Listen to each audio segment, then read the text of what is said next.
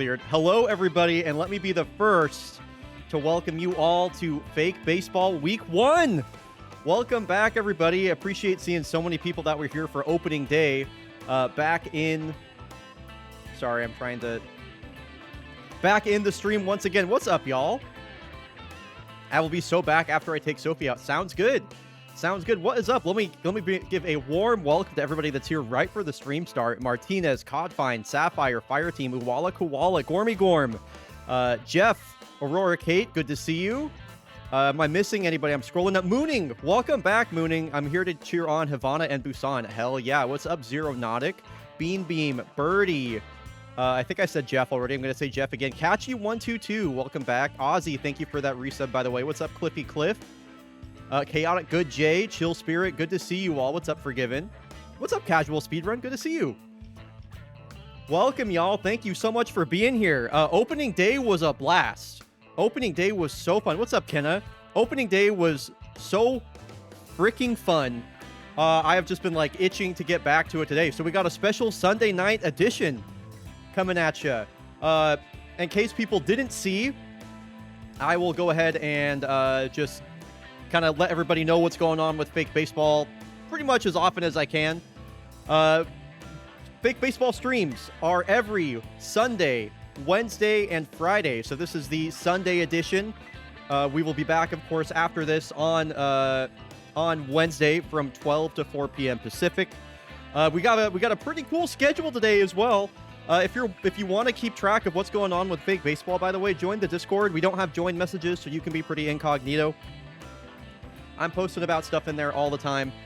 First game of the day is going to be Bomberos Sandam versus the Pittsburgh Unioneers. This is going to be our first look at both of the new rosters. Game 2 is going to be Chat's Choice.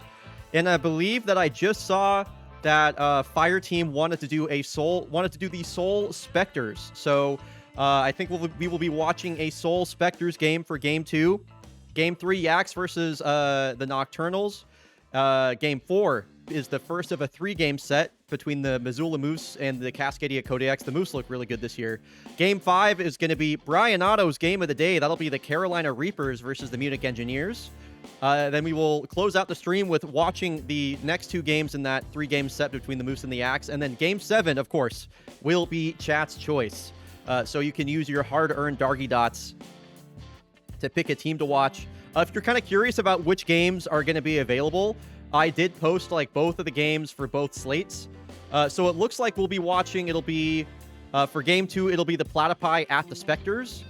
And then for Game 7, there's also a slate of games that you can check out there. So anyway, let me get these first 90 seconds of ads out of the way, just so we can be on the right track so the ads don't play during the game. Exclamation ad skip to skip the ads, or consider subscribing for the ad-free viewing experience. Game 1 coming up, like I mentioned, is going to be the Bomberos Sandam at the Pittsburgh Unioneers. I'm going to get the prediction going now for the first game. And then I'll run the ads as well.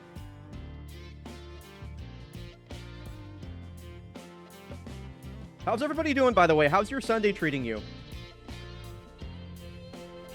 Hope you've had a good weekend. Happy to catch you at the beginning of your weekend and at the end of it. Happy to spend that time with you. Prediction is live. Ads are running. Cozy Chill Sunday. Very nice.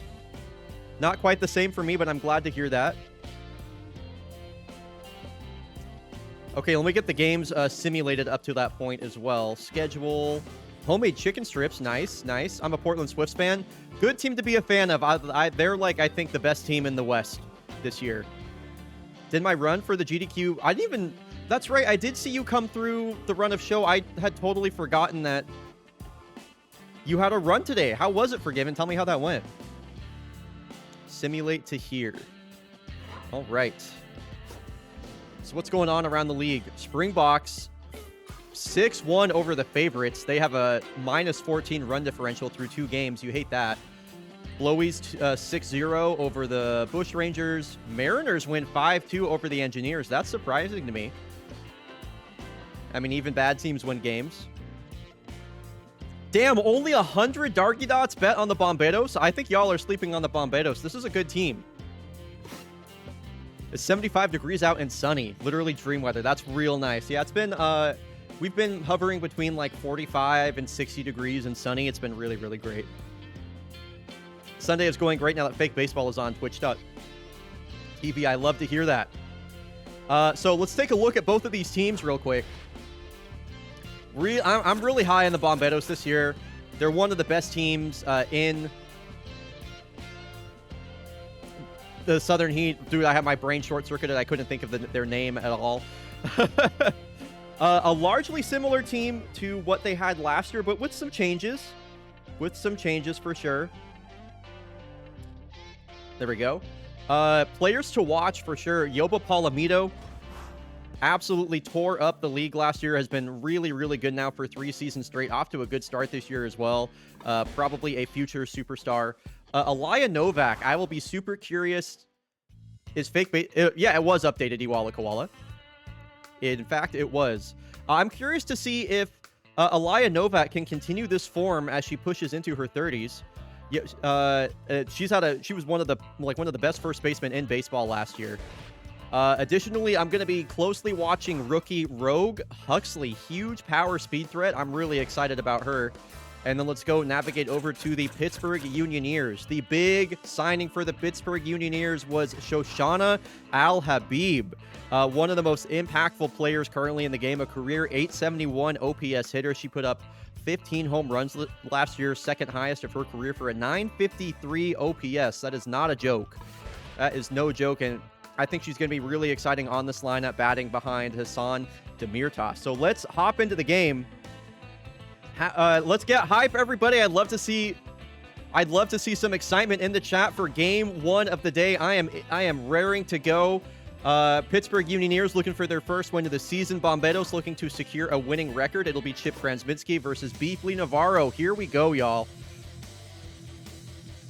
Heading to a cloudy day over in Pittsburgh. What's the weather like in Pittsburgh right now, actually? I'm so curious. Fake Baseball is making me get real baseball alerts from Google. That is pretty awesome. That is pretty sick. I cannot lie. Okay, it'll be Zaylee Garrett leading off. It'll be Garrett, Novak, Palomito. Zaylee Garrett, the Bomberos really like her. She's kind of surprising to me. Whenever a team puts a player like this in this kind of position, I'm wondering, do they know something that we don't? In this instance, she will softly ground out to the third baseman of the Unioneers. Now here's Alaya Novak. We were just talking about her DHing today. The Bomberos do have a lot of first base player types between Novak and Ahmed Fenahani, who I'm sure we will see as well. And that is a couple of quick outs spun by Chip Krasminski. Now all that stands between him and a clean inning is Yoba Palomito. Both of these teams narrowly missed out on making the playoffs last year. They both were 43 and 37 teams. That's a good record in Fake Baseball. And they both missed the playoffs either by a run differential tie or by 1 game.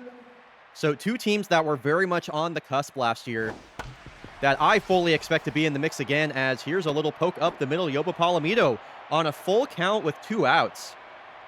Just muscles that one up the middle to get on base ahead of, I just mentioned him, Ahmed Fedahani. Getting the first base start today. Batting cleanup. Ooh, takes a big swing at a pitch that was way on the inside. Runner goes. Palomito got a great break. Will hold up at second as that throw was airmailed into center field. Now a runner in scoring position for Ahmed, and he's in a hitter's count. Here's the 3-1 pitch. Hit hard. Out to left. On the run is Winston Person. It's past his glove. And a bit of a 2-out rally here as Ahmed Fedahani squares up that ball in a hitter's count and scores the first run of the game for the Bomberos.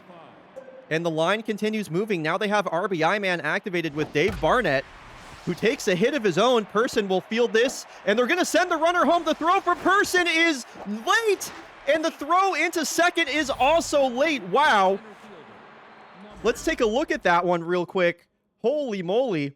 And I think actually we might have a... hold on, we're going to put a pause on this for a moment. We might have a stat from Stats Guy Matthew. If I put that... I did not get the stat ready in time. I did not see... Okay, so I'm just going to read this off myself. Stat from Stats Guy Matthew.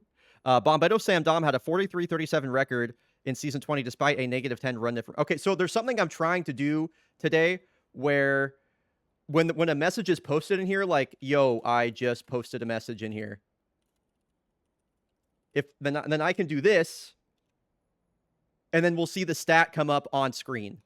So I'm going to be trying to time that up. It's kind of hard. I only have 30 seconds to do it, so I'm going to need to be a bit more on top of that. Anyway, back to the match. So let's take a look at that. So hard hit ball. I'm surprised that Fenahani made it home. I mean, he's a really fast runner. Boy, that was close. Oh, man, both of those were so close, and it's 2-0. Immediately, it's 2-0. Think about this. The Unioneers were 1 strike away from getting out of this inning clean, and now they trail by 2. And here's Rogue Huxley. I was just talking about her. More stats on the way. Appreciate that. Yeah, that Matthew Gaming Live. That is Stats Guy Matthew. A little bit of a soft grounder. Tough play for Braxton Carter, but he gets the play in time. Beats out the speedy Huxley. And now the Unioneers will get to work in front of their home crowd. Rosip Thirsty, the center fielder, batting leadoff. Beefly Navarro on the bump today. For the Unioneers, for the Bombedos, their number 3 starter. This one hit into foul territory. Zaylee Garrett trying to track that down. A diving effort. Just past her glove. And now Thirsty shortening up on the bat a bit, trying to stay alive on 2 strikes. Some good swings here. This one hit well, but right at Barnett, who plays that one on a bounce and tosses it over to first. 1 out. Early in the game, Derek. Don't fret. Hassan Demirtas and Shoshana Al-Habib have yet to bat. The 2 best players on the Unioneers, and here's one of them. Stat from Stats Guy Matthew. The Pittsburgh Unioneers' largest payroll spent on position players in fake baseball at $101.8 million. 72% of total payroll. Now that's crazy. Now that's a crazy stat. That's one that not even I knew. And that makes sense when you consider the likes of Hassan Demirtas and Shoshana Al-Habib. Whoa! Ahmad Fedahani steals a hit away from Duke Bilgewater. I was talking about how Duke Bilgewater needs to do exactly that this year, elevate the ball more and put it in play. I mean, he certainly did his job, but sometimes you can't help when you have an amazing catch like that from Fedahani. That was a great play. This is fucked up. Yeah, I have to agree. Bombedos back to work now. Bimto Smack was an off-season acquisition. Coming over after a long career with the Mariners. His first time in new colors. As he will just fly out weakly to center field there. And former Cascadia Kodiak Sammy Delara. Hello, Sammy. Good to see you. Once a backup catcher on the Kodiaks, now the starting catcher for the Bombedos, and has been here for a while. Delara has had a good career overall with the Santo Domingo side. Who gets jackknifed? Here's the 2-2. Takes a good swing at that, fouls it straight back. He just missed it. Couple of good swings through from Sammy, just can't quite square it up. Takes that in the dirt, and now here is the payoff pitch, the windup. The pitch lined softly at Demirtas, who makes the grab 2 away. Now, Eternity Gutierrez, I cannot believe that Eternity Gutierrez has a starting job. Like, I'm not joking. The Bombedos need to find somebody else. She's 41 years old. She can't hit worth a damn. She can't field worth a damn. Literally get anybody else. I'm going to complain about her every time I see her, almost every time. I don't like her. She makes this team worse. I'm sorry. I just had to hate on a fake baseball player real quick. That's my bad.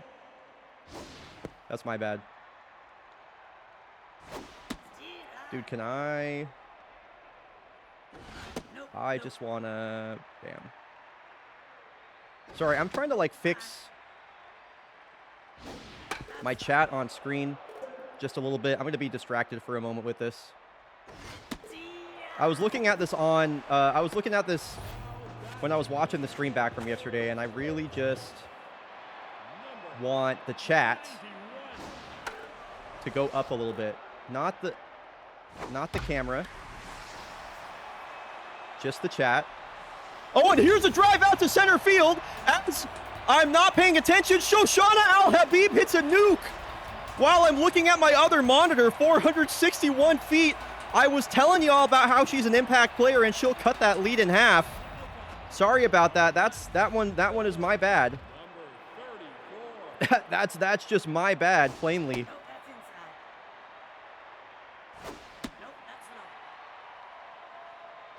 Good news though, more importantly, I did get the chat fixed. So we're all good now, which is more important than that home run. Okay, so Shoshana Al-Habib takes Beefly Navarro deep, and we've got ourselves a ball game here. And I just missed that stat from Stats Guy Matthew. That's my bad. I think I should put it to like 45 seconds instead of 1. I'll read it off really quick. Shoshana Al-Habib, a career 136 OPS plus in 8 seasons, and a projected, these are Matthew's projections, 151 OPS plus this year, has hit at least 10 home runs each season, batted over 300 in the past 3 seasons. That's what I'm talking about. That's why I was so high on the Unioneers for bringing in Shoshana Al-Habib, and we just saw evidence of that right there. All right, so now, second time through the order. What's up, Weiss? Good to see you, dude. Welcome back in. Also, hello, Melavara and Nerd Piggy. Anybody else I may have missed coming in. So glad to have you here for Fake Baseball. I think Derek as well. Back in the top of the first, the Bomberos rallied on 2 outs to put 2 runs across the board. Let's see if the top of the lineup can't combine to do something like that again. Zaylee Garrett, 2 ground outs to start her day. And now Alaya Novak takes a fastball inside, a 5-pitch mix for Krasminski, 2-seam, 4-seam cutter, slider, curveball. Alaya Novak, a shot the other way. Person will field this down in shallow left, and that's a 1-out knock for Alaya Novak. And now Yoba Palomito, who got that rally started back in the first, has a runner on first base as this is a line drive into right field. Bomberos are seeing Krasminski really well right now, I have to say. A lot of hard contact, a lot of balls put in play, not a lot of swing and miss. Traffic on the base paths once again. Fenahani got the scoring started back in the first.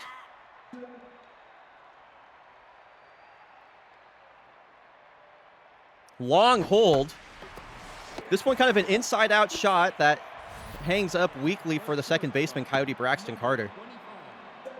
Now 2 on, 2 out, Dave Barnett. RBI man activated. You see that in the bottom left. That means his power and contact ratings are buffed when a runner is on second base or third, which means they are in scoring position. All right, Krasminski has him on his last strike. Can he put him away this time? Full count. A walk would load the bases. Runners go. Curveball taken outside. Barnett saw that all the way. Ooh, and can the rookie Rogue Huxley make something happen here? An interesting opportunity for their youngest player. Has yet to swing the bat. Here's the 1-1. K-Dud activated for Krasminski. Pretty patient at bat from Huxley. Swings over the top of the breaking ball. 86 low and away. A great pitch selection. Bomberos will leave him loaded. That could be a big play in the context of this game. If the Unioneers are able to hold the Bomberos just to 2 and mount a comeback from there, remember that moment.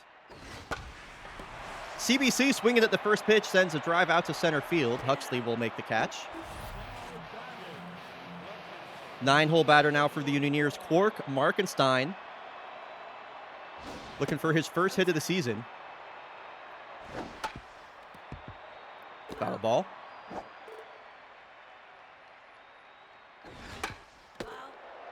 Couple of ground balls just inside foul territory near home plate. All right. Oh, I was about to say Navarro covering first. I talk about all the time how that's a play that in fake baseball pitchers mess up all the time, and you saw it right there. So the 9-hole batter reaching on an error. Yo, what's up, Claus? What's up, Yogurt? Good to see the two of you. Let's see if the error comes back to bite them, especially with the table set for the top of the order. Brosip thirsty. Did he swing the bat at all in that at bat? Did he swing the bat even one time? Goes down looking. Stats guy Matthew mentioned that the Unioneers spend more on position players than any other team, and this guy, Hassan Demirtas, is a big reason why with his $16+ million salary. He will ground out there, and that will bring up 7, 8, and 9 for the Bomberos. Just woke up. That's pretty awesome, waking up to fake baseball. That rips. So Bimto Smack will get his second at-bat of the day. Been a lot of traffic on the base paths in every inning for the Bomberos so far. Be curious to see if they can do that again. Close to 70 pitches already for Chip. As we enter the 4th inning. Ball hit on the ground. Bilgewater pumps, throws. Out at first.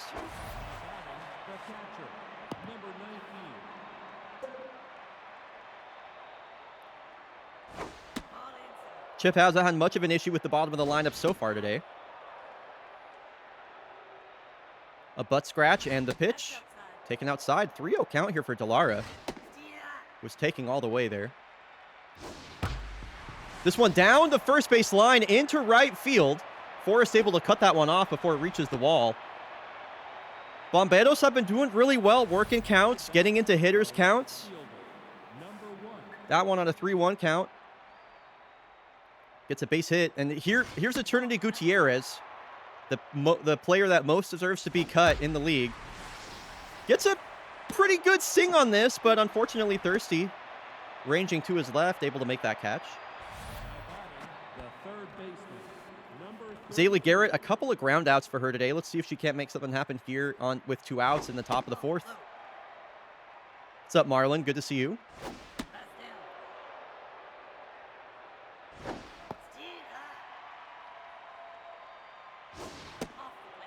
Okay, another hitter's count. Here's the 3-1 from Chip. Wow, just clips the upper part of the zone. And the payoff. Runner goes. Hit on the ground right at Demirtas, who will beat Garrett in a foot race to the bag.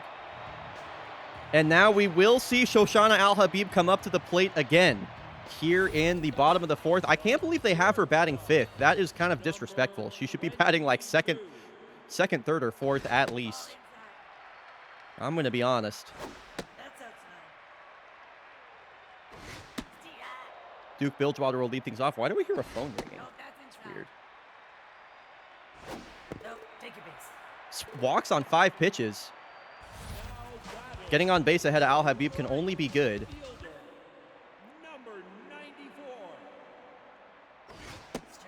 It's going to be the Platypi versus the Soul Spectres, Nerd Piggy.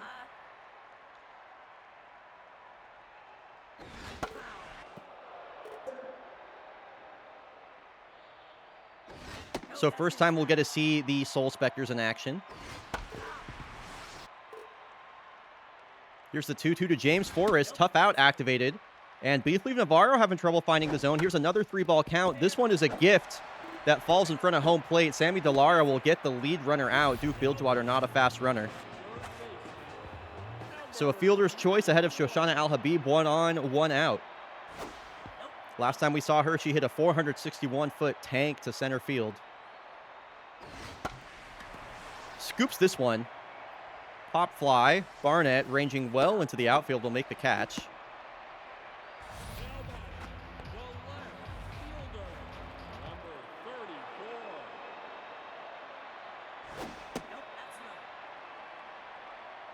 The next fan choice game isn't until Game 7, Shinobi, so long time before then.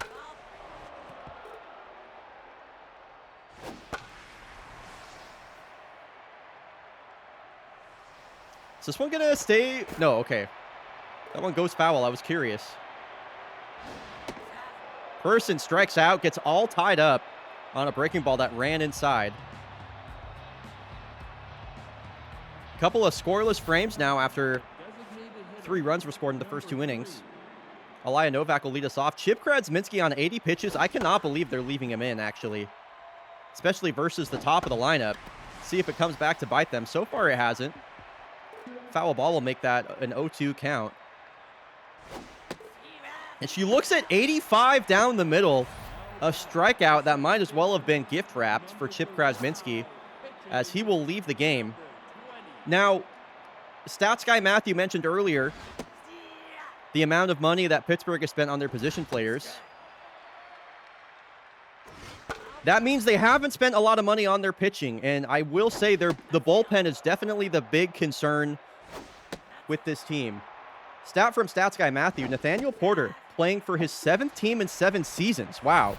Career 9 teams played for in 12 seasons. And yeah, that's kind of, guys like this in Pittsburgh's bullpen are kind of evidence of how duct taped together this team is on the pitching side of things.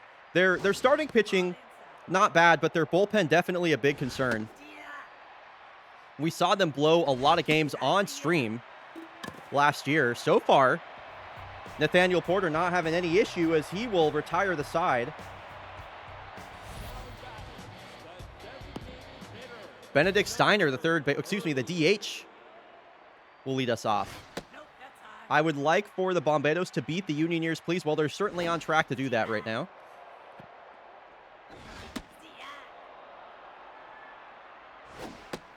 Excuse me. Bit of a long leash for both starters today as they're pitching into the 5th on 70-plus pitches. Navarro, not a bad start by any means. Records his 6th strikeout of the year so far with that wave and a miss by Steiner. All right, and Hub Sogi, one of my favorite baseball names, going to come in relief here for the Bomberos. The Bomberos, unlike the Unioneers, actually a pretty secure bullpen. They got Amelie Framello in there as well, alongside Hub Sogi. This one, a shallow fly ball. Bimta will make the running catch. Nice play. Hub Sogi mentioned. Things you love to see. Has the bottom of the lineup to contend with. Trying to go right after Quark Markensteiner, who reached on an error his last time up. Has him on a 2-2 count. The windup and the pitch. Curveball taken outside, and the payoff. Checks his swing, and that fastball just missed. I like the pitch selection. Trying to go on that upper inside corner. Just can't quite make it happen. So now here's the top of the lineup. Broseph Thirsty has the tying run on first base.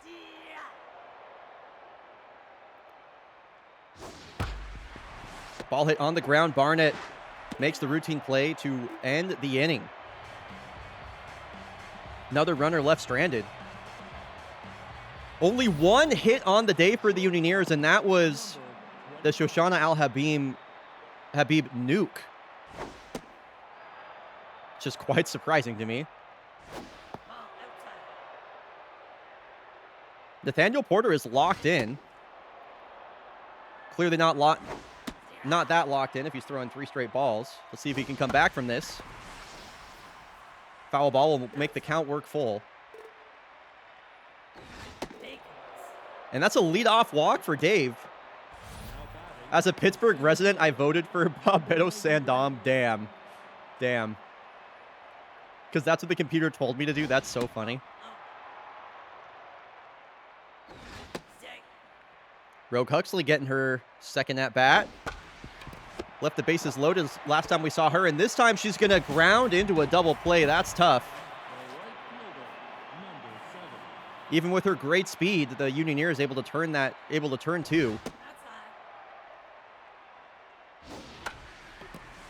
This one is a foul ball. Man, this is a big foul territory here in Pittsburgh. Hard hit out into center field, but Thirsty will make that catch on the run. Heart of the order due up here for the Unioneers. Time is running out. Could be the last at-bats that Demirtas and Al Habib get. What team should you support if you're a unionized firefighter? It's a tough question. I mean, I think the Bomberos, given that they literally have like a fire department-esque logo. Wow, this one popped straight up on a full count. Delara will make that catch just behind home plate. One away.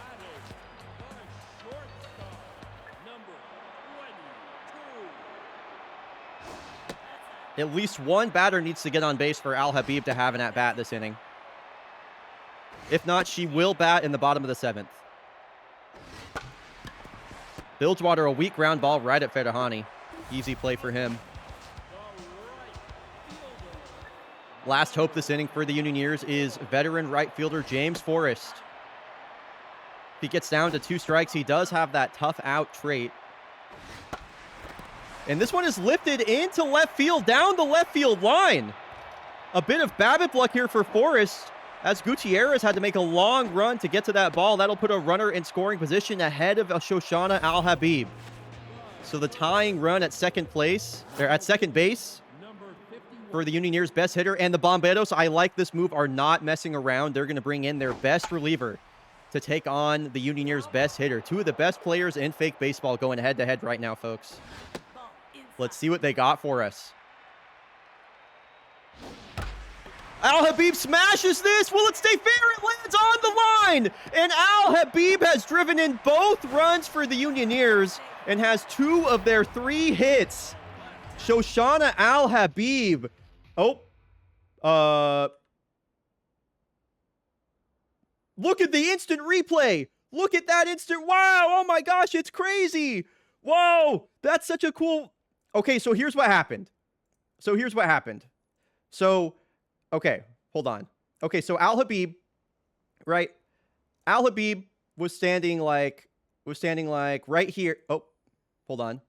Al Habib was standing like right here with the bat, and then she hit the ball, and then it went, and then here's the baseball field, and then here's the baseball field, and then the ball went, and then it landed right on the right field line. The runner was at second base. They came home to score, and Al Habib went into second base. So that's what happened. Was that helpful? Stat from Stats Guy Matthew. James Forrest, in 3 years with Montreal before joining Pittsburgh, a 103 OPS plus. Since joining Pittsburgh, an 83 OPS plus. That's bad, by the way. So what's up with this? I'm going to stop the replay buffer and start the replay buffer. And hopefully that fixes things. Wait, please do more replays like this? Okay, I can do that. Yeah. I'm hoping that, like, the replay buffer isn't broken today. It might be. It just might be. I think it is. Unfortunately, folks. So we might not have instant replay today. We'll see. Not sure why this happens sometimes. It wouldn't be the first time. Can everyone say thank you, Stats Guy Matthew, for always giving us cool stats, even though he doesn't have to do it at all? True. 100% true. It elevates the broadcast dramatically, and like, we're just doing this for fun. So big shout out to Stats Guy Matthew. Okay. Now Pittsburgh, to try and maintain that lead, to keep the game tied, are going to bring in Prince Stinkleton, their best reliever. The closer, Mr. Stinkleton himself. Fire team, thanks for clipping that. Y'all always be clipping. Anytime you think that's a cool moment or a big play happens, that is so helpful when I'm making, like, trailers and stuff like that. Like, you guys make it possible for me to quickly make these videos when I could just look at, like, what people have clipped on Twitch. So thank you. Thanks for the clips, y'all. Couple of quick outs here recorded by Stinkleton. Now Zaylee Garrett 0 for 3 today. I mentioned the Bomberos leaving the bases loaded back in the third. Remember that, and how that could be important in the context of this game if the Unioneers were able to bring things back, and they have. But Garrett sends a deep drive out to right field. Whoa, Zaylee Garrett. with 2 strikes and 2 outs, gives the Bomberos a crucial 1-run lead. Wow. Did we get the replay on that one? We did! Everybody, the replay's back. Yay! We got the replay back. Woo! Yay, yay, yay, yay. That's so awesome.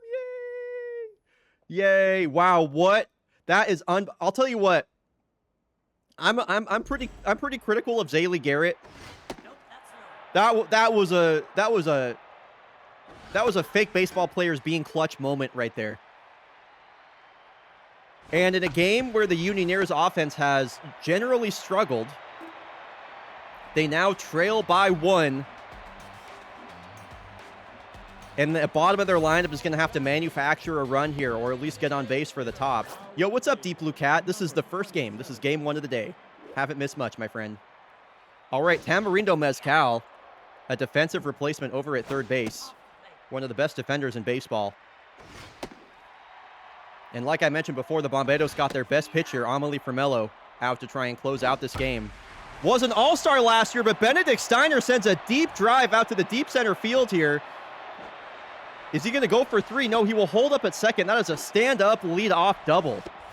The tying run is on second base with nobody out. This is a prime opportunity here for Pittsburgh. And now we got Coyote Braxton Carter. Big-time contact bat. You know he just wants to put this in play any way he can, even to move the runner over to third. And how about this? This one sent to right field. Binto Smack covering. They are going to hold the runner at third. Runners on the corners. Nobody out.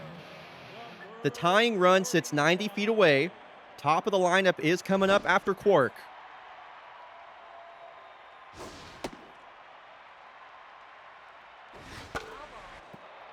Would you want this game to end any other way? This is fake baseball, folks. Whoa! Ball gets away. Runner is going to hold at third, but into second base goes CBC.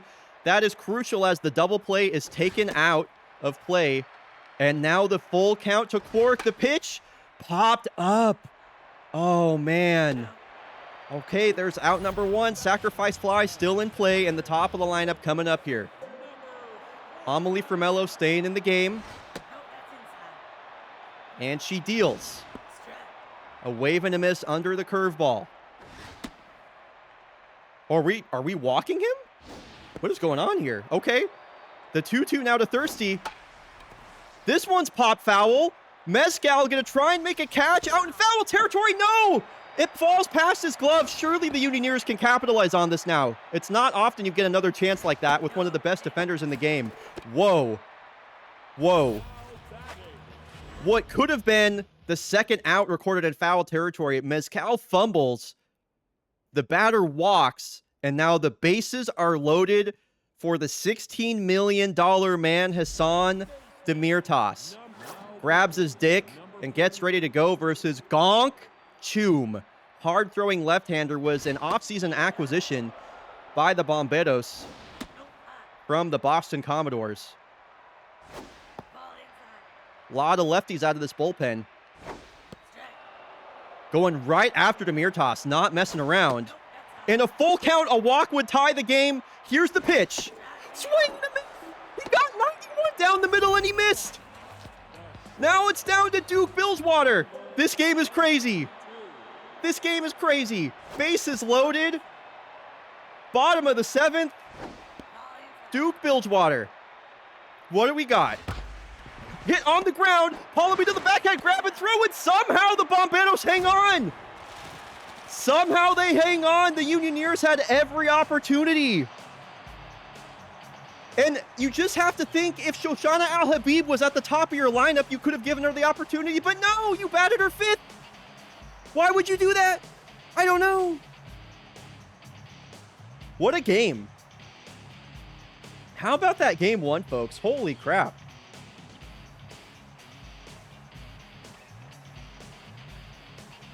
I love you doing the cinema hands. The best part about that is, like, that's completely, that's just my reaction. I don't know what else to do. Like, that's a great win for the Bomberos. One of the best games we've watched so far. It's been a lot of just really good games so far at the start of the season. Boy, and how about that Good pitching performances from both sides as well. Good starts from both the starters. Bullpen's just barely hanging on. Crazy game. Dude, the Unioneers, think about this. The Unioneers fall to 0-3. 0-3. Tough. Okay, folks, coming up, we have the first fan choice game of the season. Fireteam Bravo spent his hard-earned Darky Dots so we all could watch the Melbourne Fighting Platypi taking on the high-flying offense of the Soul Spectres. That'll be coming up in 90 seconds. Or not in 90 seconds. I'll be coming up after the break. I'm going to run 90 seconds of ads. Exclamation ads, skip to skip the ads. Alternatively, consider subscribing for the ad-free viewing experience. I will see y'all in 90 seconds. How are both these teams doing so far, by the way? I think the Platypi are 1-1. Platypi are 1-1. Soul Spectres also 1-1. Okay. Still very early goings of the season here. Not a whole lot of development one way or the other. Let's take a look at this Soul Spectres team while the ads play. Not a lot of moves made by the Soul Spectres in the offseason, but they do have just some of the like their lineup is one of the scariest lineups in baseball. They have so much offensive talent. Jamal El-Mehdi. By the way, I forget who this was. Somebody predicted that Jamal El-Mehdi was going to win MVP in the East in the prediction form, and I just want to say, if you're in chat, you're my fucking GOAT. I love that prediction. I would love for Jamal to win an MVP.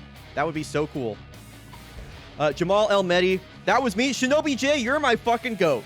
You're my GOAT. Yeah, they got Kenny Kawaguchi, another fake baseball star. We might see him today. Poppy Pips, veteran center fielder. She's awesome. Girl Base Nerd. She's going to need to take a big step forward this year in her sophomore season. They also have one of my favorite players in baseball, Fairy Nuffers. Had a respectable rookie year, looking to improve on that. And with the ads ending, let's get the prediction going.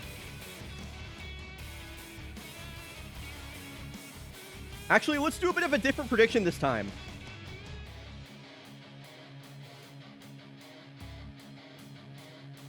Will Jamal El-Mehdi hit a home run? It's just a simple yes or no. Just a simple yes or no. Jamal El-Mehdi, one of the most prolific home run hitters in baseball, a bona fide future Hall of Famer.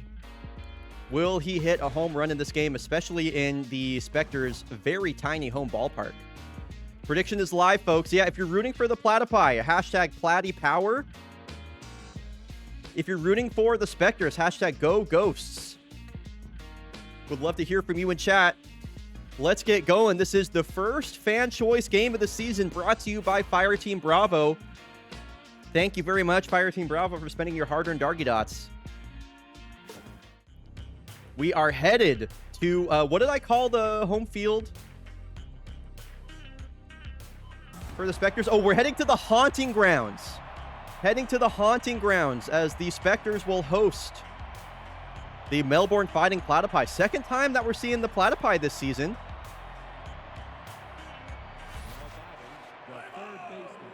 If there were ever fake baseball jerseys, I would get an El-Mehdi Kodiak jersey. Same, dude. Fruscar Bravado will get the start in the leadoff spot once again. Didn't really see if this lineup has changed much. And we were just talking about Kenny Kawaguchi. Here he is on the bump. Full count now to begin the game. That one, wow, 99 dotted on the outside edge. Bravado can't believe it.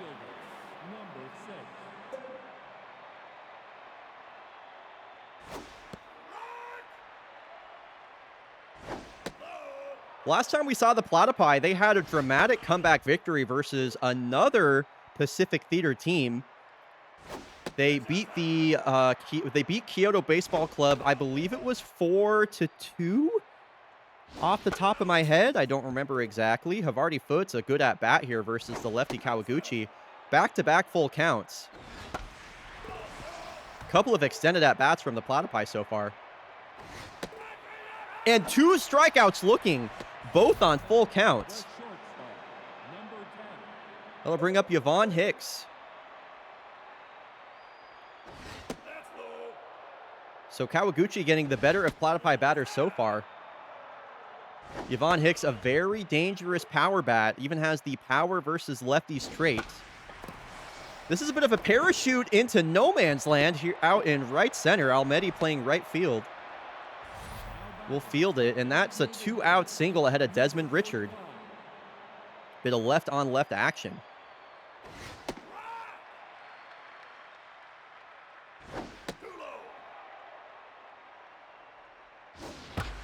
And wow, Richard smashes this one into right field. We'll keep the line moving. We'll move Hicks into scoring position. And now arguably the Platypi's best player, Makarov Kamarov, up at the plate. Hit a huge home run in that last game we saw versus KBC. And this could be another one. Deep drive, center field, gone. Makarov Kamarov, a 3-run blast. A statement made by the Platypi here in only the top of the first. Kawaguchi was on 2 outs. And a bit of another 2-out rally in the first to put up a crooked number. Second game in a row we've seen that. Something I should mention about the Haunting Grounds, the home stadium of the Spectres here in Seoul, has the smallest outfield dimensions of any ballpark in baseball. So home runs come easy here. You definitely don't got to hit it as far as Makarov Kamarov did to hit it out of the ballpark, that's for sure. All right, here we go. Spectres will try and answer. A team that is built entirely around this incredible offensive lineup. Poppy Pip swinging at the first pitch right to Josef Lindegaard, who will take that himself. And Girl Basner going to be looking to write a new chapter. Another swing at the first pitch. This one lands in front of Kamarov for a 1-out knock. 2 pitches, 2 swings, an out and a hit. And now the veteran left fielder Archer Freehold getting moved up in the lineup today versus the lefty Froyo Wagons. Oh my God. That might be why he got moved up in the lineup. That was a towering home run to cut the lead to 1. Could be a slugfest out here in Seoul today, folks. That was a hell of a hit. Incoming stat from Stats Guy Matthew. Jamal Almedi of Seoul, second among active fake baseball players in runs batted in with John Halo. That's a crazy stat, actually. Shout out Stats Guy Matthew for that stat. That's really cool. I didn't know that. Monster Lancheros, the DH, sends one up the middle. A diving grab by Hicks, and she will throw him out just in time.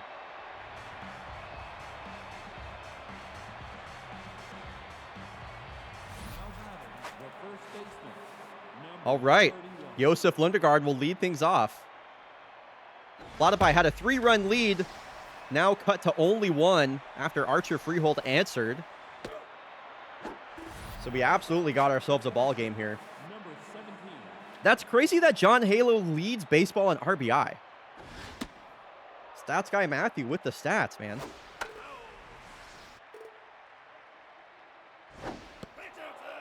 So here's the former Cascadia Kodiak, longtime fan favorite Anson Fitzgerald.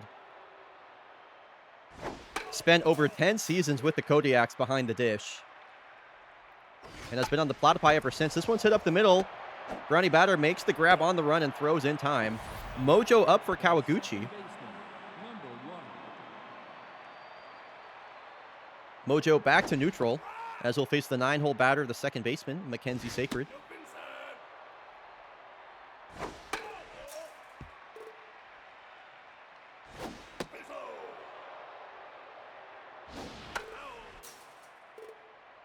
Excuse me. Full count now and 2 outs to Sacred. Swings over the top of a curveball that will retire the side in order. A much different frame than the first. Debonair Chastain will lead off the bottom of the second.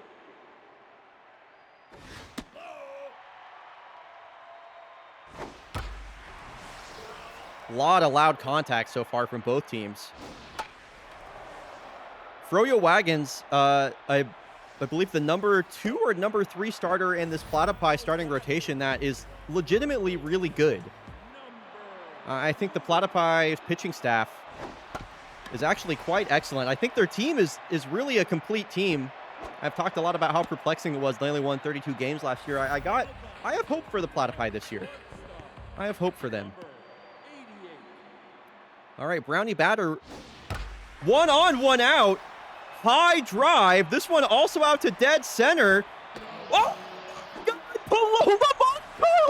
They're going to get a turn and double play. Whoa! That could be one of the plays of the season.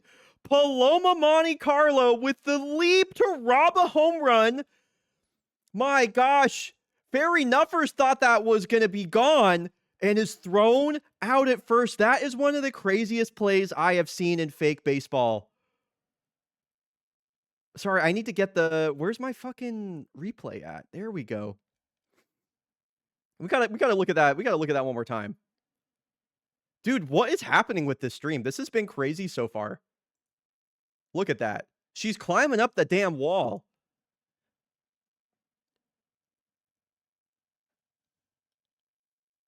That is a career highlight level defensive play. That's what I'm freaking saying. Look at how high she is off the wall, too. Dude. Okay. So, today's been crazy. We're only game 2 of the stream, by the way. Only game 2 of the stream. Just a reminder. Yo, thank you for the clip, Nerd Piggy. Always be clipping. Always be clipping. It is so helpful. Even if you just clip something that happened and don't edit it at all, just having like that marker, really, really nice.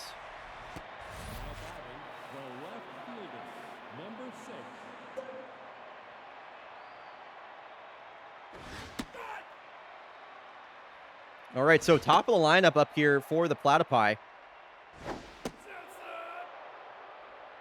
1 out, nobody on. Kenny Kawaguchi kind of on his last legs here as he approaches 60 pitches. These starter relievers don't have quite the stamina that starters do, even if they still have a lot in the tank. And another full count here. Stat coming in from Stats Guy Matthew. Paloma Monte Carlo led the Eastern League in home run percent in season 20. Whoa. 6.1% of her 247 plate appearances for home runs. Now that's an awesome stat. Thank you, Stats Guy Matthew, for that stat. So a couple of hits put runners on first and second ahead of Desmond Richard, and crucially, RBI man is activated. Here for Desmond Richard. This is a guy that's played under what I believe his ratings should have him playing as. And he's got a 3-0 count here versus Jimmy Harada. And he don't even get a pitch to hit. So the bases are loaded for Makarov Kamarov, who smashed a go-ahead 3-run blast his last time up. What does he have in the tank here? A ground ball up the middle. Base nerd underhand flip to batter. Not in time. Over to first. A run will score. An RBI fielder's choice for Makarov Kamarov, his 4th run driven in of the game. And here's Paloma Monte Carlo herself. We just saw her make that amazing play at the wall. And got that cool stat from Stats Guy Matthew.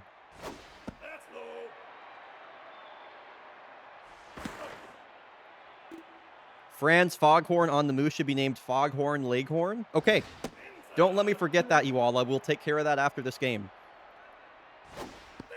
We'll actually be seeing Foghorn Leghorn later as the Kodiaks are taking on the Moose in a 3-game set. Whoa, Monte Carlo goes chasing there. 91 that was up at her eyes. So the Platypi extend their lead back to 2 runs. It is Fortitude heading into the bottom of the 3rd. Zichao Zhang, backup catcher, where the Soul Specters will get us started.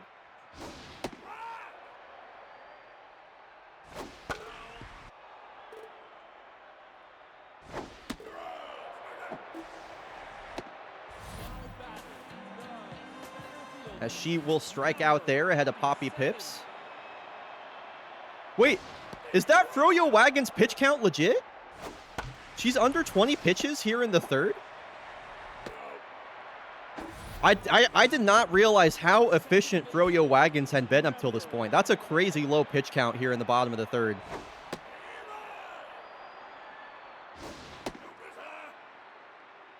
I thought that like she was a reliever that had come in for a moment, and I was so confused.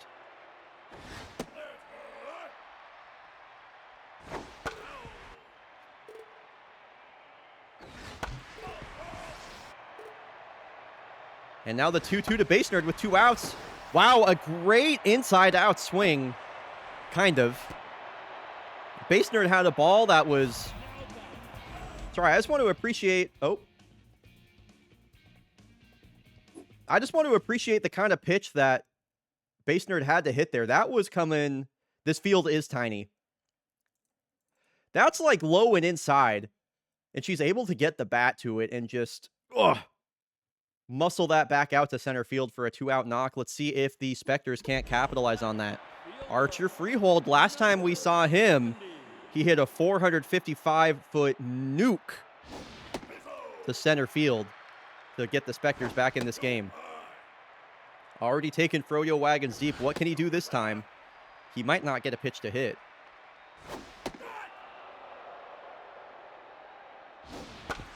Ooh, gets a similar pitch to the one that Base Nerd got. This one goes right at a defender, though. And the Spectres will leave Base Nerd stranded. So Lundegaard, Fitzgerald, and Sacred do up. Man, that's a really great trio of batters to have as your 7, 8, 9 hitters. This Platypi lineup is no joke.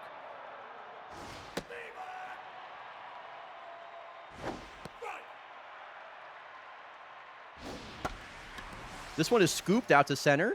Poppy Pips on the run. Makes the catch.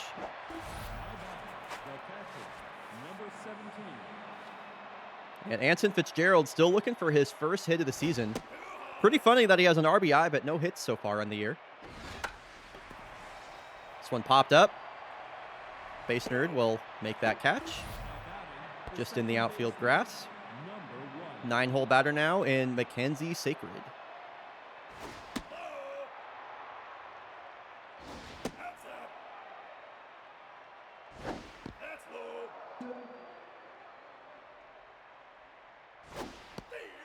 Now, Jimmy Hirata was a guy that really got hit around last season.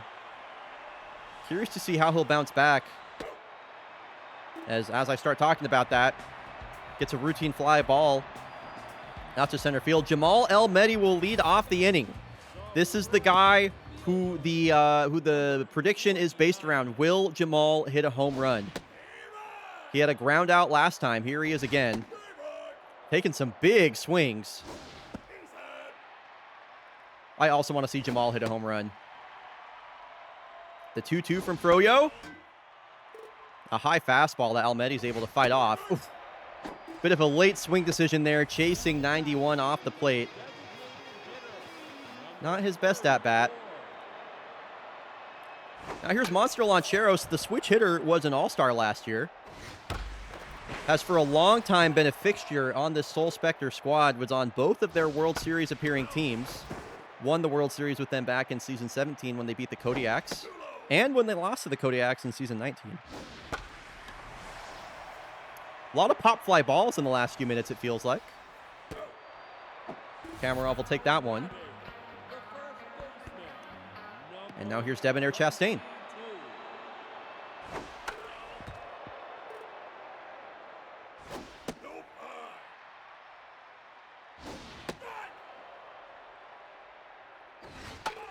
We have another Pacific Theater team coming up after this game, folks.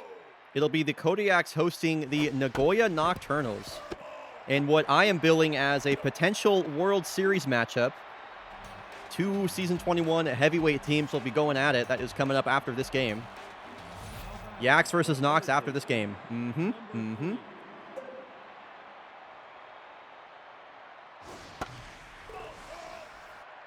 If you're curious about today's schedule, it is in Discord, in the Fake Baseball blog channel. If you're not in the Discord, I super encourage you to join. I don't go crazy with the pings. We don't have any join messages, so you can hang out incognito and just keep up with the fake baseball stuff. Would really appreciate you joining. It's the best way to stay up to date with fake baseball if you're into that sort of thing. And if you're into other things too, whether that's like fashion or photography or Trackmania or trains or public transit, we have spaces for that too.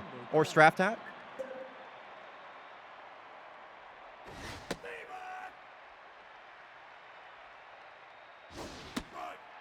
Yeah, we have a whole channel in the Discord dedicated to trains and transit.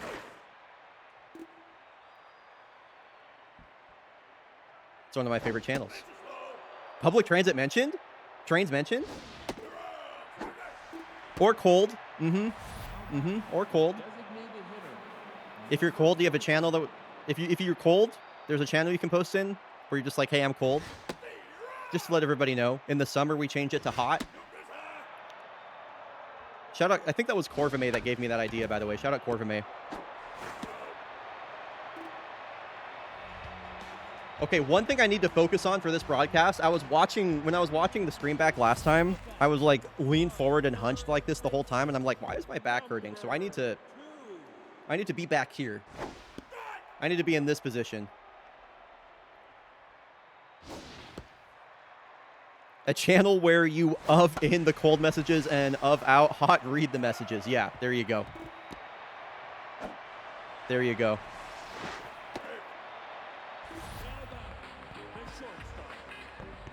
Sorry, one sec as I like readjust everything here. There we go. Yeah, no shrimping allowed. I'm usually really on top of that too. What's up, Para? Good to see you. Welcome back. Okay, runner in scoring position here for the backup catcher, Zichao Zhang.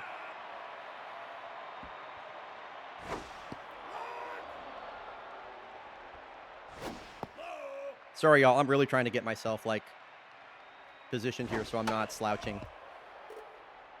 I think I got it figured out. Well, that was a weird ball that ricocheted off the pitcher, but Mackenzie Sacred covering second will get that over to first in time.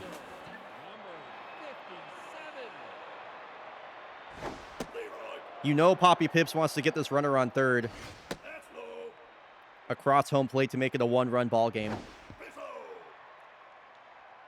Froyo Wagons pitching deep into this game has been so efficient so far. Only 60 pitches here.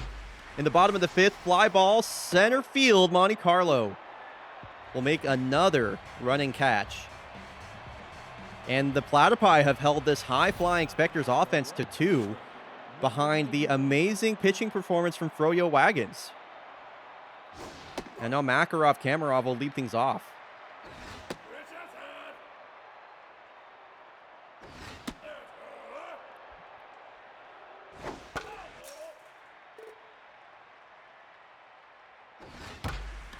And here's another deep ball to center field. Did Kamarov do it again? No, he did not. Poppy Pips with the catch at the warning track. Holy cow, what a moment that would have been. Makarov Kamarov could be having a breakout year. I'm not sure. Or a career year, I should say. He's been around for a while.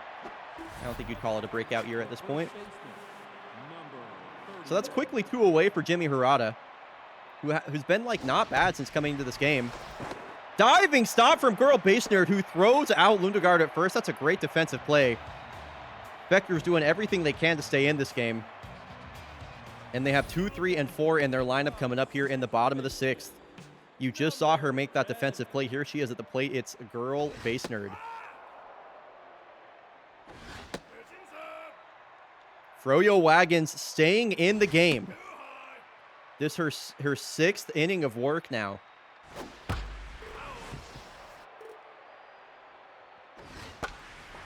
Basener to fly ball, right field. But that will hang up. Kamarov will make the catch. My hair is herring. Is that a good thing? What's up, Anarchy? Good to see you. Archer free hold, a shot the other way. Whoa, a barehanded grab by Mackenzie Sacred to get the ricochet. to get the ricochet from Archer freehold. That was a pretty cool play. Dude, look at how nonchalant Mackenzie Sacred was with this. Took her damn time. That was almost disrespectful the way she took her time. Wow. I mean, that was a pretty close play, and she was not worried. Jamal El-Mehdi, this is probably the last chance that Jamal has to hit a home run. I missed the stat from Stats Guy Matthew. That's my bad.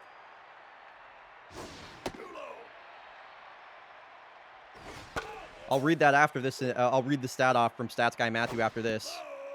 Full count here to El-Mehdi. Froyo Wagons trying to make it 6 innings pitched. She will walk El-Mehdi. That'll bring the tying run to the plate and Monster Lancheros. Stat from Stats Guy Matthew. Froyo Wagons has at least 1 complete game pitched in all 6 seasons of fake baseball. She has 11 complete games and 6 shutouts in her career. Monster Lancheros has made a career out of moments just like this. What does he have with the 2-2 pitch? Whoa, fights that one off, and a late swing too. Runner goes! Lancheros just out in front of that. Oh my God, he almost tied up the game. Hard hit out to center field. Does Monte Carlo have another one? Wow, Monte Carlo, another good catch. And another hard hit ball out to center. Holy cow, what a wild game this has been. Last chance for the Platypi here to tack on anything. I need to take a drink of water. I'm kind of fighting for my life over here, folks. I'm not going to lie.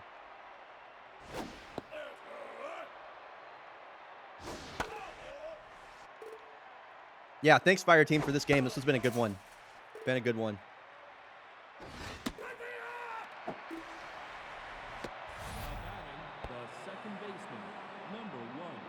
I don't know what my deal is lately. I love taking really fucking big swigs of water. Just filling my entire mouth with water and just letting it sit there for a while. I don't know why. That's just like the only way I drink anymore. The third baseman, number 3. I don't know. I realized when I was I don't know, Jeff, sorry. Anyway. Runner goes. Here's the throw from Chao Zhang. Whoa, that was close. It's a good throw from Ji Chao Zhang, but it doesn't even matter. Fruscar Bravaldo absolutely turns on this pitch. Extends the lead now to 4. That was cranked. Yeah, that was cranked. That was cranked. Cranked is the right word. My goodness, what a slam. Cheese and rice. Seriously, I need to figure out when exactly to do the replay for the home run. Boy, yeah, so 6-2 Platypi. They're off to a good start here. Number 6. Now pitching. Number 40. All right, Rafael Francis is going to come into the game. Maybe one batter too late.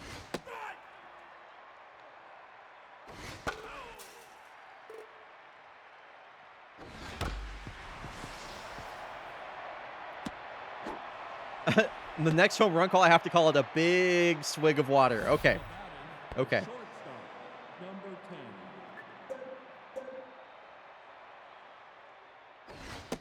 Top of the lower bowl in like 4 seconds from plate to landing. I wish we had the StatCast exit velo on that one. Me too. I'm sure you could actually like calculate what the exit velocity was because, you know, we do have the actual outfield dimensions of all the stadiums, but not something that could be done in real time. Okay, so the Spectres trail by 4. And the Platypi are going to bring in the hard-throwing right-hander, Roger Hatter. This guy is a relatively new player to the fake baseball scene. Has kind of a sidearm, borderline like submarine release angle, and he throws over 100. A very interesting tool to have in your bullpen. He's got the first out just like that.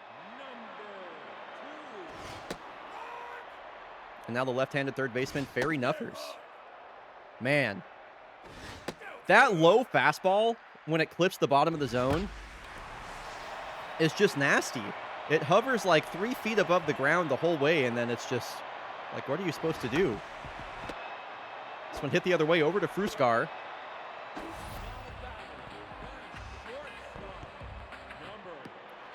2 outs, nobody on. Brownie batter had a home run robbed from him earlier. Is now the last hope for the Spectres to keep things going. This one a ground ball right over to Hicks, and that will do it. The Platypi cannot stop hitting home runs. They've won 2 in a row. And they put up 6 on the Spectres. Wow, what a game. Froyo Wagon, 6 innings pitched. Great game from her. Makarov, Kamarov, 4 runs driven in. Fruskar, Brivaldo, that crank, Archer freehold. Also with the home run. Unfortunately, Jamal El-Mehdi did not hit a home run. Kind of a quiet game from Jamal, if we're being honest. Okay, folks, after this, I just mentioned it during the game. Kodiaks versus Nocturnals is coming up. That will be coming when we get back. Gonna run 90 seconds of ads. As always, exclamation ad skip to skip the ads. And I will see y'all in 90 seconds for Nocturnals versus Kodiaks.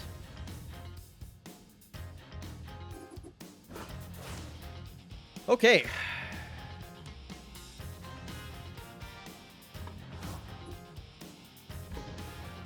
What do we got here? Mallards, 6-0 over the Moose. That is tough. They're 0-3 to start the year. KBC hang on and defeat the Commodores 8-4. Voyagers 5-3. They're 3-0. Blowfish hold on against a late surge from the Reapers. They're 3-0. Corsa beats the Mariners. Toucans 2-0 over the Heaters. Valencia wins that series versus the Jags. They will take both games. Dogs win that game versus the Engineers, who are 0-3. An all-time matchup here. Yeah, I was going to say, Yellowpins versus Springboks is always a classic. That one went to the 9th inning. Nemesis walk off the Knights in the bottom of the 8th. Couple of extra inning games.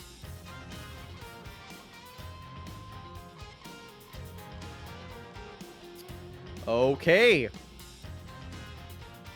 It's not going to be Buffalo Boone starting, by the way. Not going to be Buffalo Boone. It's going to be Toko Jimin. She's our number 3 starter. Foghorn Leghorn, thank you very much for that.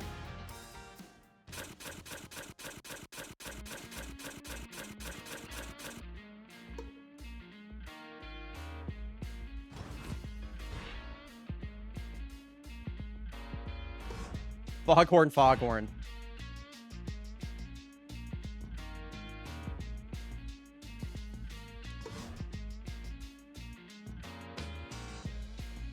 Well, at least you got the refund, Fire Team. Yeah, sorry about that. There's always next time. And besides, it's good for other folks to have the opportunity to rename too. They are the Chicago Dogs now. The Chicago Dogs. Bam.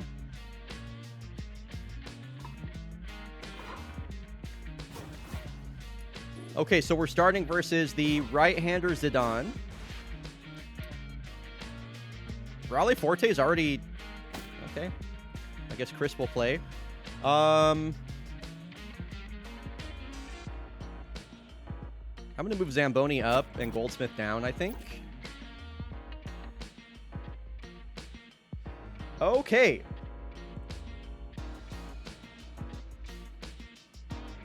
Prediction is going live, folks. Who do you think will win between the Nagoya Nocturnals and the Cascadia Kodiaks? This should be a great match. I'm really excited for this. These are two, I mean, you know, obviously one of my favorite teams. These are 2 of my favorite teams. Prediction is live. Too soon, Chaotic Good Jay. Too soon. I'm a Bears fan. You can't be saying that shit. What's our bullpen look like, by the way? Rosas on full rest. Dirt Clod on full rest. Crouch kick also available, but Shanae poker probably not. Okay, noted. Okay, if you're rooting for the Kodiaks, let me hear a hashtag Yak Attack. If you're rooting for the Nocturnals, let me hear a hashtag I give a hoot. Here we go. Oh, I thought that we were in Cascadia. No, we're going to the Twilight Dome. We're going to the Twilight Dome to play the Nocturnals at their home stadium. I really like this ballpark, actually. I'm glad we get to play here. Not often you get to watch games here. Welcome to the Nest. It's the Twilight Dome is the name of their home stadium. Whoa! Dominguez swinging at the first pitch, lines that straight to Pastel Harper. This is awesome. This is one of my favorite stadiums, yeah. Rafaela Zidane, off-season signing by the Nocturnals.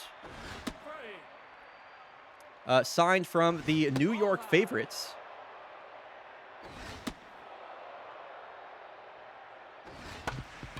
Uday Katabura just sneaks one down the third base line. He will steal a hit there.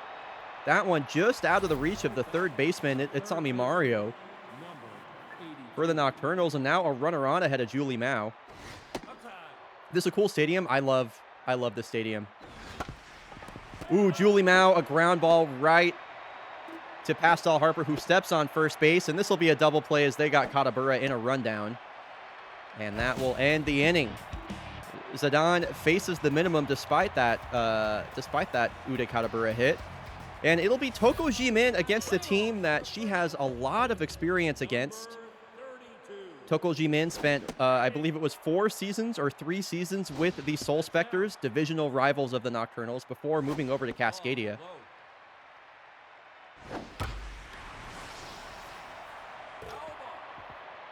A good season for Toko Jimin last year, but she wasn't able to last for a lot of innings. Only 82 innings pitched last season was a career low for Toko. Kodiak's looking to get a bit more length out of her this year. This is her first start of the season. A 3-pitch mix, 3 fastballs, and a curveball. As well, she has the K-Man trait. That was the reason that the Kodiaks targeted her, was that K-Man trait. And 2 strikeouts to get the game started for Toko. Off to a great start, and now she's facing the left-hander Griffin Steelmeister. Trying to match the pace of Rafaela Zidane and go 1-2-3.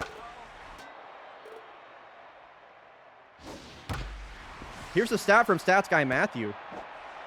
Cascadia Kodiaks went 3-2 in regular season games versus the... Okay, I think that's a stat meant for our next game versus the Moose.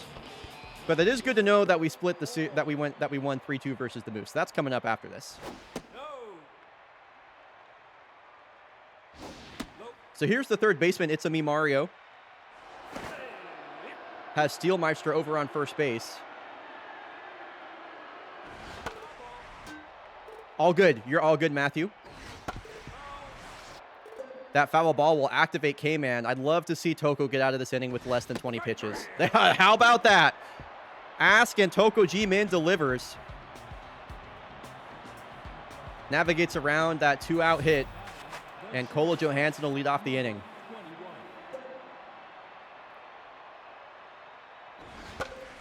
Swinging at the first pitch is Kola. A lot of first pitch swinging from the Kodiak so far. That is skied out to center. A really, really, really deep outfield here in Nagoya. Valdemiro Takeda batting 5th in the lineup now. Moved out of the leadoff spot this season. That spot now belongs to Lola Dominguez. Kodiaks are hoping that'll take the pressure off of Takeda, who's had strikeout issues the last 2 seasons. Just like that. And that is quickly 2 away for the lefty far champ Zamboni. Another first pitch swing, and that one fouled away. Really aggressive at the plate are the Kodiaks right now. Another stat from Stats Guy Matthew. Nagoya Nocturnals played in the most one-run games in season 20. It's pretty interesting, especially when you consider that they went 43-37 and still missed the playoffs. The Nocturnals, a pretty interesting team. They have the winningest record in baseball history, not in baseball history, in the Eastern League, and only have 4 postseason appearances. Yeah, classic Nocturnals behavior. That's a really interesting stat. So Farchamp reaches on a walk. Now here's Antoine Goldsmith, who's had a hit a grand slam in that last game versus the Grays. What's up, KZ Wah? Good to see you again. How are you? He'll strike out here. Another strikeout for Zidane. I believe that is her 3rd of the game. We're all scoreless as we head to the bottom of the 2nd. This game is cruising right now. Bam Dickerson going to lead things off as Toko Jimin gets a butt scratch in. Hard hit. Kola Johansson literally magnetizes the ball to her glove. The Nocturnals get a little bit video gamed. To our human eyes, that ball clearly was not going in the glove, but the game decided otherwise. You have to say a name like Bam Dickerson with force. You kind of have to. Ground ball hit right to Julie Mao. Backhand pick, pump, throw, out. Mojo up for Toko Jimin, up against the rookie switch hitter, Monza Montoya. Hitting from the right side of the plate versus the lefty Jimin. And Toko's locked in. 100 down the dick. The rookie Montoya can't believe it. And that's a quick inning. I mentioned this game going fast. These innings are just bam, bam, bam. Dickerson. So here's Chris Hanel's first appearance of the day, or of the season. Starting in place of Raleigh Forte, who's on the bench today.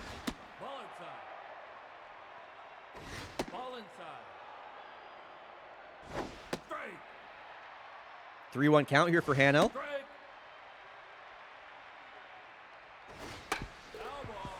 The Cascadia Kodiaks had a fake baseball best record of 16-2 in 1-run games in season 20. That's crazy. What the hell? The Kodiaks were 16-2 in 1-run games. That's unbelievable when you consider how bad the bullpen was last year. Yo, Tasky, what is up, my friend? Good to see you, dude. How are you? And Newt Gizmo continues her red-hot start to the season with a 1-out knock ahead of Lola Dominguez.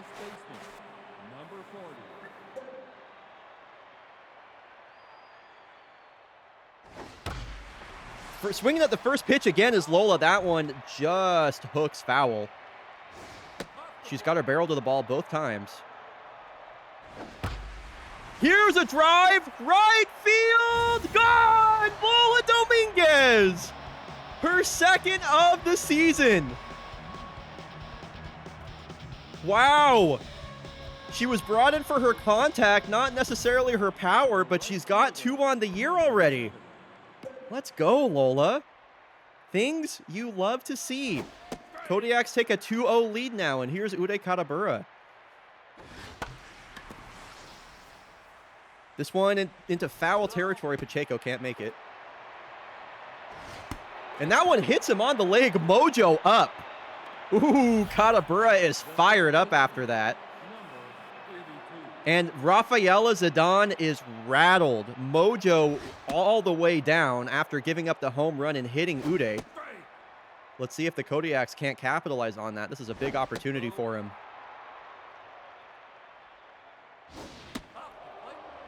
Three-1 count here to Julie Mao. Ooh, she fouled that one just straight back. Tough out activated now on 2 strikes. The pitch. High drive. Is this back-to-back jacks, or will the yard contain it? Wow, Mao! Oh my God, I wasn't sure. The second 2-run shot of the inning, as the Kodiaks now are just teeing off versus Rafaela Zidane. I'm surprised that one didn't bang off the ceiling of the Twilight Dome. Wow. And in the blink of an eye, it is 4-0 Kodiaks. I want to highlight a comment that Kinabina just dropped in chat, by the way. All of my Yak girlies are locked the fuck in. And yeah, apparently, as Kola Johansson works a walk there. Dude, I feel like the Knox are going to have to go to their bullpen.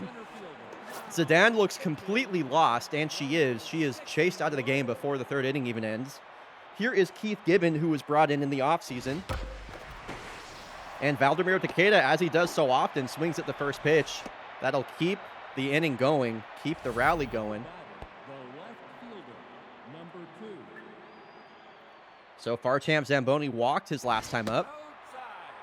Keith Gibbon, a three-pitch mix, four-seam slider changeup. If you take a look,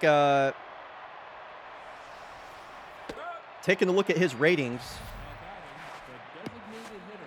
his junk stat is like completely maxed out, which means he has a lot of movement on his breaking pitches, that being his slider and his changeup, respectively. Generally speaking, a really hard pitcher to try and square up. Here's the 3-1 to Goldsmith. Both runners go, and Goldsmith walks. So that will load the bases for Chris Hanel. Yo, thank you, Talround. I appreciate that.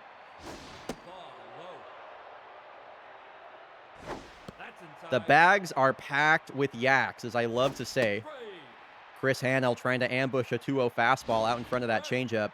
And back-to-back with the changeup for Gibbon. What's the put away? Ground ball up the middle. Anthony on the run. Will fire over to first in time. Kodiaks leave him loaded, but not before they score 4.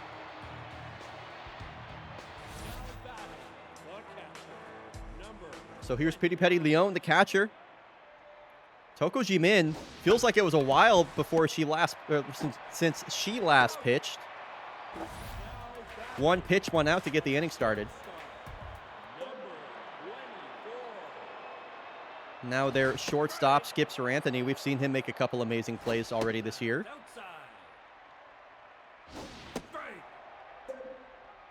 K-Man activated on 2 strikes. Jimin looking for her 5th strikeout of the game. This one shoveled out to left field, but that will land foul. Wow, Toko Jimin is cruising. 5 strikeouts through 2 2/3 innings.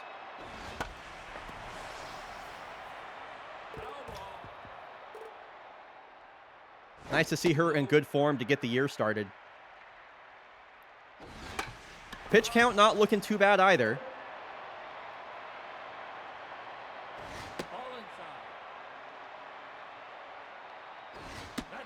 Count works full. A couple of good takes on a high fastball from Harper, and a big sneeze for Jimin. Here comes a snot ball. Sent out to right field, and Katabura will make the grab. Nice play there from Uday, and nice pitching from Toko Jimin as she's held the Nocturnals to 1 hit through 3 innings. Yo, what's up, that one, boy? It's so back. And I'm glad that you are back.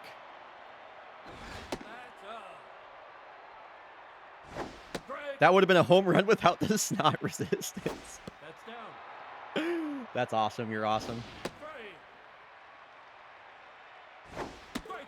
Ooh, Newt Gizmo gets caught looking. A nice slider that clips the bottom of the zone there from Keith Gibbon. And here's Lola Dominguez, who went yard her last time up with her 2nd home run of the season already. To drive in Newt Gizmo.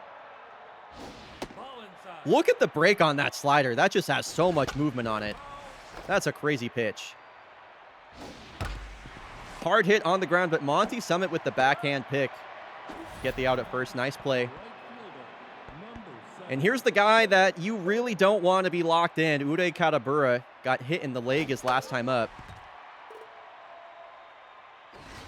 And mojoed up from that, so let's see what happens. Off the end of his bat, right to Pastel Harper, who will throw to Gibbon covering first, and that will end the inning. Jimin back to work much quickly than last time. As we got, sorry, that's my bad. I missed the stat from Stats Guy Matthew. Oh yeah. I'll talk about that one next time we see Julie Mao.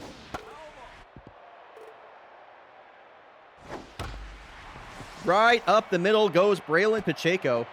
2nd hit of the ball game here for the Nocturnals, finally. At least I think that was Pacheco. Pretty sure. Runner on first now. Nobody out for the Nocturnals. Double play ball. Johansson to Gizmo. Over in time to Dominguez. Just in time. Kodiak's turn two to erase that hit. And G-Min giving some props to the defense behind her, helping her out. I haven't seen Waldorf in this game, Nerd Piggy, so I'm pretty sure Waldorf Quantum is still injured. That's actually it's great that you bring that up. I didn't really notice that till now. Yeah, Nagoya Nocturnals without their star player Waldorf Quantum. That's a really good point. Yeah, I didn't even really think about that till now. So yeah, we did see Waldorf sustain a groin injury in that game versus the Dogs, which they won. So yeah, not in the game today versus the Kodiaks. I didn't even really think about that.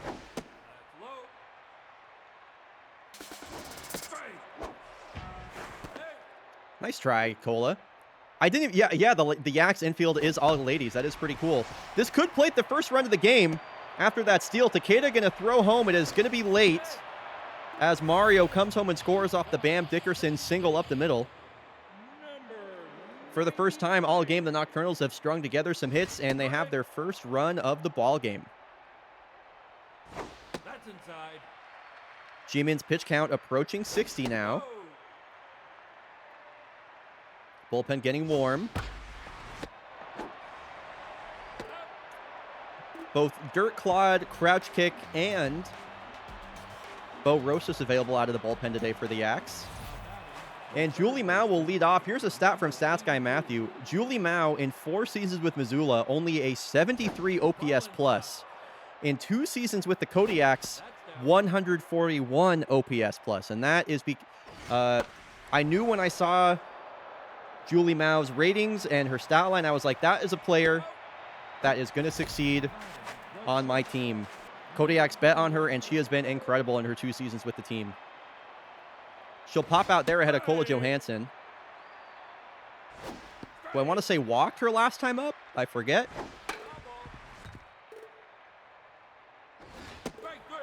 That's normally a pitch that you see Kola demolish. 91 to the top of the zone. Couldn't pull the trigger there. She'll go down looking. Keith Gibbons looked pretty good in this relief appearance so far.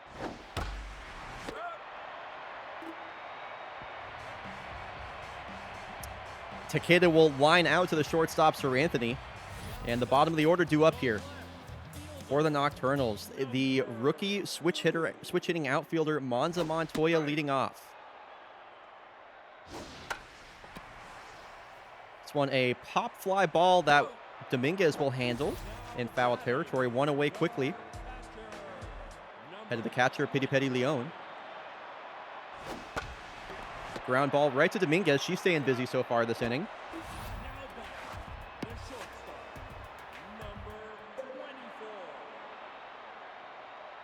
Jimin is once again locked in.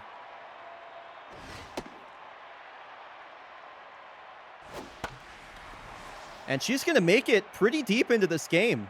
We will see Toko Jimin pitch into the 6th inning here, as that is a quick bottom of the 5th. Zamboni, Goldsmith, and Hanel due up.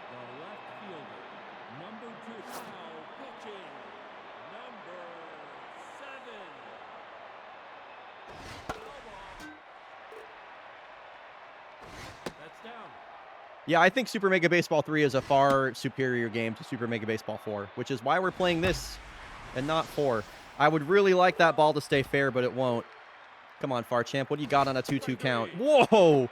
96 upper corner. Zamboni was way behind that. And yeah, here's Pao Shaw.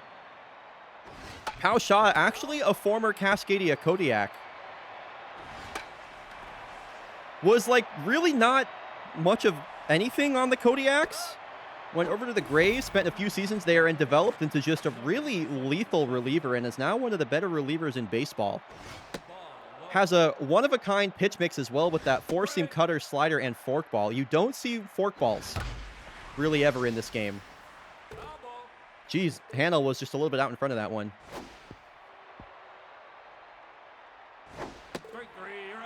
Hanel will strike out there. The Nocturnals bullpen has definitely done their job so far. They've pitched 3 scoreless innings to keep their team in this game. Number 32. Yo, what's up, Gino? Strike. Good to see you. Outside. Yeah, Marble League definitely one of the inspirations for fake baseball for sure. I've been a long time Marble League fan. And yeah, it was like, you know, simulated fictional universes like that with lore and all that stuff that were one of the things that made me create this thing. Yeah, me too. Me too, Gino. So that's a great hit from Pastel Harper. A little trickling ground ball down the first base line. And yeah, Dirt Claude going to come into the game here. Kodiak's going to their bullpen with the top of the lineup. Nope, high. Dirt Claude, his second appearance of the year so far, already 2 strikeouts for him. K-Man activated for Dirt Claude. Wow, I just realized the Kodiaks went K-Man here. 93 mile an hour paint on the upper corner to get the strikeout. Double play would end the inning now. That's up.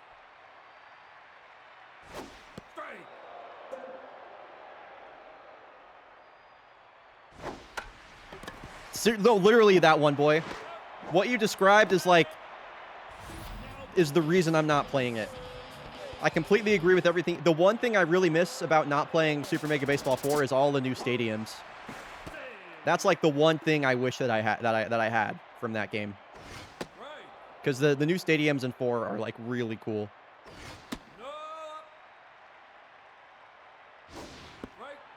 All right, K-Man activated for Dirt Claude. Can he navigate this runner in scoring position? This one is scooped out to right field. Katabura makes the catch on the run. Nice play from the big man. He's had a couple of those so far. And a pretty good game by Kodiak's pitching. They've held the Nocturnals to 1 run, albeit they're without their best player, Waldorf Quantum. Newt Gizmo will lead off the inning here versus Pao Sha. There's that forkball I just mentioned. And Newt Gizmo stays hot. That's her second hit of the ball game. What's going on here?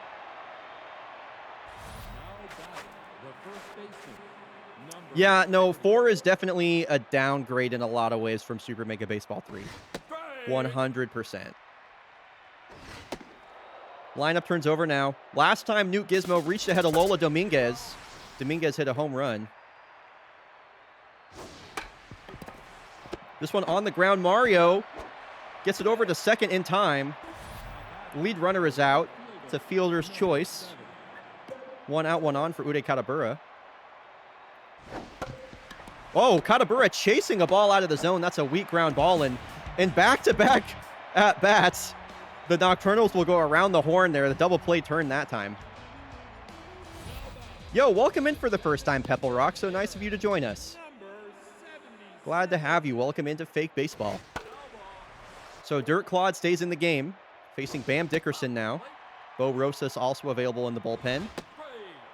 Kodiak's right now pretty comfortable to let Dirt Claude enter the tank, assuming there aren't a slew of base runners.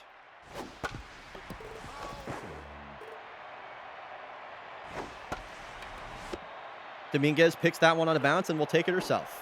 1 away.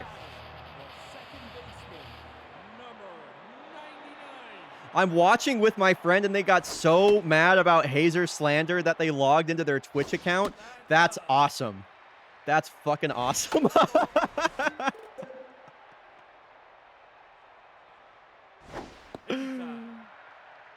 Well, shout out Pepple Rock. That's so cool. Pair of strikeouts here for Claude. Gonna try and get the save versus the rookie Monza Montoya. Boy, Dirt Claude's looked really good to begin this year so far. Goes right after Monza. 2 straight strikes. What's the put away? Oh, drops the hammer. That famous pitch of his is curveball. Monza doesn't bite, but he does bite on the fastball up and in. The Kodiaks, I would say, comfortably win that game. Comfortably win that game versus the Nocturnals. Congratulations to the Kodiaks believers. Kodiaks improved to 3-0. Nocturnals, their offense definitely hurting without Waldorf Quantum. Highlights of the game for me, Toko Jimin. 5 innings pitched, 5 strikeouts. Dirt Clawed, 3 strikeouts through 2. Just a really outstanding performance from Kodiak pitching right there. A pair of home runs as well. Julie Mao, Dolola Dominguez, they both get their second home runs of the year. Really cool stuff. Okay, folks, coming up for Game 4. It's going to be another Kodiak's game. The new look Missoula Moose are coming to town. They're going to play the Kodiaks in Cascadia Park. It's a 3-game set. The Moose are divisional rivals, and they will be taking on the Kodiaks in 3 games coming up here. Checking to see if anybody's made any moves so far. Now, that's a great move. Oh, man.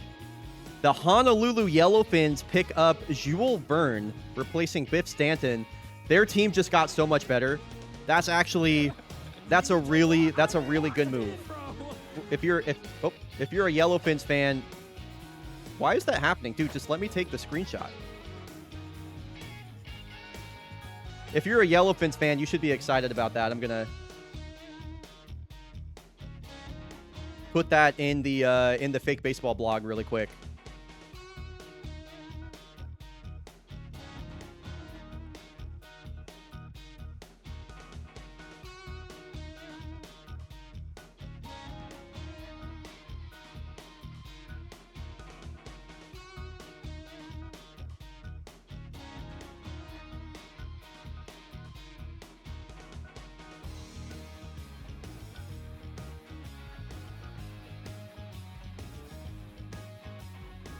Jules Verne certified cat enjoyer. Yeah, that's a really good move by the Finns. Any other moves? No. Okay.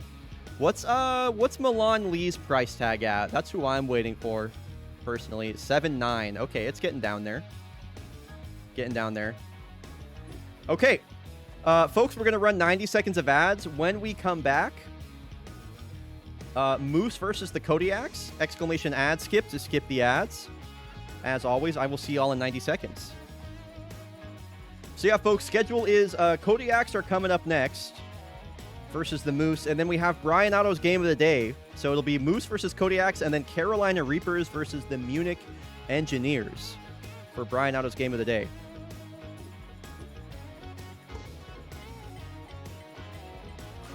Favorites get their first win of the season over the Swifts. Platypi are 3-1 as they win that series versus the Spectres. The Bomberos beat the defending champs 8-3. Nocturnals get a great bounce-back win, 5-2 over the Unioneers, who are 0-4. That's tough. Boy, the Voyagers are looking real fucking scary right now, man. They just put up their plus 16 run differential. They are 4-0. Just beat the Mallards. Holy moly. Okay, so we're gonna get to see Buffalo Boone in action for the first time. I'm gonna start a prediction.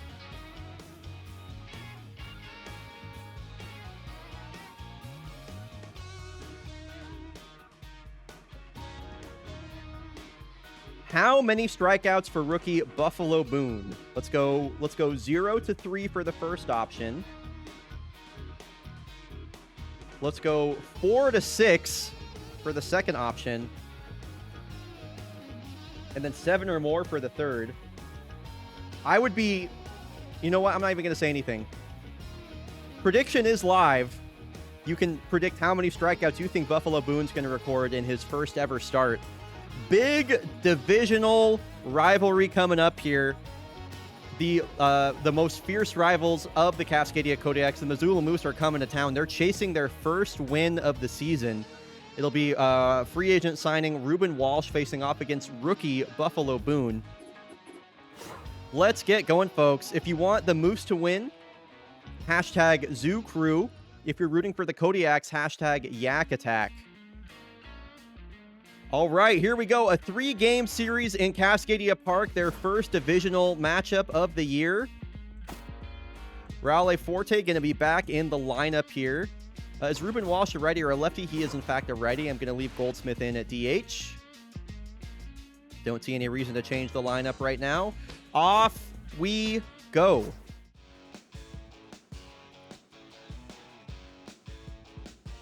I'm rooting for the viewers. Fake baseball is back. Hell yeah. Lot of Kodiak killers on this lineup, and Foghorn Lakehorn, the rookie catcher, we're going to get to see him as well. Chick Gandil will lead us off. And here is Buffalo Boone. 4-seam, 2-seam slider changeup. Was brought in the offseason after Fausto Swenson was let go.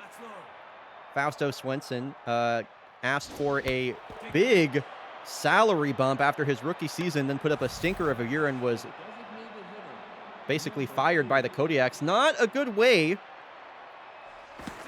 to get your rookie year started.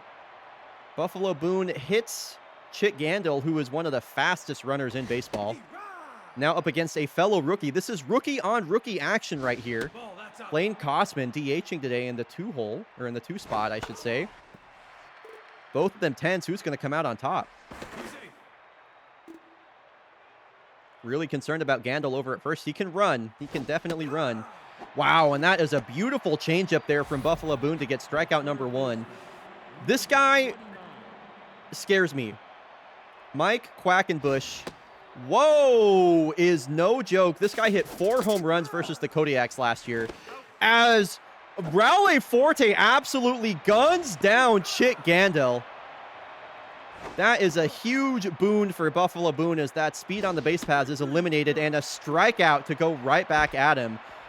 Wow.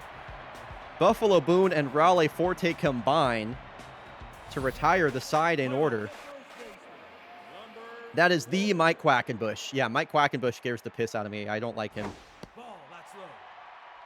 Last time we saw Ruben Walsh, he gave up.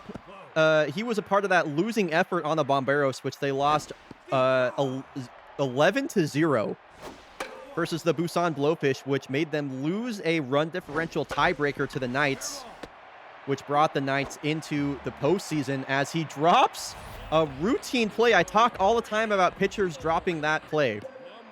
It's happened again. Lolo Dominguez reaches on an error, and Uday Katabura shoots this one down the left field line. I'm surprised that Park Yi-jun didn't throw that over to third. So now Lolo Dominguez on third base, Uday Katabura at first. And the former Missoula Moose, Julie Mao, just sends that one back up the middle. It's an easy play for Lolo Dominguez as she strolls into home. Uday Katabura on second now, and the Kodiaks are cruising. 2 on, nobody out for Kola Johansson. 30 home runs last season. A fake baseball record. This one hit up the middle. Marco McKay, an outstanding stop. Former Kodiak. Now in his, I believe, 2nd or 3rd year with the team. Runners on the corners, 1 out for Valdemiro Takeda. Kodiaks being really aggressive versus Ruben Walsh. They smell blood in the water. Lots of aggressive swings early in the count here. This game is moving at a blistering pace. I don't know what Takeda's doing swinging at that. That is nowhere near the zone. I think I'm too late on the stat, am I? Yeah, I am. Damn. I just need to make that longer. I have it set on 30 seconds right now. I think I need to make it like 45. Usually just takes me a little bit too long to catch that before it disappears. Takeda will walk. The bases are loaded. Stat from Stats Guy Matthew. In season 20, the Missoula Moose went a fake baseball worst 13-28 versus teams with a record greater than 500 in season 20. They only won 31% of their games versus teams over 500. Here's a little parachute out to right field. That's going to plate 1. It might plate 2. No, that's a bases loaded RBI for far champ Zamboni. 2-0 Kodiaks here early in the bottom of the first. That's inside. Love to see Zamboni getting RBIs now. This should be a double play ball. Sanchez, McKay over to Bernard.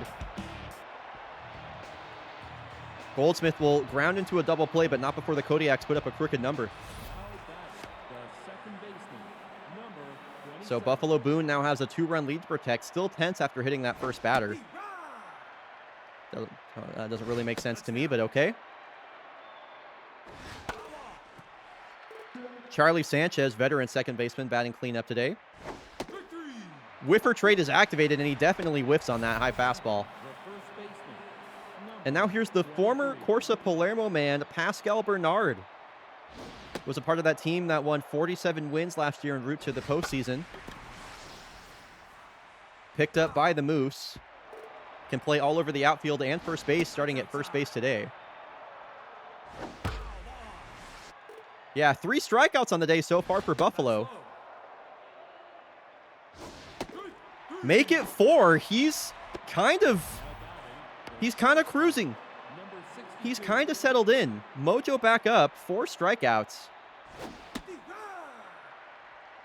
4 of the 5 outs so far recorded via the strikeout. On the verge of making it 5. Buffalo Boone, the rookie, is dealing.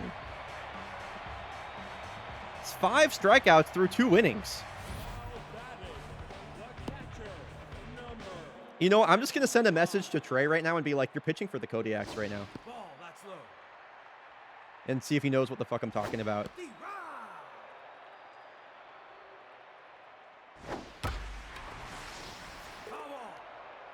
I'm shocked. I'm actually shocked, yeah. So here's the big thumper, Raleigh Forte, back in the lineup. Still chasing that first hit of the season so far. Gets caught looking on a high changeup. Tough pitch there.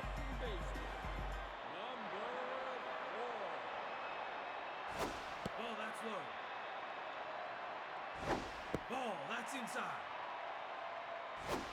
I assumed it was how many times he would strike out at bat. Gotcha. That's Gotcha. outside.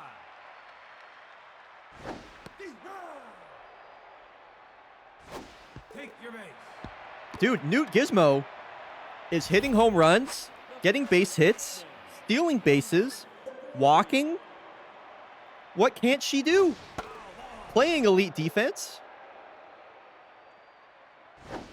This is a joke, but Newt Gizmo MVP watch? Question mark?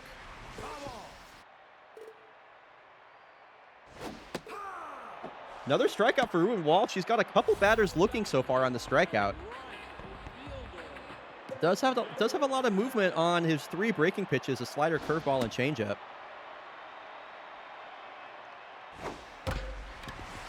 Uday hits the ball on the ground. Quackenbush playing third. Oddly, will just lob that over the field in time.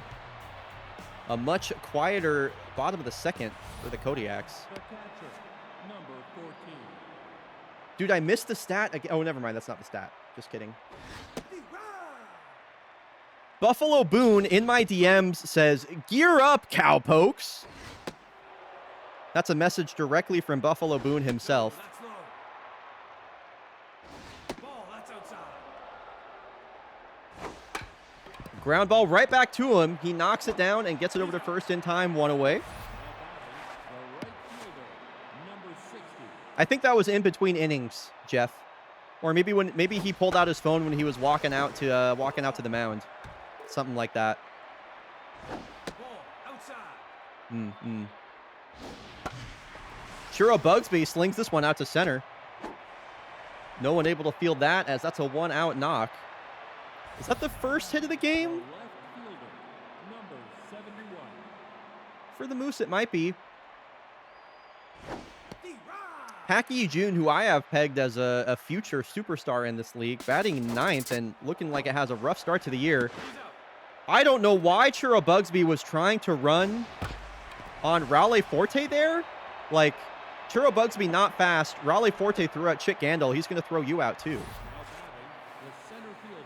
Is that a BlackBerry in his back pocket, or is he just caked up? That's crazy. Ball outside. What's Buffalo Boone doing using a BlackBerry? That's low. Why is Buffalo Boone tense again? He's got 5 strikeout. Dude, what the hell is up with that mojo? What?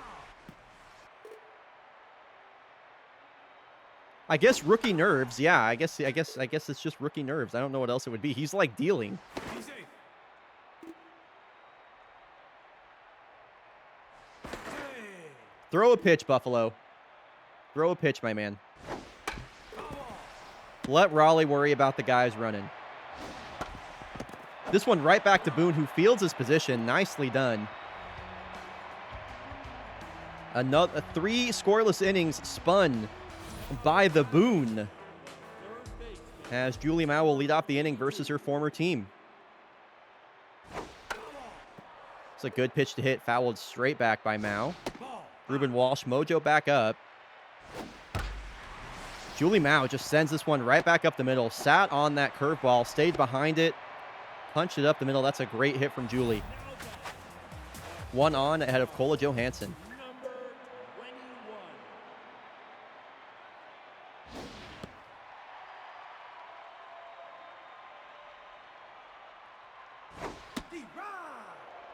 Kola got a home run in the first game of the season versus the Bush Rangers, as I was singing her praises about hitting 30 home runs in a single season. This one has a chance. Kit Gandil on the run. That will hang up just in front of the warning track.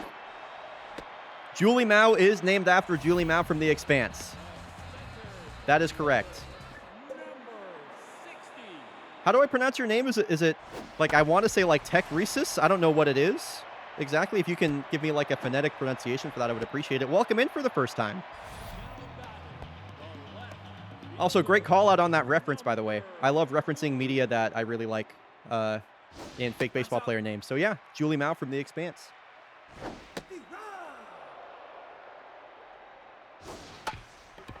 This one, Zamboni rolls over this one as Bernard will step on the bag for out number 2. Runners on second and third now for Antoine Goldsmith. Antoine Goldsmith, his only hit this season is a grand slam, and it will stay that way as he will ground out here. 2, 3, and 4 due up here for the Moose. Kosman, Quackenbush, and Sanchez. I adapted the word. No, I don't even know what that word means. I'm going to look it up right now. What does that word mean?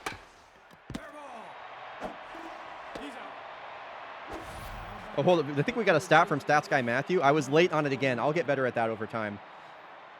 Stat from Stats Guy Matthew. Newt Gizmo committed only 1 error in 63 games in her rookie season, worth 2 fielding runs above average. Hit only a 202 batting average in season 20, but is projected to have higher WAR this season. She's definitely on track to do that, that's for sure. It means using words wrong. Oh, that's pretty cool. I think that's something I'm kind of guilty of a lot of the time. I'm not going to lie.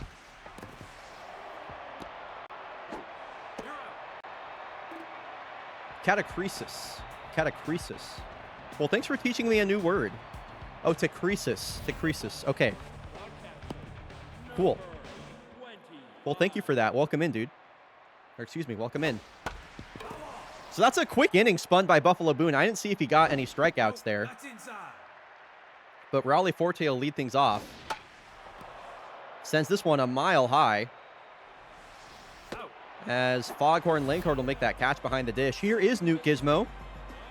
That .625 batting average, not sustainable, but she is off to a great start this year. Walked her last time up.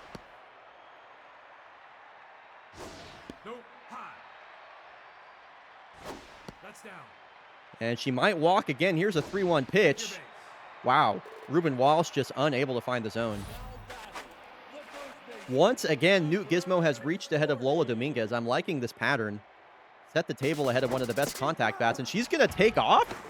Yeah, we're not stealing with Newt Gizmo. Sorry, this is a thing that happens sometimes in fake baseball. The CPU just steals at like really strange times with players that really like should not be stealing. And so that's a managerial decision, generally speaking. And as the manager of the Kodiaks, we're not stealing with Newt Gizmo. We're not doing that. Fortunately, since I reinstalled this game, it loads like 10 times faster now, so it doesn't take like 50 years to get back into a game.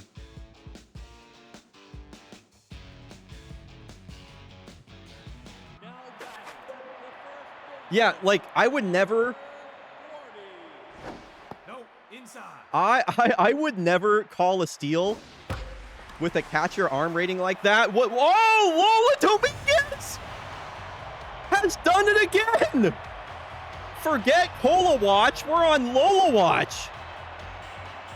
Home run number 3 on the year. She has 3 home runs in 4 games, and that's going to do it for Ruben Walsh. As Tandy Nash will come in, the Kodiaks have a 4-0 lead against their divisional rivals. No, that's high. That's out. Someone clip I'm playing Slay the Spire. That is awesome. That's ball 4. And Katabura, dude. Does any team have an answer for the Kodiaks lineup this year? Like, even Newt Gizmo was getting on base at like a 500 clip. What is happening? Ball, that's low. Ball, that's low. Boy, this is looking ugly. Julie, what? Come on, girl. Ball 4. This is... Why is Cole Johansson tense? What? Okay. Well, Cole Johansson's tense, I guess. No, high. Surely she can get something back going with versus Tandy Nash, That's right? inside. The start of hashtag Lola Watch. That's awesome. This one hit hard up the middle. Runner in third is going to go home and is safe. Katabura will score from second. RBI single for Cola Johansson. Mojo back up. And Chum Sudabuda coming in the game. Now that is the second reliever we've seen this inning. As the Kodiaks are just swinging freely and making a ton of contact. It's 5-0 here in the bottom of the 4th. I wasn't really sure what to expect from the Kodiaks this season, but man, they're off to a rocket of a start, that's for sure. Not sure about that strike call, but Chum Sudabuda, I have so much respect for this guy. I think he's one of my favorite relievers. I love to hate him. I'll give him that. All right, here's Far Champ Zamboni.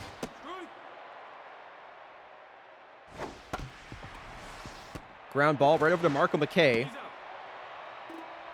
Gets Zamboni out at first. A 3 spot there for the Kodiaks in the 4th.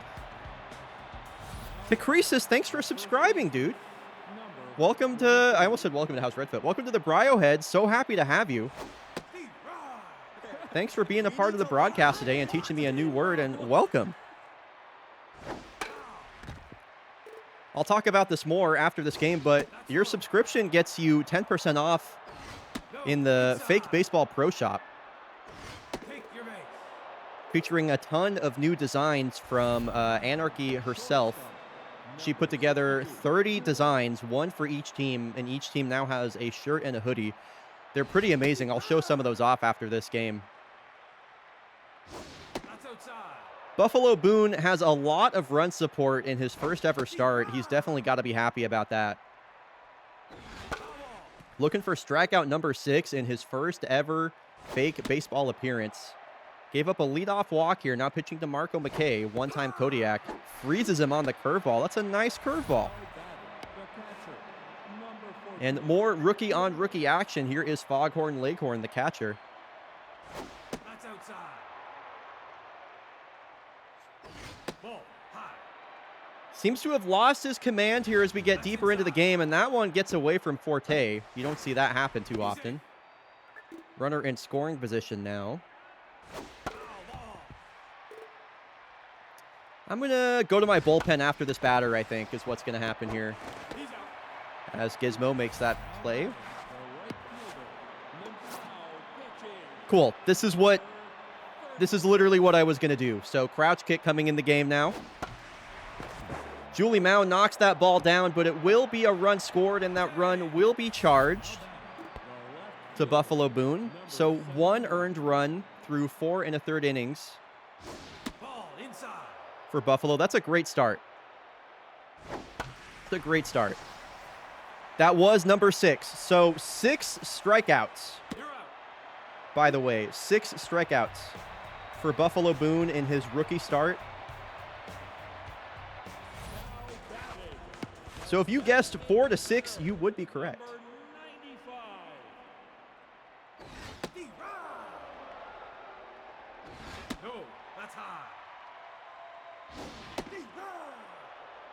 I meant to sub in Chris Hanel here, but I was taking care of the prediction. Oh, well. Damn, Antoine Goldsmith just murdered somebody in the Moose dugout. Ooh, will this hang up enough? Or no, it will drop. Chick Gandil can't come up with it. That's the second hit on the season for Antoine Goldsmith in his sophomore year. Back-to-back switch hitters here between Goldsmith and Forte. Forte still chasing down his first hit of the year. Yeah, it was pretty close, Chaotic. This is a double play ball. McKay underhand flips Sanchez over to first. The hitless streak for Forte continues. And now here's Newt Gizmo, who is still somehow locked in. Ball, that's outside. Ball, high. And another hit for Newt Gizmo. Dude, this is crazy. For the third time this game, Newt Gizmo was on base ahead of Lola Dominguez. I just can't believe it. I just can't believe it.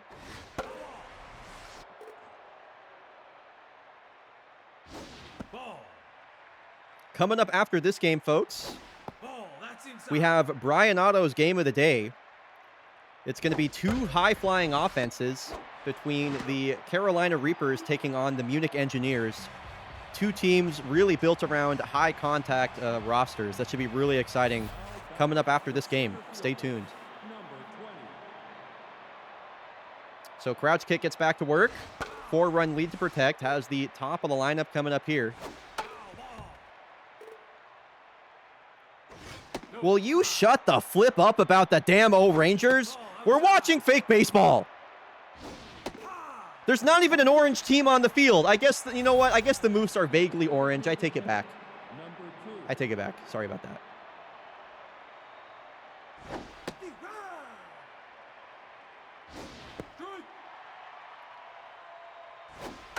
I've really liked what I've seen from Crouch Kick so far. We're, you know, the Kodiaks, we're really good up the middle. Between Takeda at center field, Cola at shortstop, Newt Gizmo at second base. And with that 99 accuracy rating in particular, every time I try and color on the screen, something happens. And I can't color on the screen, and it makes me mad. It makes me feel like this. ACAB includes the O-Rangers. I agree. Gino, it's all in jest. I'm not actually mad.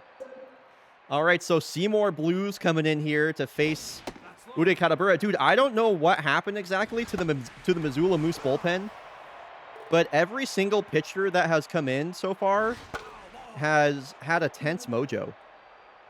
Like, I don't know what happened in their previous game, but I think they just got, like, I don't know what happened. So Julie Mao has reached in all 3 plate appearances today. 2 singles and a walk. Yeah, a couple double-digit ERAs, yeah. Wow, and another smash hit here for Mao. This should be 2. She rounds first, retrieved by Gandil, who would throw it back in, and Julie Mao is in standing. She is absolutely torching her former team. So that is a 1-out double ahead of the always dangerous Cola Johansson. Hit 30 home runs last season, a fake baseball record. It was pretty incredible stuff. Cola Johansson already with a run driven in today. And this one hit back up the middle, and wow, the Kodiaks get absolutely video gamed as Cola Johansson will hit into a double play. Let's take another look at that one. That one was a little bit silly. A bit of video gaming of their own, as this ball is clearly above the glove of Marco McKay. And then, bloop, just teleports in there. I mean, okay, sure, McKay, great catch, but in my, like, you didn't make that catch. You didn't make that catch. We are, of course, reminded that we're watching a video game, I suppose. Yeah, he took a page out of Cola Johansson's book and put a magnet in his glove that somehow magnetizes balls that don't have any sort of metal material. All right, so Crouch Kick going to try and close out this game. How's the heart of the order do up here?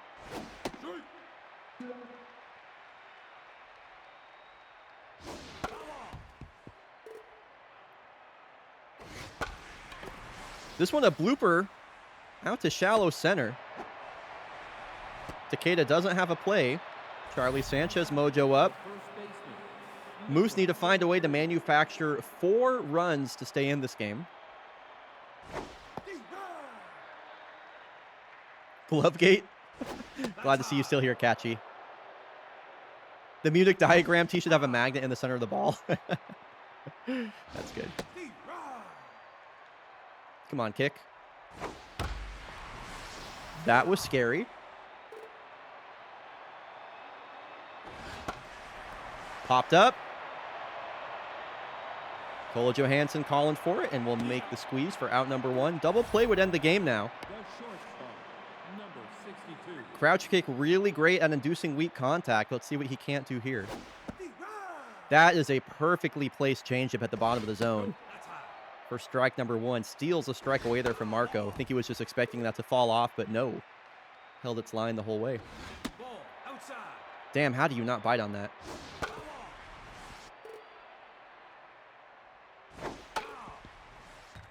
Marco doing a great job of staying alive here. Here's the 2-2 from kick. Slammed out to center. On the run is Takeda, who makes the catch. That is an outstanding play from Takeda. So much range out there in center field with that 99 speed. Able to track that ball down and steal extra bases away. Sure, whatever. I'll have Shanae Poker come in for cleanup duty. Well, that sucks. Poker gives up a standoff double as a run scores. And is tense from that? Dude, what the hell? She threw 1 pitch. I hate that.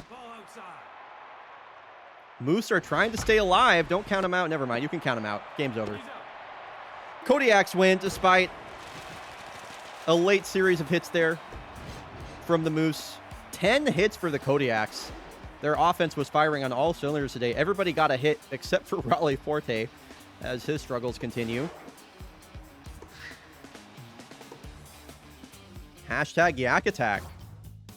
All right, folks. When we come back from the break, it is the Carolina Reapers versus the Munich Engineers. That'll be Bryonato's game of the day.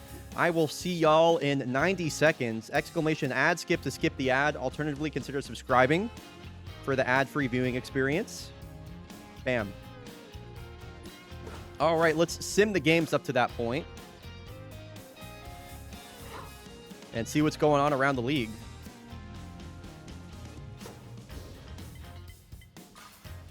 Favorites 1-0 over the Toucans in a pitcher's duel. Come on, there we go. Jags have a late rally to beat the Grays. Love that. KBC over the Mariners. Swifts win another close one. Excuse me, Heaters win another close one over the Swifts. Boy, that series between the Elephants and the Springboks was electric. Springboks are 1-3. That won't last long, I'm sure. Blowfish 10-5 over the Dogs. They're 4-0 to start the year. Knights 5-3 over the Nemesis. And the Sawteeth will win the game versus the Bushrangers, who are 0-4. A handful of winless teams so far between the Moose, the Engineers, the Bushrangers, and the Unioneers. All right, let's get this prediction started for the Carolina Reapers versus the Munich Engineers.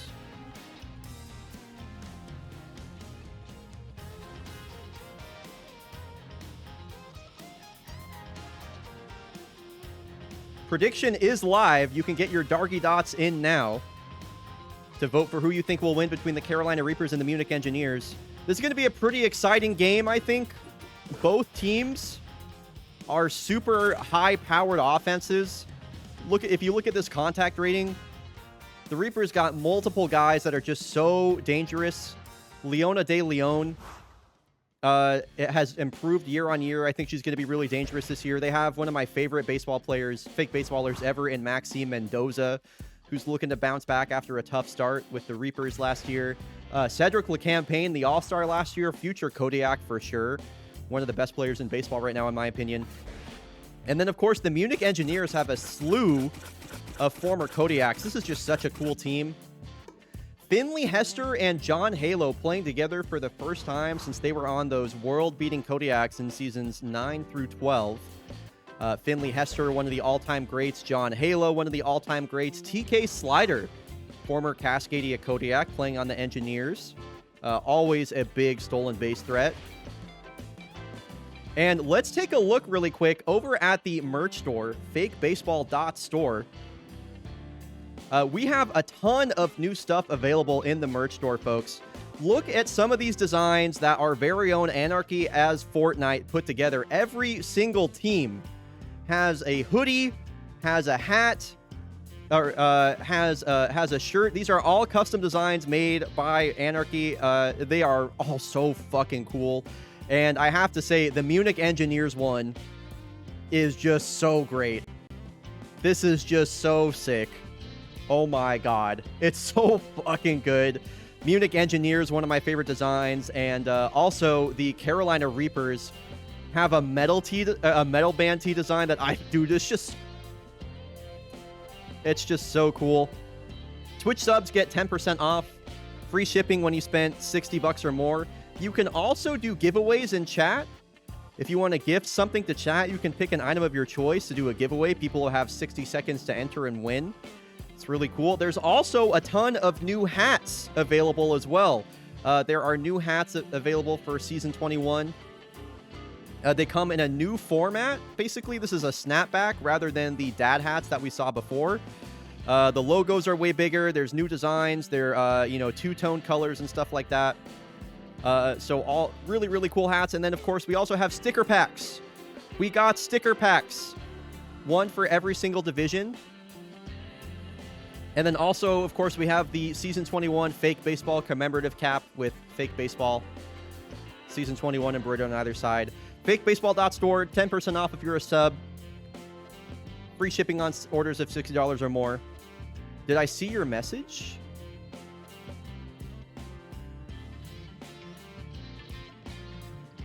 It said something like the promotion ended. Okay, I'll look into that really quick. Sure. Give me 2 seconds and I'll look into that.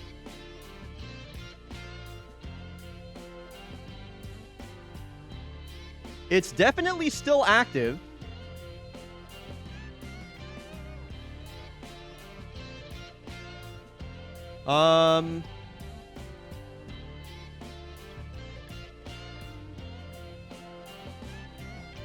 Yeah, it's you have to choose between the two promos. You do?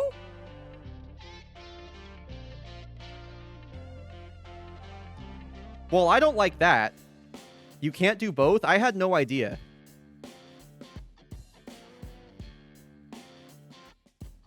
Okay, I'm going to uncheck the limit this code to 1 use per customer. So maybe that will help?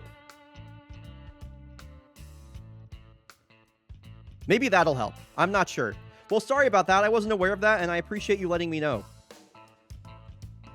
Okay, well, with all that figured out now, folks, I am happy to say that it is time for the Munich Engineers versus the Carolina Reapers. It is time for, if I can find this freaking thing to mute it, it is time for Bryonato's Game of the Day! Woo! Awesome. So let's go. Bryonato's Game of the Day coming at you.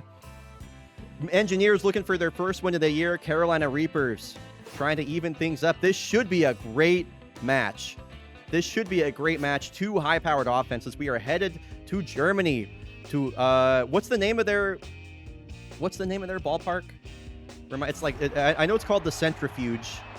What did I end up calling it? Die Centrifuge. Let's go. How big are the stickers in the sticker packs? I believe it tells you on the store page. I am fairly certain. Number 86. No, it sure doesn't. Size and fit. Nope, sure doesn't say that either. They're like roughly a couple inches, or I think they're like 3 inches. Something like that. Good question.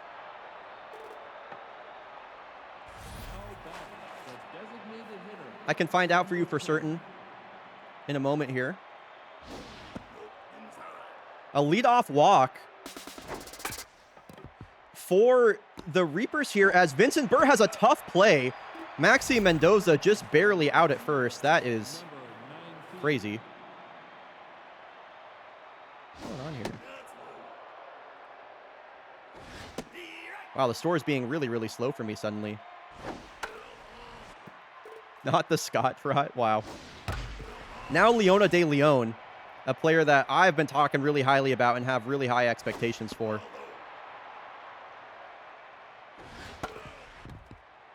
Yeah, fourth wall is going really slow for me right now, so I will find out the size of the stickers for you later. That is, in fact, John Halo at first base. This one off the end of her bat, sent the other way. Juice Magoose tries to make the grab, but comes up just short. Runners on the corners now ahead of Dave Honker, who they got batting cleanup. Who do they got on third base? Is that Montgomery Scott? I'm assuming that's Montgomery Scott. Vincent Burr, a 4-pitch mix, 4-seam slider, curveball, and a forkball. As, wow, he grounds into a double play, and the Engineers turn a clutch 2 outs there to prevent the run from scoring. So Chewy Crosby back in Engineers green after he spent a year overseas with the Boston Commodores. 2 seasons with the Engineers, 1 season with the Commodores, and now back with the Engineers. That should have been a catch. No, that landed in front of her. That was not a catch. I would not call it a video game moment. That landed in front of her. Putting up a tough at-bat here versus Ventura Nagata. Really great contact bat and a lot of speed. Curious to see what kind of energy he can bring to this Engineers team. This one hit right at Bogo Boneless. Worth it over to Bastani. Yo, Koala, thanks for buying, oh, dude, that Kyoto Baseball Club tee is like one of the best, that's one of the best things in the whole store. Thanks for making a purchase from the fake baseball store. Appreciate that so much. Thank you for your support. I think that was that Finley Hester that got that hit. Here is Brick Chithouse, was an all-star last year. 959 OPS for him in his best season with the Engineers yet.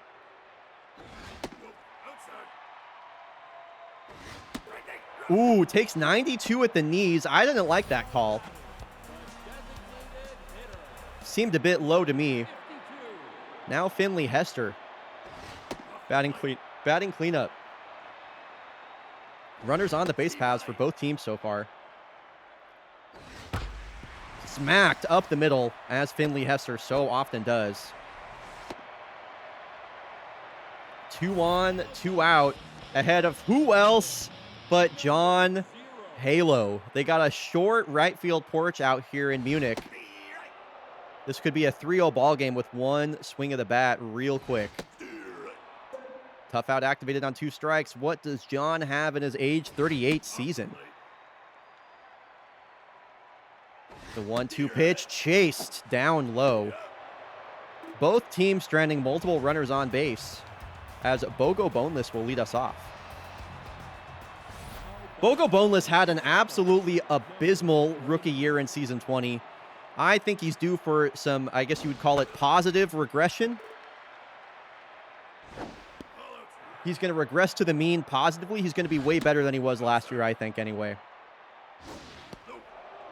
He will lead off the inning. Vincent Burr relying on that forkball a lot. Wow. Some big-time north-south pitching here for Vincent Burr as he gets the strikeout. Now, one of my favorite active players, Cedric LeCampagne, has been lighting up the league since he came in, and he will light up this game, or at least with a 1-out hit. Also has the stealer trait, so definitely a stolen base threat ahead of Sigurd Bastani. This Reapers team was one that won only 44 games last year. Here goes LeCampagne taking off. The throw is late from Luan Toussaint behind the ditch. And Bastani puts a charge in this. It is gone. The Reapers strike first. A 2-run shot, 444 feet from Sigurd Bastani. LeCampagne gets on, and Bastani bats him in. The Scoville Sluggers, that is right. Yeah, if you're rooting for the Reapers, hashtag Scoville Sluggers. If you're rooting for the Engineers, hashtag German Engineering. I'd love to know who's rooting for who. Let me know in chat with their team hashtag. The hits just keep coming here. This was billed as a high offense game, and that's what it's been so far, but not if Brick Chithouse has anything to do about that. Boy, I gotta say, an infield of TK Slider, John Halo, and Brick Chithouse is just so fucking cool. These Engineers consistently put together some of the coolest rosters, I swear. I love their new hat logo as well. This one popped up. Who's playing left field? Oh, Juice Magoose will make that catch out in left.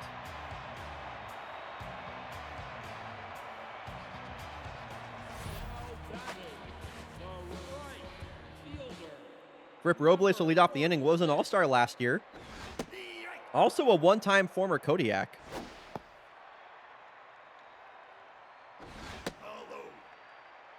Yeah, I need to up the gain on my camera.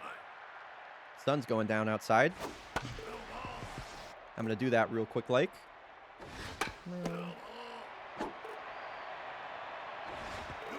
That's better.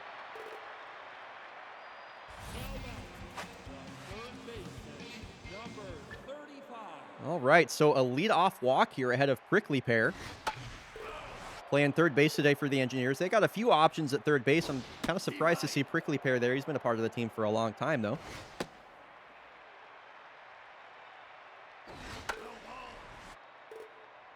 So Grip Robles at first with some speed as well. This one up the middle.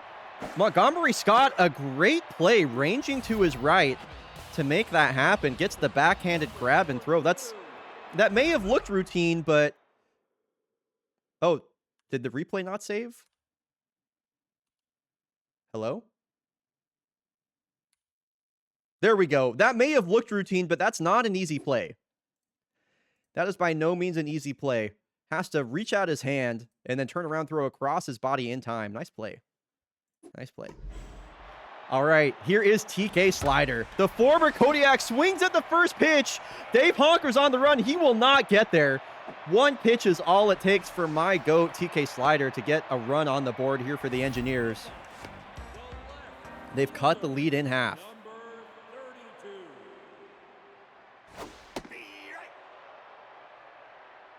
Juice Magoose looks at a strike from Ventura. Veteran outfielder. Played for the Nemesis, now the Engineers. Oof. Nagata climbs the ladder on her, and she will go down swinging. Lineup turns over now for Chewy Crosby. Lot of speed on second base and TK Slider, and there's a big outfield here. If Chewy Crosby can just get a ball put in play, TK will be taken off on contact.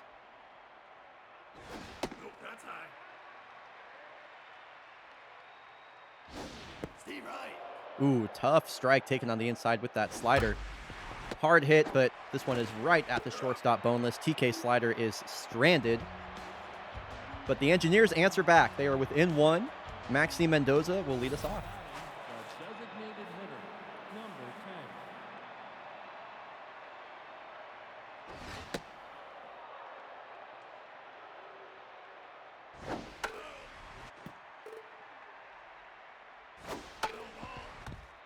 Damn, that's some good-ass water, I'll tell you what. This one's popped up. Husson will make the grab. One out here. Base is empty for Leona De Leon, already with the hit today. Stat from Stats Guy Matthew. Maxi Mendoza won MVP in Season 18 in Glasgow. Slash line of 375, 422, 594. With 4.8 WAR, that is crazy. All stats led the conference. Thank you, Stats Guy Matthew, for that stat. Matthew, yeah, I almost said Matthew Mendoza. Maxi Mendoza, just one of my favorite players. I love that guy. I'm hoping he'll really turn it up this season.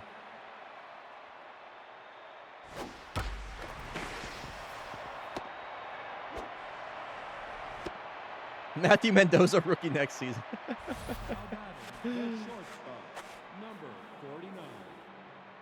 So I think that was a base hit for Dave Honker. Brings up Bogo Boneless. I was looking at chat. Swings at the first pitch. Sends this the other way. Bit of a 2-out rally here. 2 on for Cedric LeCampagne, who already has a hit this game. I build this as a high offense game, and that's definitely what it's been so far. Oh, LeCampagne takes off. Oh, and it's off the wall. Robles can't come up with it. This will clear the bases. LeCampagne bats in 2 with that ball with a double that almost got out of the yard. The Reapers tack on even more. 2 more runs to extend their lead to 4-1. 3, 4, 5 hitters all named Mendoza. Call it the Mendoza line. That's great. Chaotic Great J. And Bastani! Another drive deep center. Lands on the warning track. He's into second base. He's got a home run and a double in 2 at-bats. The Reapers are going nuts right now. And that is going to do it for Vincent Burr. He is done before the 3rd inning's even done. They're going to bring in Coyle Lindsey. Free agent acquisition, left-hander. That one hit right to Crosby. 5 runs in 2 innings for the Reapers. They're looking great. Let's see. The Engineers have a great offense of their own. Let's see if they can't answer back. Here's the catcher, Luan Toussaint. Batting second. Wow. Hard hit right up the middle. Engineers get to work early here. Definitely have a big hill to climb. But they got the right part of their lineup coming up here to do something about it. Here is Brick Chithouse. Yo, thanks for clipping that, Fire Team.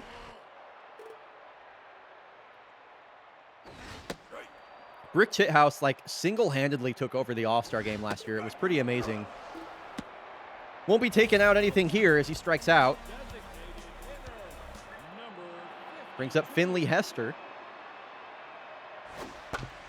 Ground ball up the middle. This should be an easy double play for this Reapers defense. And nothing doing after that leadoff hit, as strikeout double play will end the inning for the German side. Now the rookie Gordon Glock looking for the first hit of his young career.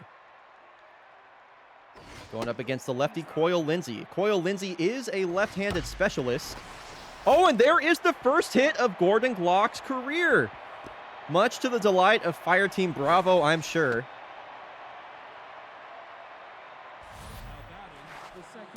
So runner on second now for the Reapers as they just continue to tack on. What I was mentioning about Coyle Lindsey earlier is he's a left-handed specialist.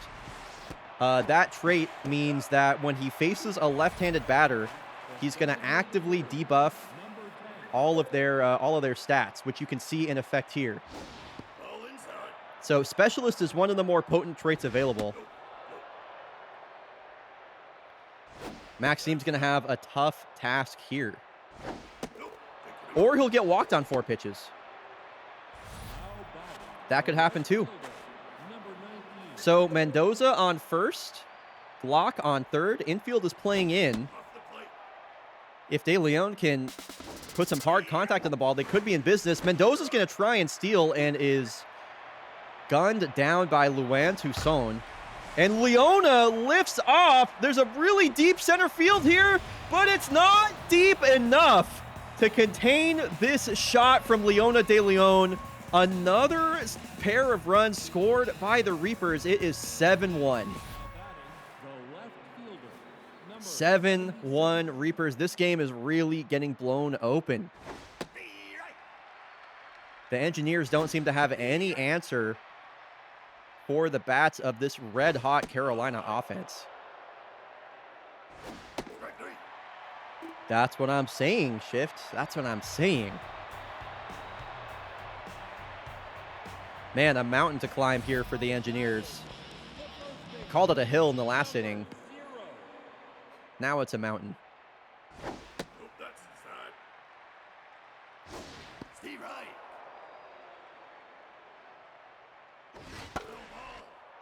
Come on, John.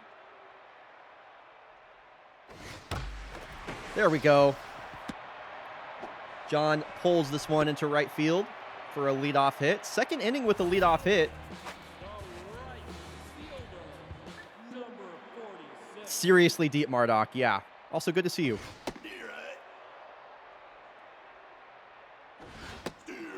Really aggressive from Robles here. Has swung at 2 balls out of the zone.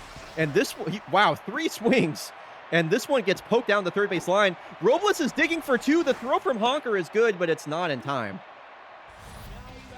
Runners on second and third now. Bit of a rally brewing here for the Engineers. Prickly Pear. 4 straight swings from the Engineers. What does bad jumps do? It means that they're bad at stealing. Prickly Pear sends this one out to deep right. Leona de Leon can't get to it. This could clear the bases. Scoring is Halo. In is Robles. And the Engineers have quickly put up 2 runs of their own. The lead is back at 4 runs. Now here's TK Slider. Bad jumps means they're bad at stealing, basically. Yes, the German mountain climbing has begun. Swinging 3-0 is TK. I thought that was a ball. The payoff now to Slider. Engineers got a bit of a rally going. And TK doing everything he can to muster it continuing. No, 91 down below. I feel like TK had a walk there. Just got a little bit too antsy at the plate. Unfortunate. Now it's Juice Magoose. Engineers are building a comeback. They'll need a lot more fire to catch up. Nice ATD. What are we swinging at, guys? Nagata is not giving the Engineers any balls in the zone, but they just can't lay off with the swings. It's really surprising to me.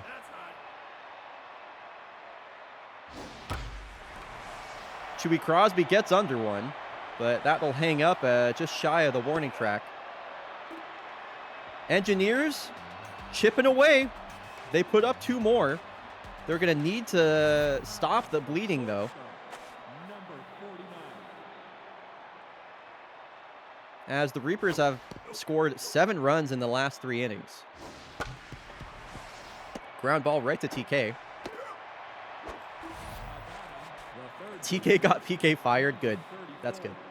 That's good. Now Cedric LeCampagne is locked in.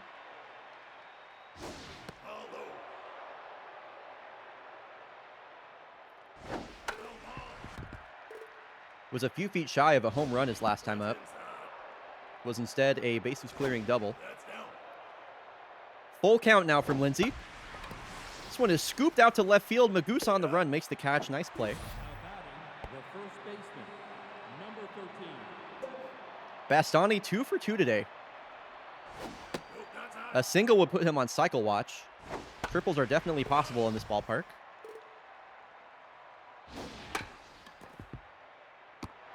Lindsay, a nice play coming off the mound to get the throw over. And is there a little momentum going the Engineers' way? We'll find out in this inning with the top of their lineup up. Especially with Luan Toussaint locked in and the contact versus left-handed pitching. Nagata has not been sharp this game by any stretch. And another 3-0 count. And a 4-pitch walk. That is surely the last batter for Ventura Nagata, especially with Brick Chithouse. They're leaving him in versus Brick Chithouse. Okay.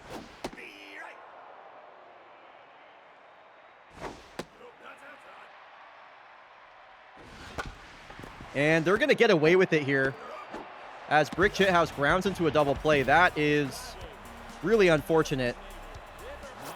And definitely a momentum killer. Gaitok Pansanem, who apparently got blown up his last time up, has currently a small sample size. 54 ERA?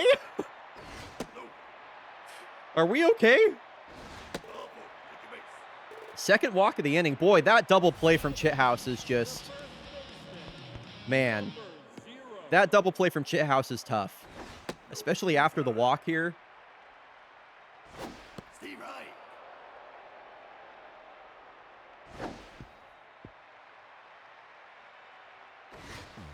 Halo got a hit his last time up, and now a runner moves into scoring position after that wild pitch. And a hitter's count here for Halo. Here's the 3-1. Got a pitch to hit. He's late on it. Checks his swing. Nice check swing on a ball in the dirt. Okay, Grip Robles has reached twice today. An opportunity brewing here for the Engineers. Very nervy moments here in Germany. This one's hit up the middle right to Scott, who's well positioned. And man, I keep thinking about that brick chip house ground into a double play. Tough inning there from the Engineers. Definitely momentum not going their way. Questions answered. Coyle Lindsay will get back to work.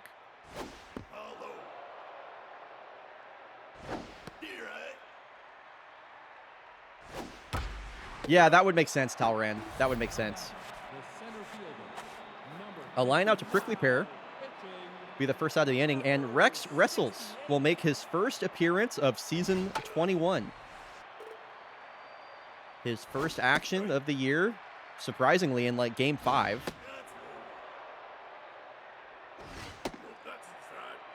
Cutter, four-seam curveball changeup.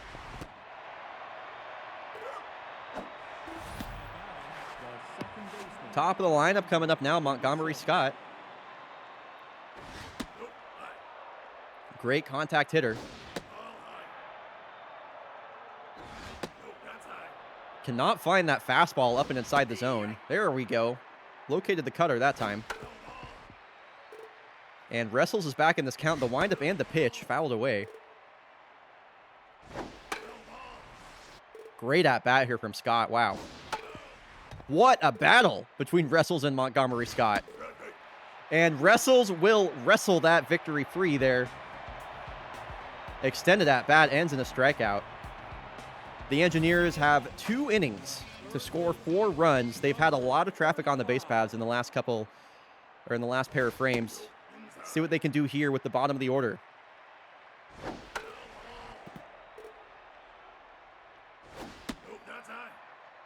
Ponxenam has mojoed up to tenths from rattled, so he's not in quite as dire straits now. Pear puts a sting in that, but it's an easy play for Leona de Leon. And now here's TK Slider, batting from the left side.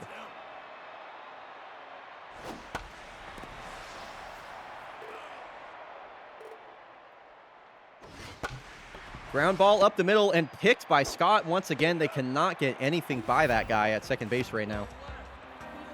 Scott has been all over the middle infield defensively.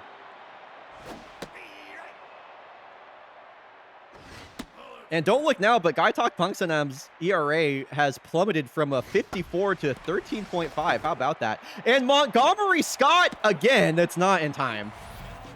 Oh my God. What is going on there with Montgomery Scott? The dude is playing out of his, as my good friend Sapphire would say, gourd. And now the lineup turns over. It's Chewy Crosby. Popped up, and this should surely end the inning, barring a monumental fumble by Honker out here in left. The Reapers have hung on despite a good slurry of offense here from the Reapers.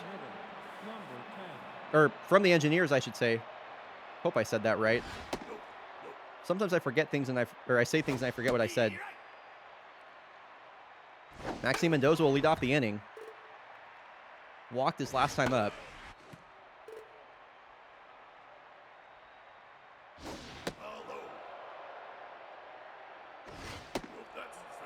Full count now to Mendoza.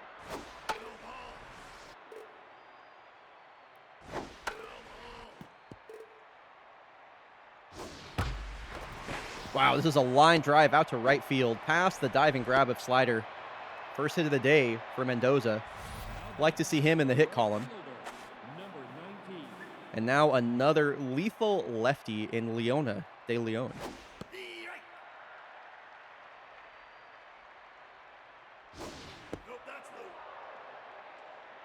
Leona, the highest paid player by, honestly, a lot, on this Reapers team, as I mentioned at the start of the game, has been improving year on year. Quite literally, quite matter-of-factly, her OPS has increased year on year to a career-high 815 OPS last year. She is a huge part of this current Reapers core, and her success is super vital to their continued success, especially this season. She strikes out here, but has had a good game so far. Reapers trying to extend that lead ahead of the bottom of the 7th with a runner on second.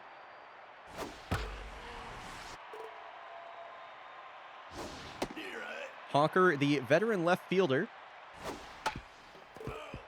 had a long career in fake baseball.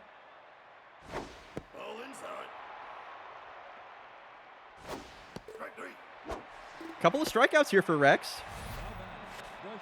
The Engineers definitely figured out their pitching, but it might be too little too late. Jason Baldwin's going to come in here. Four-seam, two-seam slider changeup. Kind of a similar outlook as far as his ratings go to Rex Wrestles. This one is thrown down the first base line, and Halo will collect that. Okay, 2, 3, and 4 batters coming up here for the Engineers.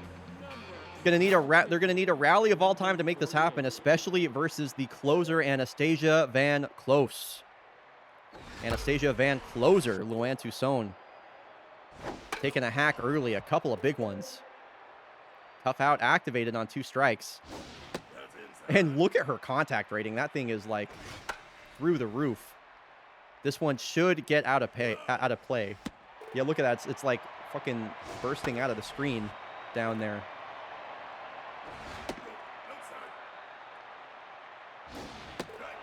And she gets the better of Toussaint there. A tough day at the plate for Luann. One away now for Brick Chithouse. This one hit up the middle, and another diving stop from Montgomery Scott. Wow. He has truly just dominated the Engineers up the middle so far today. Like, cannot believe it's been a defensive masterclass for Montgomery Scott today, I have to say. He is a huge reason why the Reapers have maintained this lead. Let me be clear. And this will do it. Montgomery Scott puts on a defensive clinic, and the Reapers hit a pair of home runs on 11 hits to put up 7 runs on the day. A statement game early on in the season from the Reapers. That is really amazing stuff, I have to say. Oh man, Reapers believers are about to get paid out. 72,000 Dargy Dots going your way. So Close's clubhouse name is Nasty, right? Because girls got the ick. Dude, she was nasty. And yeah, that about tells the story for you right there. Really great offensive showing from all 3 players there. All right, folks, coming up, we have Game 2 of this. Boy, I bet this is a good game. Commodores versus Corsa. Bet that's a good game. Game 2 of this set versus the Moose and the Kodiaks. Moose still looking for their first win of the season. Kodiaks are currently undefeated somehow, some way.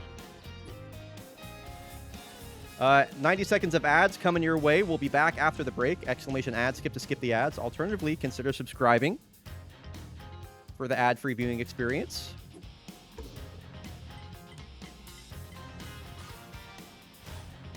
Commodores win that one over Corsa. Bushrangers win their first game of the day, or first game of the season versus the Bomberos. Oh, man. Okay, so this is scary. The last time that we saw Satoshi Hanahata, he threw a perfect game versus the Kodiaks. A perfect game. One of the few perfect games in fake baseball history. So I'm scared. Yeah, and then one of their best players, Paki Jun, is juiced. Talking a little bit about this Missoula Moose team as we wait for the ads to run. They brought in a bunch of new faces here in the offseason. I mentioned Foghorn Leghorn, the rookie catcher. Pascal Bernard, they brought over from Corsa Palermo. He was a really big part of their playoff run. Lane Kosman, an exciting rookie prospect, brought in.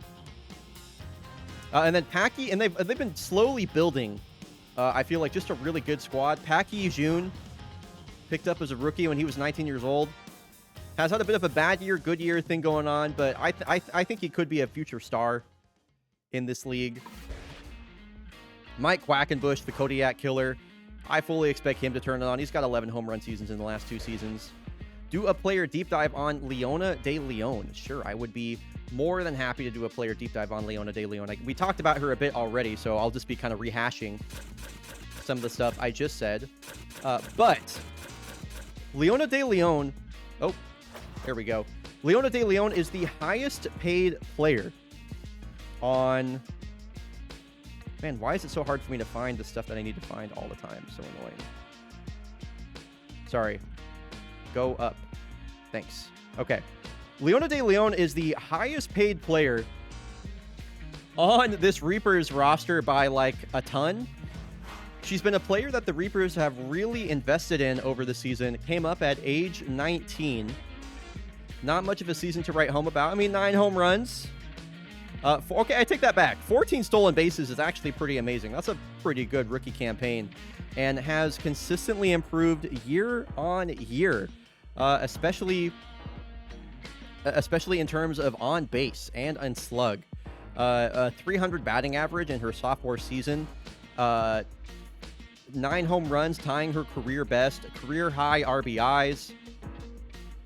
Really good walk to strikeout ratio as well. Got caught stealing a lot. Didn't steal as many bases. 4 errors in the outfield, but is a player that is just kind of building up more and more and more. And I you know, if this is like the smallest sample size that you can probably get right here, but if she's able to sustain anything even remotely close to this for the whole season, she will be a superstar, and she certainly has the chops to do it behind that 77, 97, 91 power contact speed rating. Gives her a lot of range out in the outfield. Definitely, if the Reapers are a good team, it is going to be because of her success. When you have so much money tied up in a single player, especially with the salary cap that's in this game, you need these players to perform. So anyway, there is your deep dive on Leona de Leon. And with all that, let's head into the 6th game of the day. This will be the Kodiaks versus the Moose. Who do you think will win between the Missoula Moose and the Cascadia Kodiaks? The Kodiaks are undefeated. The Moose are still looking for their first win of the year. I'm really surprised by this slow start that the Moose have had so far. It'll be Satoshi Hanahata versus Celeste LeBlanc. This has, if you ask me, this has Pitcher's Duel written all over it here. I'm going to leave these guys in. I'll bring in Hannah, the DH, if they bring a lefty in. Anyway,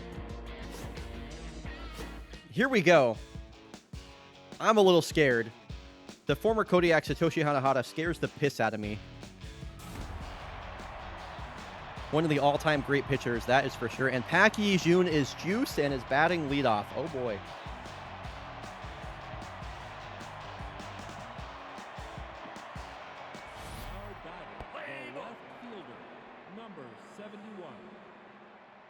Spending all my dots on the axe. Not the worst choice you can make. I wouldn't count out the Moose, though, when Satoshi Hanahata is on the mound. So that's a nice play there from Celeste LeBlanc. 1 pitch, 1 out. She runs off the mound to make the grab and throw. Not an easy play for a pitcher by any means. And Lane Kosman, they have a lot of trust in this rookie batting him second. He will strike out, has yet to find a hit this season. And Mike Quackenbush hit 4 home runs versus the Kodiaks last year.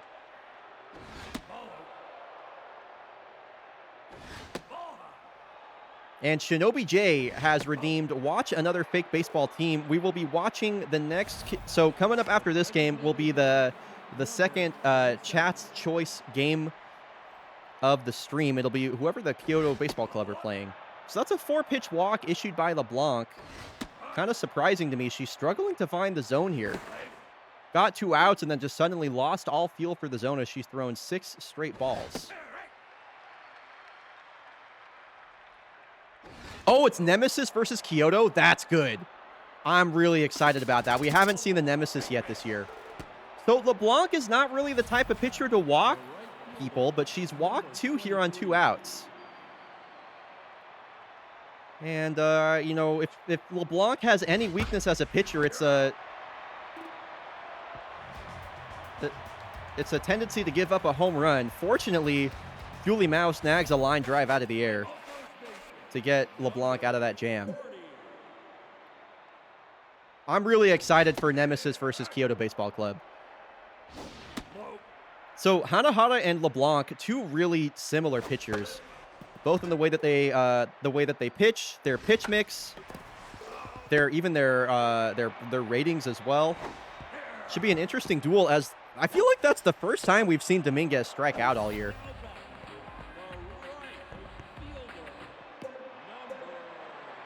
I'm telling you folks, I think this is going to be a pitcher's duel. Hanahara has proven that he can dominate the Kodiaks. And that is the first hit that the Kodiaks have gotten off of Hanahara in over a year. Considering last time we saw this guy, he threw a perfect game. Katabura gets a hit up the middle end. Julie Mao comes to the plate, locked in. First pitch swinging. That one is past the diving grab from Kosman, the first baseman. Some traffic here early for the Axe. Kola Johansson has runners on first and second. Katabura on first, or on second. Mao on first.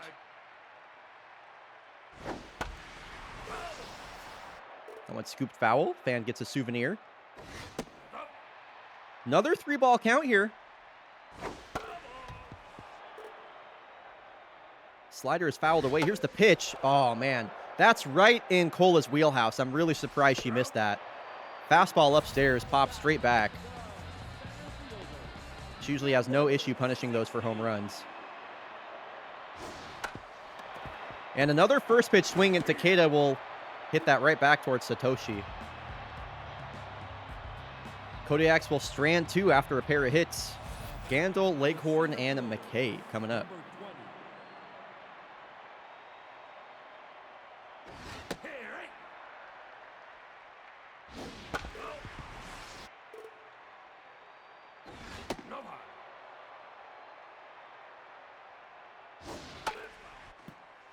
I am the Nemesis #1 hater, as you should be as the #1 New York Favorites fan.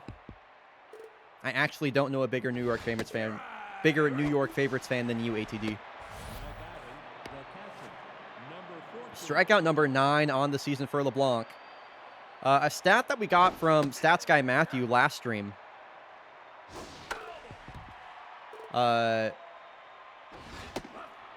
Celeste LeBlanc currently has the highest strikeout percentage of any pitcher in fake baseball history, beating even Warden Hernandez, who is like statistically the greatest pitcher of all time. LeBlanc is, I would say, truly the heart and soul of this Kodiaks team, or at least one of them. Hey, rookie Scruff Diggly Buster. Nice to see him.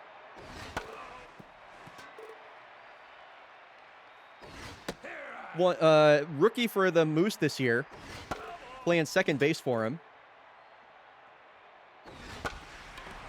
This one a little parachute out to right. Nice play.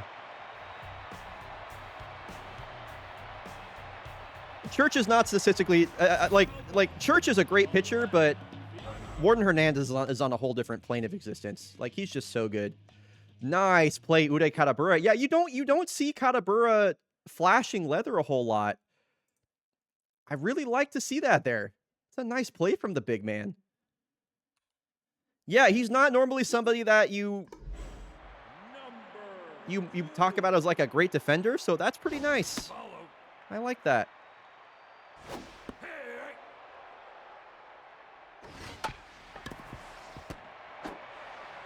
Ground ball right to Quackenbush, playing third base again.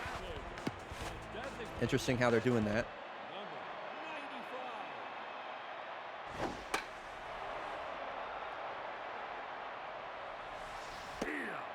Couple of quick outs here as Zamboni and Goldsmith are struggling to make contact. I have to say, this part of the lineup is kind of scaring me right now.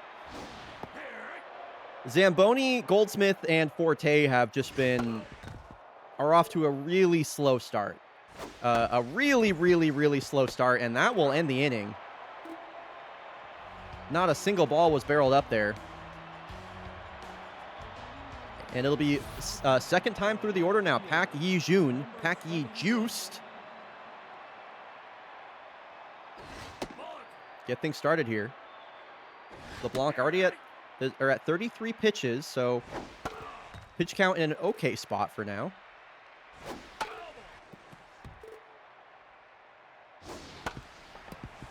This one will just go foul. Next strikeout would be LeBlanc's 10th of the season. This one hit right to Cola. Definitely nice to have a routine play versus a player like Pak Yi-jun, who is just unbelievably fast.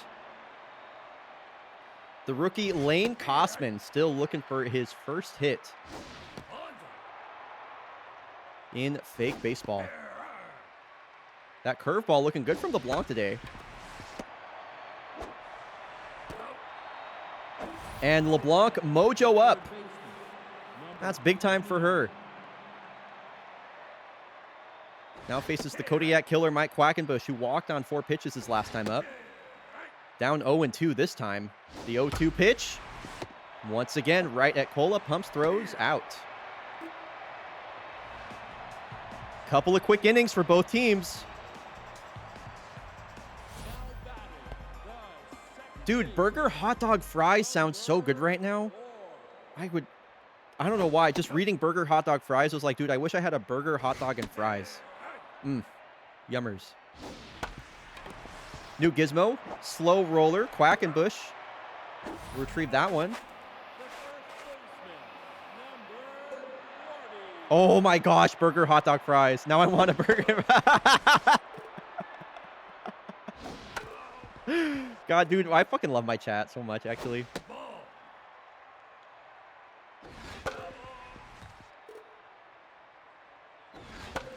What is the ideal beverage to enjoy a burger, hot dog, and fries with? It's a good question.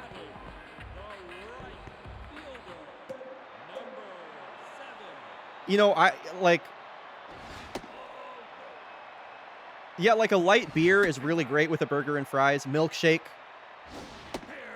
You know, if we're going a soft drink, I would love just like a Diet RC Cola with that, or a Diet Coke with that. But yeah, milkshake is kind of the best, because then you can dip the fries in the milkshake. I would call that the best one. Second hit of the day for Katabura.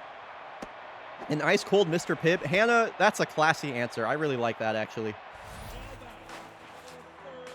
Shout out Mr. Pibbler. Number 82.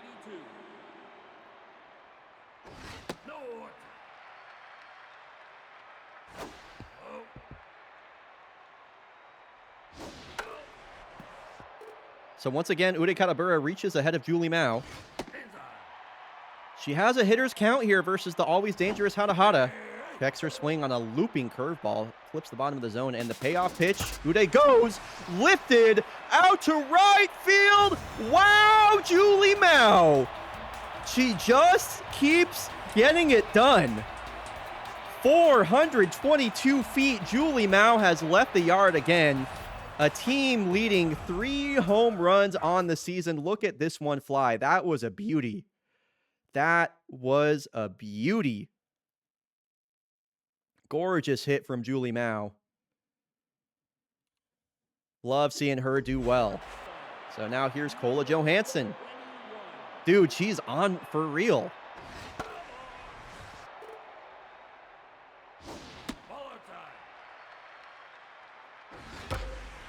And Cola is going to get one herself. Back-to-back jacks for the Yaks. Julie Mao and Cola Johansson team up to put up a 3 spot here in the third. There will be no perfect game. There will be no shutout. The Kodiaks have finally gotten to Satoshi Hanahata. And this is back-to-back at-bats in which Takeda has swung at the first pitch and grounded out.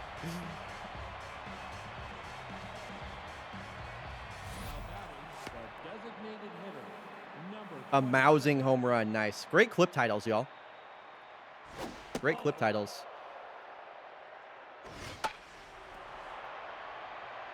Umpire, get out of the way. Forte's trying to make a catch. Truly, Talrand. Truly. Here's the switch hitting Pascal Bernard. Played first base in the first game of the set. Now out in right field. A lot of positional versatility on multiple of these Moose players.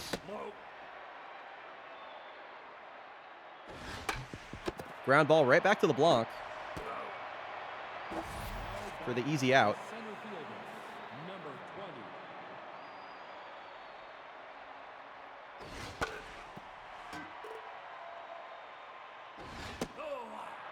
Yo, what's up, Bites? I love having you here for Fake Baseball. How you doing, man? Broken bat. Popped up. Zamboni going to call for this one. We'll wave off Cola. A 1-2-3 inning. 3 up, 3 down. LeBlanc has allowed 1 hit through 4 innings.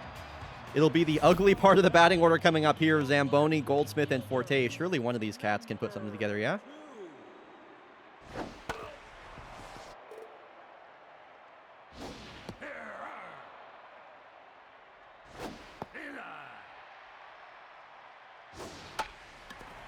More weak contact as this one's popped up.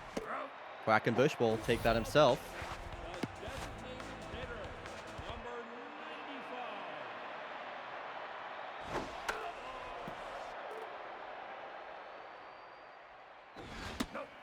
Really strange to see Hanahata with a 7 ERA and like tenths. I have a feeling this inning is going to be identical to the last time these three were up. It was like pop-up grounder, grounder. Forte still looking for his first hit of the season. Is his first hit a home run? Oh, yes, it is. Home run number 3 on the day. The first hit of the big thumper season is a 404-foot blast. And boy, this one was close too. Center fielder Chick Gandil just barely missed this on the jump. Huh.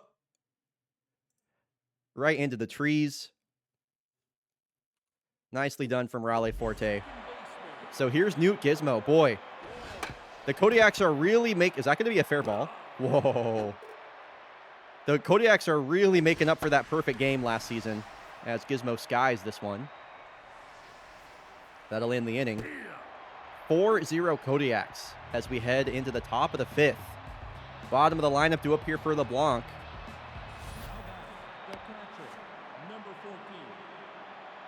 Who has only allowed 1 hit so far, knock on wood.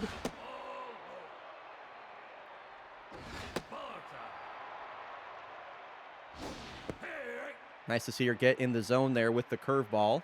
2-1 pitch, fouled back.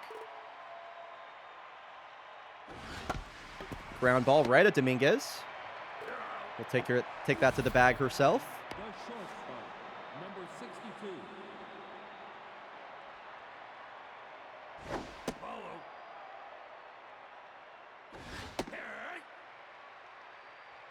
LeBlanc still looking for that 10th strikeout of the season. Not a lot of swing and miss today from her. Here we go, and strikeout number 10 for LeBlanc. As she pitches deep into the 5th here. This is her 2nd start of the season, much longer than her first.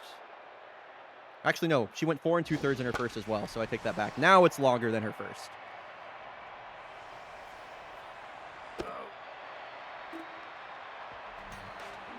One hit allowed for Celeste LeBlanc through 5.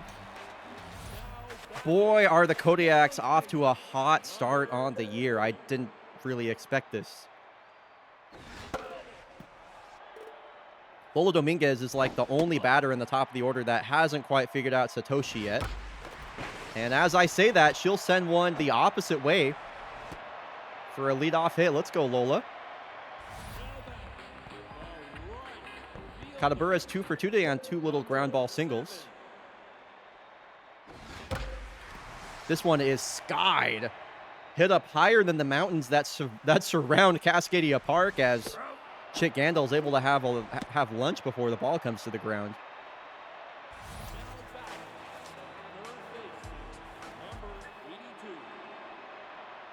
Julie Mao was batting .615 through 3 games. Hello? Or through 4 games, I should say. That's crazy.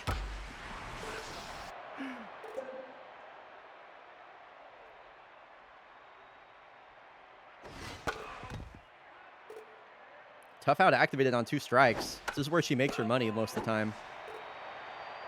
The women of Cascadia are cracked is such a funny sentence. Mao, another hit. Can Gandil make the catch? Wow, steals a hit away from Julie Mao. That's the only thing that's stopping her right now. That was well hit. But Chick Gandil has like 90+ grade speed, so the only thing that can keep Julie Mao out of the hit column right now is just elite center field defense, I guess.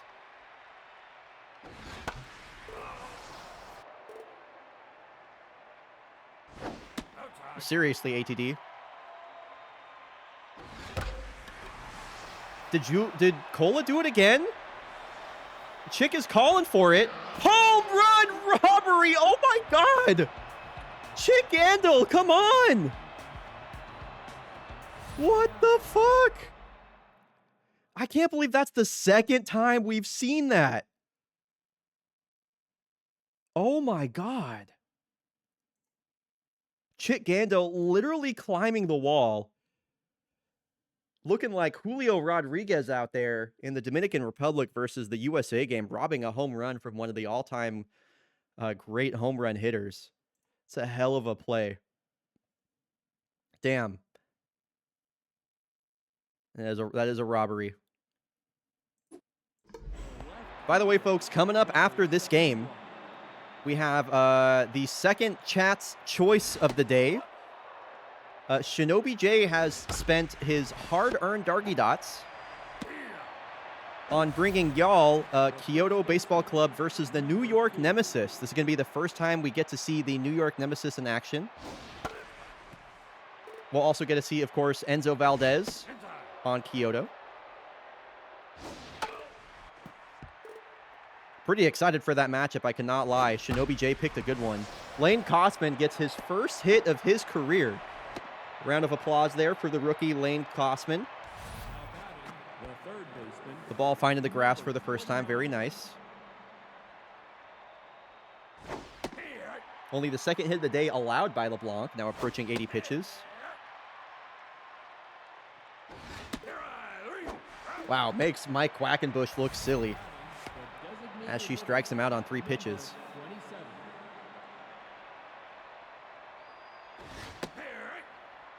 Love that first pitch strike on the 2-seam.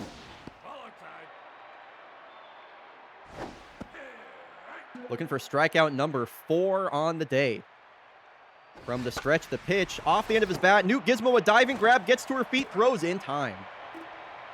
Newt Gizmo truly doing it all this season, as Celeste LeBlanc has pitched 6 innings of 2-hit scoreless baseball. Incredible stuff. Both starters pitching into the 6th here.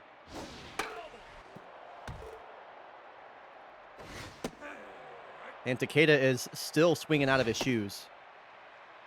Always an aggressive hitter. Hit hard on the ground. McKay backhand pick. Out at first is Takeda.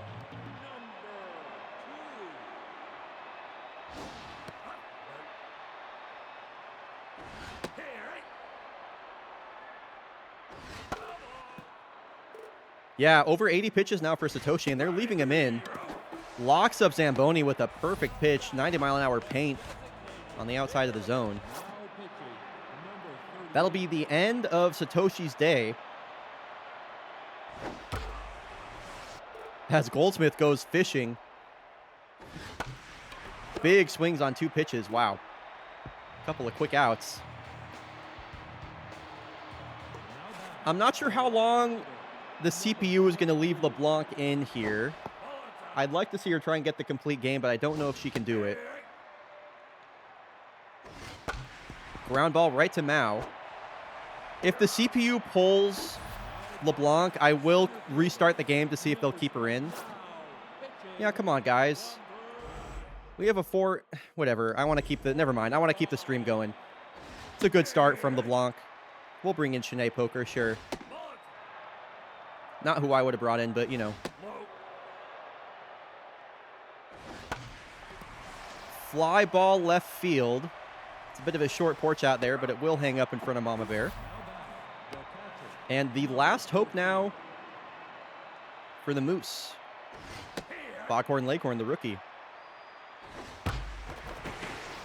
Yeah, it's good to let Poker get some playtime and just kind of see what she can do. Why are you Mojo down? I don't understand that.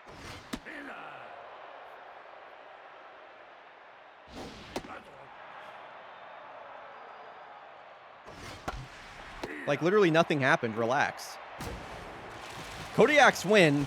They improved to 5-0, and the Moose are 0-5. Julie Mao with another home run and a pair of hits. Celeste LeBlanc, 6.1 innings pitched, almost the shutty. The Moose are frauds, I fear. At least at this point of the season, they are. I would have to agree. Stat from Stats Guy Matthew. The Cascadia Kodiaks pitched 5 team shutouts in Season 20, while Missoula was shut out 10 times. Wow, but also pitched 10 shutouts. Thanks, Stats Guy Matthew. That's a fun stat. It's a fun stat.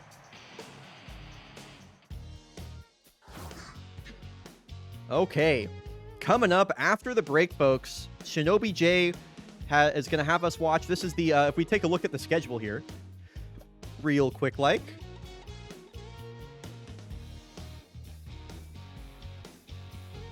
If we take a look at the schedule here, this is the second Chat's Choice game of the day.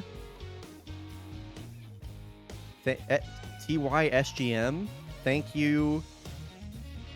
What is that? What is that? The second Chat's Choice game of the day. That'll be Kyoto Baseball Club taking on the New York Nemesis. Our first time watching the Nemesis in action. I'm really excited. Oh, thank you, Stats Guy Matthew. Oh, that's so cool. What the hell? I love that. That brings a smile to my face. Okay, so when we're back from the break, folks, Kyoto Baseball Club taking on the New York Nemesis. We'll get to see the New York Nemesis in action for the very first time. Exclamation ad skip to skip the ads. Don't forget to pay out the dots. I did.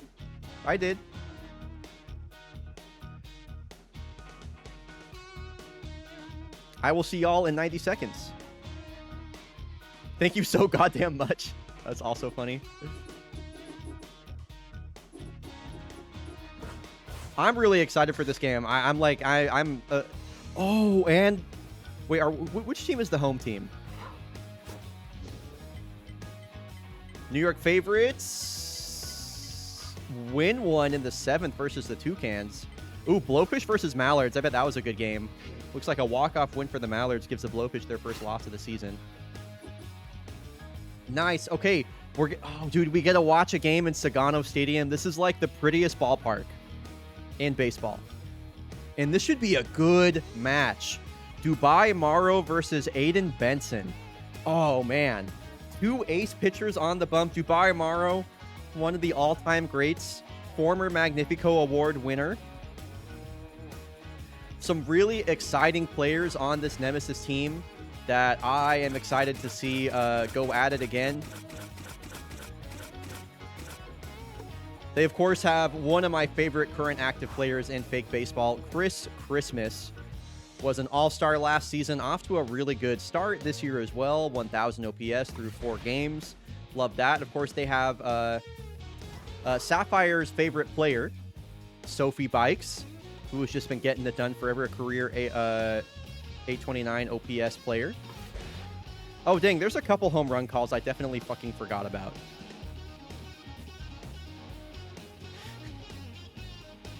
I'm so refunding those points. I'm literally so bad about that. I need to like take it way more serious, or like be way more locked in with remembering that. Asteroid. Asteroid. Asteroid. Asteroid. Asteroid. Okay. I know, Nerd Piggy.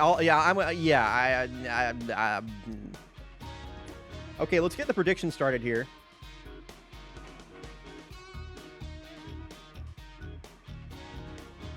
Who will win between the New York Nemesis and Kyoto Baseball Club? Never got that big swig of water, and I was so thirsty after my burger, hot dog, and fries. What the heck? I'm jealous. I want a burger, hot dog, and fries. I'll at least be getting a burger and fries at the very least on whatever that day is called that comes after Monday, Tuesday. On Tuesday.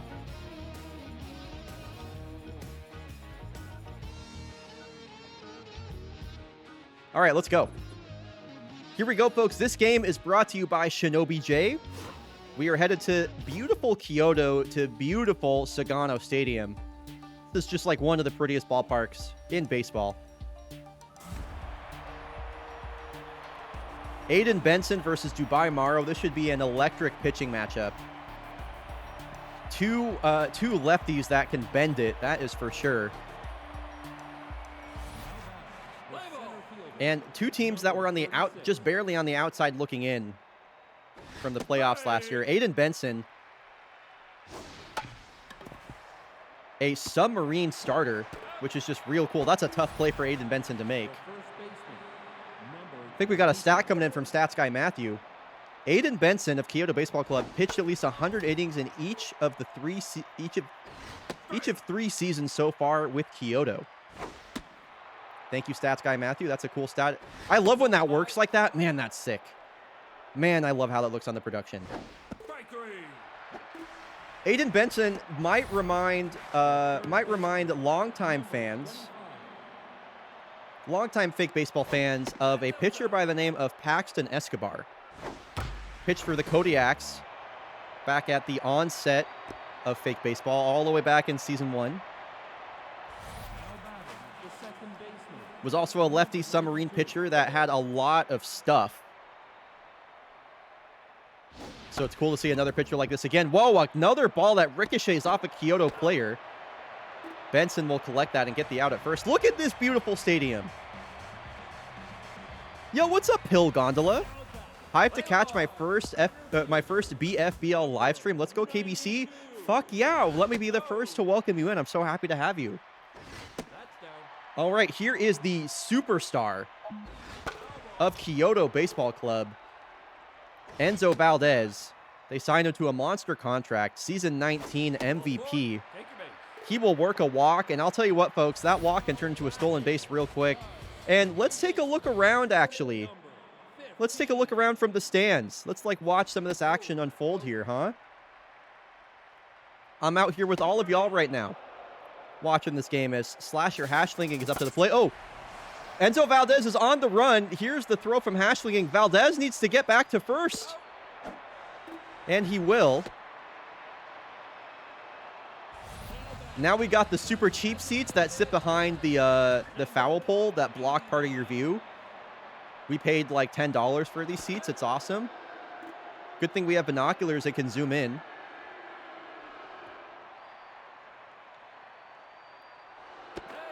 Oh, Tristan Benitez at the plate, by the way, the former Kodiak. They're really worried about Enzo Valdez over at first. 1-1 now to Benitez.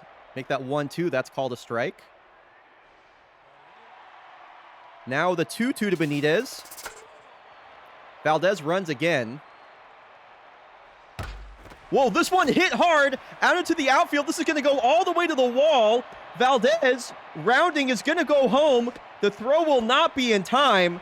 And an RBI double for Tristan Benitez. How about that? The former Kodiak comes up big. And let's hop back in to our normal seat here as Kaylani Love is up. Kyoto Baseball Club strikes first. Dubai Morrow, one of my favorite pitchers of all time. I would have loved to have her on the Kodiaks at some point. She can truly do it all, except for field a comebacker, I guess, as she'll give up an infield hit. Never mind. Dubai Morrow sucks. I've always hated her. Runners on the corners now, 1 out. Ball inside. Runner goes. High fly ball that will land in foul territory, and Crosby Sandoval will make the grab. Runners will hold. You should. Nope. You're catching the very end of it, Sorbet. We got this game and then one more game coming up after. The octogenarian cam is awesome. That's great. So Love on first. Kristen Benitez on third. Alejandro Thrustmaster at the plate. Takes a big swing at a high slider. Dubai Morrow with the kind of sidearm release. Kind of Garrett Crochet-esque. It's a fly ball to left, and Barrett Chambers will make the grab. Middle of the lineup coming up here for the Nemesis. Ravenswood Bluff, Cole Duke, Barrett Chambers. Number 64. Ravenswood Bluff, veteran shortstop for the Nemesis, has been on this team for a long time, including that World Series winning Season 18 squad. Restocked on Waterloo Strawberry. Let's go, Sorbet. Ground ball right over to Lake Strong, playing first base today. That'll bring up the DH Cole Duke, future Hall of Famer, World Series winner on multiple teams, including the Seoul Spectres and the New York Nemesis. Used to be a full-time shortstop, now in his late 30s. Is primarily a DH. Ground out here. Aiden Benson looking good so far. And now here is Barrett Chambers. Journeyman outfielder, almost signed by the Kodiaks last season. Now on the Nemesis. Fights off a high fastball.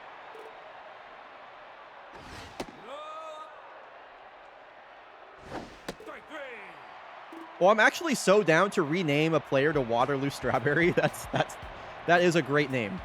I mean, there was literally a real baseball player whose name was Darryl Strawberry. So, yeah, let's do that.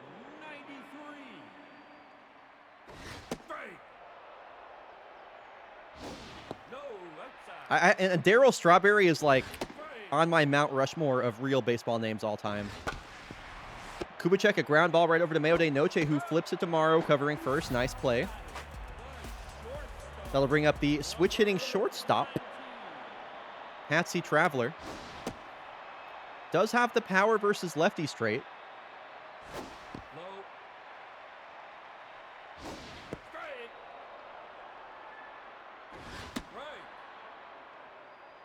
Wow, I hadn't heard that name in ages. Dude, he was such a cool ball player.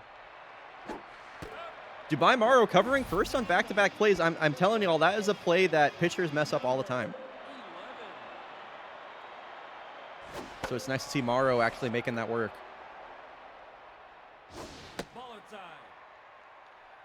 Dude, I love the community collaboration in these renames this year. It's really fun.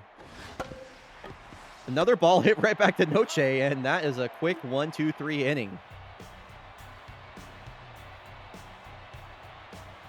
Sandoval, Canto, and Bikes due up. Benson locked in, only 23 pitches through 2 innings.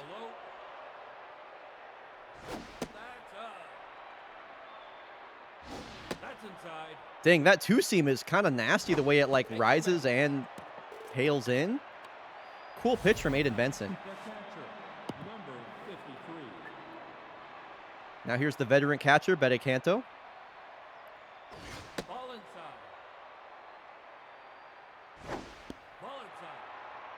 Tying run on first base with a leadoff walk. Nobody out.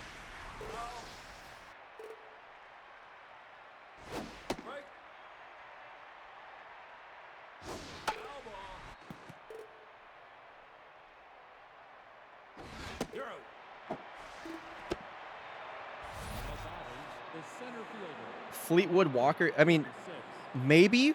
Let me know when you have when you actually know where you want me to put the name. And then once you do, we'll do that after this game. Feel free to remind me as well, because, you know, I have a tendency to forget.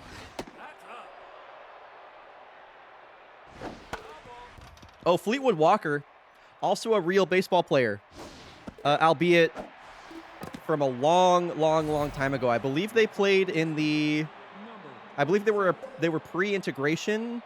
I believe they played in the... Negro Leagues. I'm not sure. But I thought that was just such a great name. I wanted to put it into real baseball.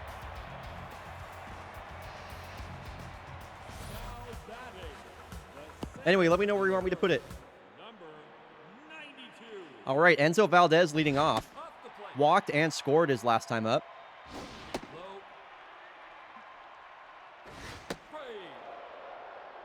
I just missed the stat from Stats Guy Matthew. Just missed it. Hang on. Oh my God, we have an actual real baseball stat from Stats Guy Matthew. Darryl Strawberry, right fielder who played in the MLB for 17 years, most notably with the Mets from 1983 to 1990. He won Rookie of the Year, was named to 8 All-Star games, and won 3 rings. 1 with the Mets, 2 with the Yankees. His number 18 is retired by the Mets.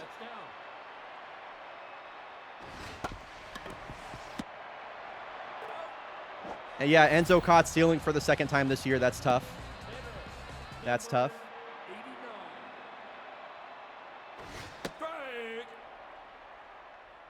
Getting a real baseball stat's pretty fun, I cannot lie. The Voyagers rookie to Fleetwood Walker, can do. Tristan Benitez strikes out, as this game remains 1-0 in favor of the home team, Kyoto Baseball Club. Chris Christmas will lead things off. Gets a blooper out into left, and they'll find no man's land.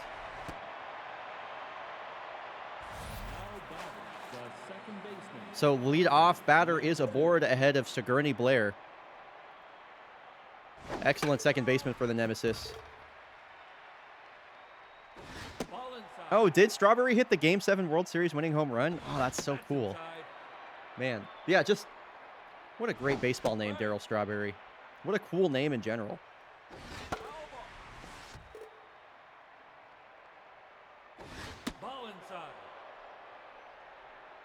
You piqued my Mets hyperfixation? That's awesome. Yo, Satan, thank you for the raid. What the heck? So nice to see you. Welcome in, folks. Sigourney Blair puts a sting on this. Way out to the wall. On the run is Valdez. They're going to wave the runner home into second safely.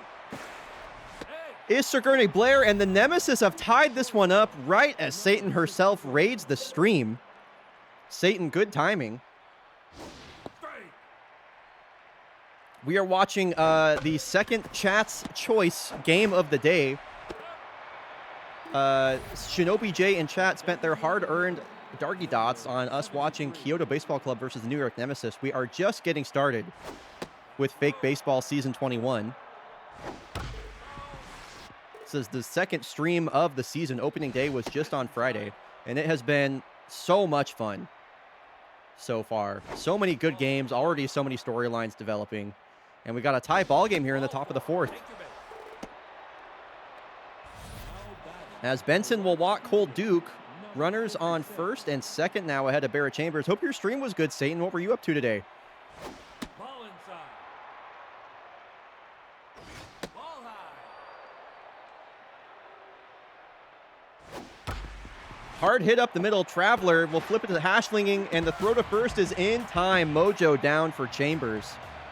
Double play will retire the side, and it's a tie ball game. Kyoto will look to answer. 2 PBs in 2 different games? Oh my God. That's tough. I've never been much of like a, running multiple games at the same time kind of person. More on that later as Kaylani Love sends a no-doubt shot out to the Zen Garden here in Sagano Stadium. 473 feet. I was talking about how I wanted to see a big game out of Kaylani Love, or a big season out of Kaylani Love, and she has been delivering so far. Oh my gosh. 6 games right now, wild. I think the most I've ever done at once is like 2 or 3 max.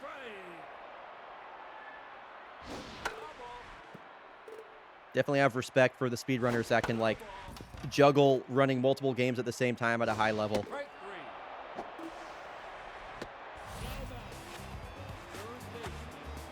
Okay, so Kyoto rockets themselves back into the lead off that Kaylani Love no doubter. Here's Alejandro Thrustmaster.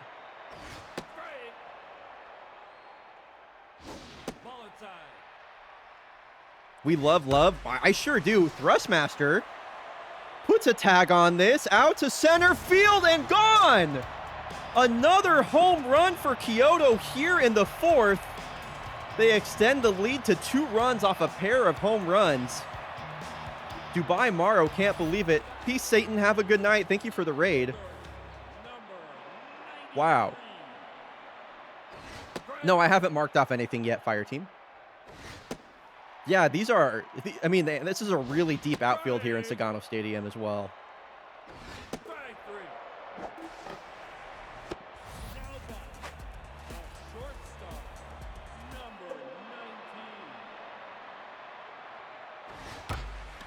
No way. Did Patsley Traveler do it? Barrett Chambers at the wall, looking, jumping. Barrett Chambers. Oh my God.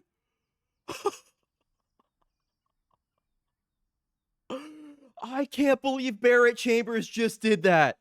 I cannot believe that. I need a clip of that yesterday. Oh my God. Of course, we're going to do the classic. Dude, that ball is like...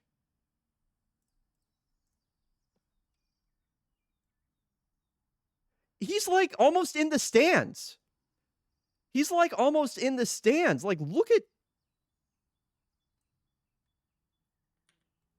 What a play from Barrett Chambers. That was about to be 3 home runs in the same inning. I'll be very curious to see if the Nemesis can rally back on that. My goodness. His hips are 10 feet off the ground, literally. Dude, like, it's so rare to see a home run robbery in this game, and the fact that we've seen, is it like 3 of them just today? Really crazy. Oscar Kuchek covering a lot of ground to make that catch in foul territory. Nicely done.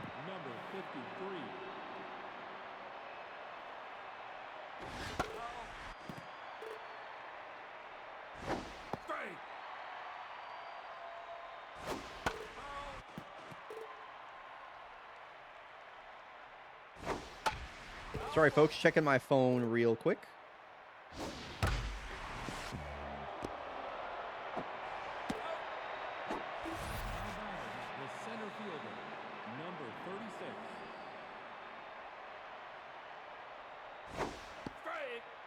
Okay. Paying attention to the match again.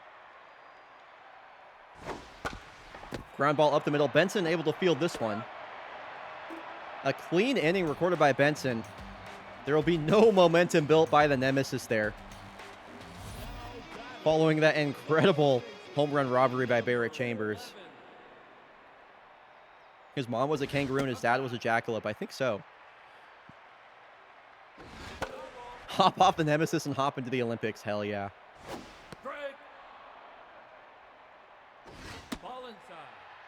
Still a good start here from Morrow. I mean, 3 runs is very winnable. Kanto, tough play. Nice. Throws out leg strong at first. The Nemesis are still very much in this. And wow, Enzo has walked twice today. Glad to see Enzo showing up after, starting with a new ball club for the first time in, what's it, like 7 or 8 seasons? This one a ground ball right to Bluff. Has to work quickly with Enzo's speed, but he'll get him out at first. 2 out, nobody on for Slasher Slinging. Was an all-star last year. Slasher's season was kind of a tale of 2 halves.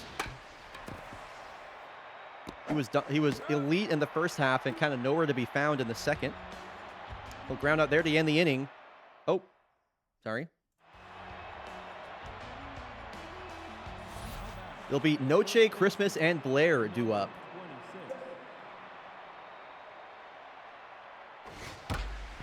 Noche swings at the first pitch, and this is a ground ball with eyes that just navigates its way out into shallow right field. A lead-off hit here for Mayo Day.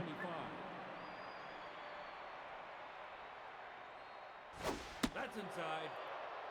Chris Christmas, the switch hitter, batting from the right side versus the lefty Benson.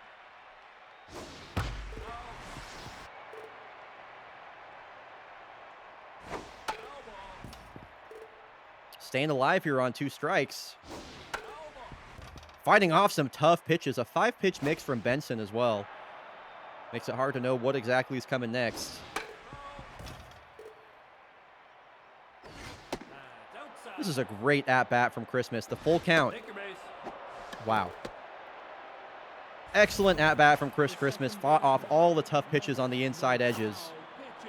And chases Aiden Benson out of the game with the tying, or with the go-ahead run coming to the plate. They're going to go to their closer, Teeny Extreme, who they signed mid-season last year.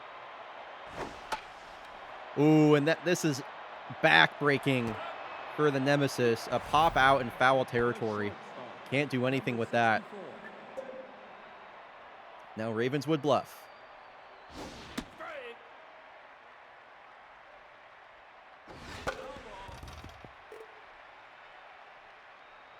Teeny Extreme, also a left-handed specialist. Oh, this one ricochets off his glove. We've seen a lot of that. He does get the throw over to first in time. Both runners advance, though. And there is a big outfield here in Sagano Stadium. You know Cole Duke is trying to clear the bases right now. He's thinking just stay behind it, put it in play. Doesn't need to be a home run. Hard hit on the ground right to Traveler, who didn't even have to move. The Nemesis will strand the tying runs on base as we head to the bottom of the 6th. And the closer is going to come in for the Nemesis, Colby Lebowski. Hard throwing left-hander. Also, watch out for that curveball.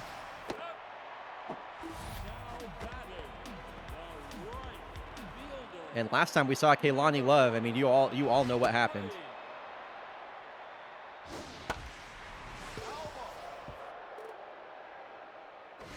Has 2 hits today, a home run and a single.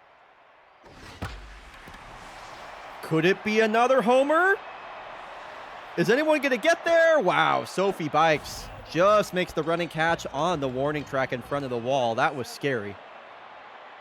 Kaylani Love is on one to start this year. That's inside. No, this is a really big ballpark. Nerd Piggy. Really big outfield dimensions here. Ground ball off the end of her bat. Blair takes her time with the throw after the barehanded grab. All right, and KBC gonna try and hang on. They have a 2-run lead to protect. Barrett Chambers, we saw what he did earlier up against Teeny Extreme, that left-handed specialist trait coming in right now.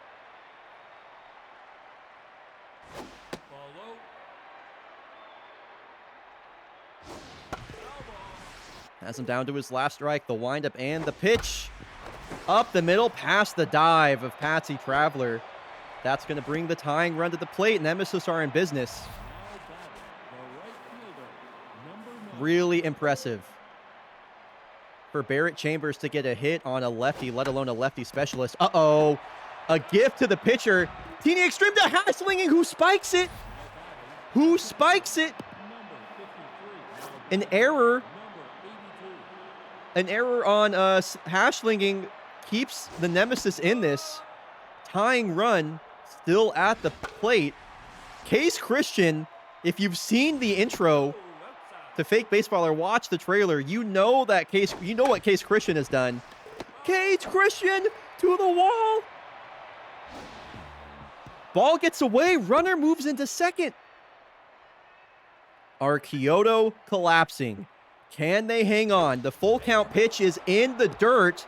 Runner's going to go to third and is safe. Case Christian walks, and now the go-ahead run is at the plate. Here comes the fire-breathing Yananish Hinoki. Can get to triple digits easily. Is it all coming apart from Kyoto? We've already seen one late game collapse from them this year when they lost to Melbourne Fighting Platypi. Cannot believe that wasn't a strike, just outside. Ground ball. Thrustmaster will get the out at first. A run comes across to score. So now the tying run sits on second base. A ton of speed in Case Christian. Anything put in play for Mayo de Noche might score him. Hinoke versus Noche. Hard hit right at Patsy Traveler, and that will do it. Kyoto hangs on. They beat the Nemesis 3-2 in a great game. Great game. Kaylani Love, a pair of hits, including a monstrous home run. Alejandro Thrustmaster, who they acquired midseason last year. Hashtag join the club. Great game from both teams, from both pitchers. That was a treat. Shout out Shinobi J for that.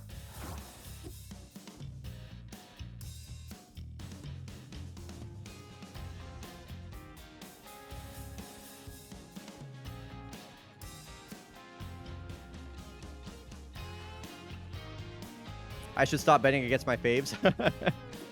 It's tough. All right, folks. Final game of the stream coming up when we get back. It'll be making sure nobody signed anybody.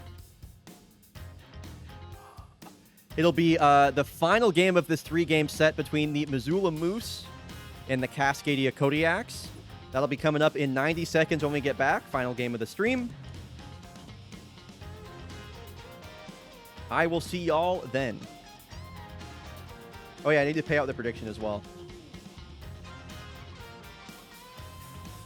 I have to say, I'm really liking what I've seen from Kyoto so far. I picked them to win the division, and I'm liking it. I'm liking it. Damn, this would be a banger matchup. Valencia versus the Yellowfins, Xander Jordan versus Kenny Blankenship. Damn.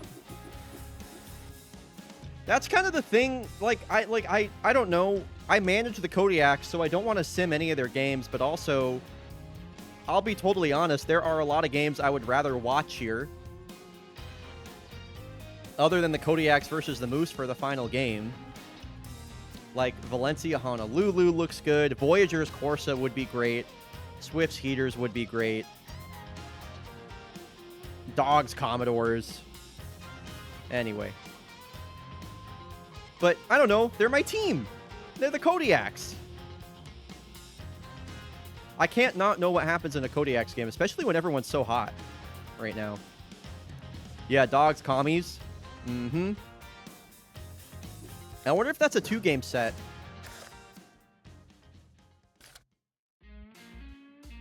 Oh, okay, Dogs Commies, that'll be on the docket for next stream. Don't you worry, Nerd Piggy. We will see Dogs Commies next stream. Mm-hmm. That'll probably be the opening game or something on Wednesday. A lot of good games here. Swifts, Voyagers. Favorites, Jags. Something oh, man. Reapers, Bomberos? We've already seen the Platypi twice, so I'd rather not. I'd rather pick another team we haven't seen yet.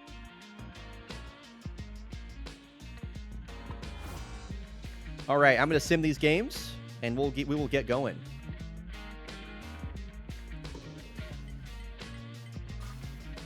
Yellowfins 3-1 over the Champs.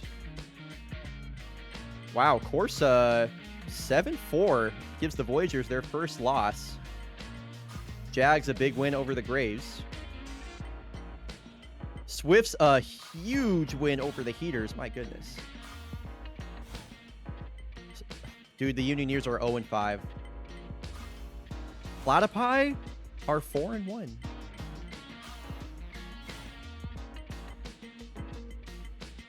Okay, I'm glad we didn't watch that game because the Dogs got completely shut out. The Engineers are 0-5? Now that's shocking. Oh my god. Reaper's 7-0 over KBC. She-shers.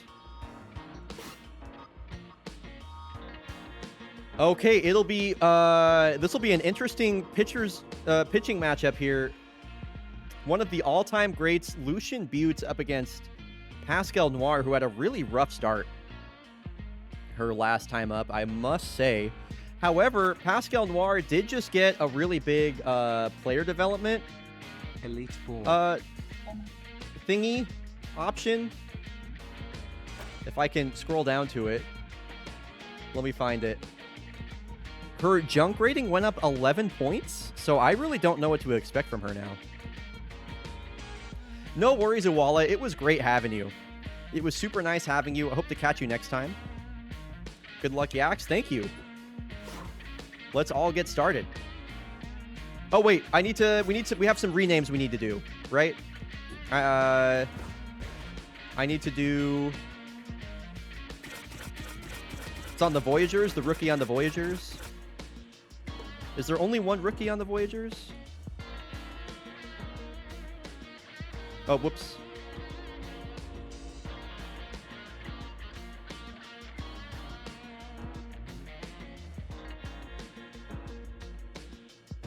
There's, okay, so Chadwick Higginbotham. You are now Waterloo Strawberry. Oh, we have a giveaway, everybody. We have a giveaway. You can type !enter in chat right now to win a Munich Engineers diagram tee. This was designed by Anarchy herself. Check this thing out. Sorbet is doing a giveaway. You can enter to win this shirt. This shirt. Courtesy of Type Def Sorbet in chat. Yeah, I mean, this thing looks sick. You have 60 seconds to type !enter. Yeah, if you haven't checked out all of the new fake baseball merch yet, I really suggest that you do. I'll give you a link to check out all of Anarchy's new designs right now. Here you go. And let's find out who wins.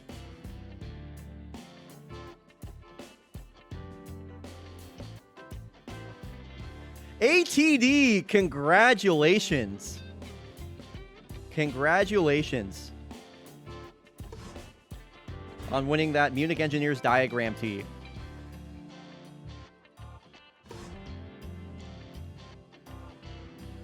Anarchy is the best and Sorbet is so generous. Both true. No lies detected.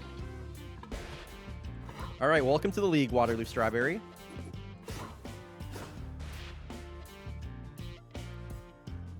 Is Lucian a lefty? Damn it, he's a righty. Man.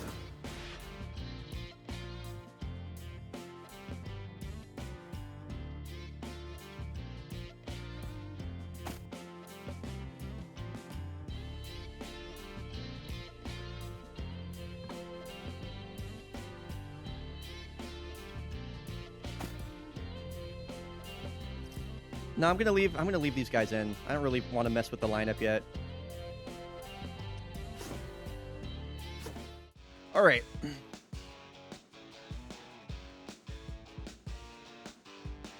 Dude, Super Mega Baseball 4 is so ass. I will hate on that game every single day, Gormy. One of like my biggest gaming disappointments ever. Yeah, it's really bad, dude. It's really, really bad. Designated hitter, number 4. Okay, Pascal Noir. In this final game of this 3-game set versus the Moose, the Kodiaks have won the first 2 games. And Pascal Noir got a huge buff to her stats in between games. Her junk is up 11 points. Let's see if that is finally what she needs to not be like the worst pitcher on the rotation by a big margin. Yeah, her 2-seam and her cutter are going to have a lot more movement on them now.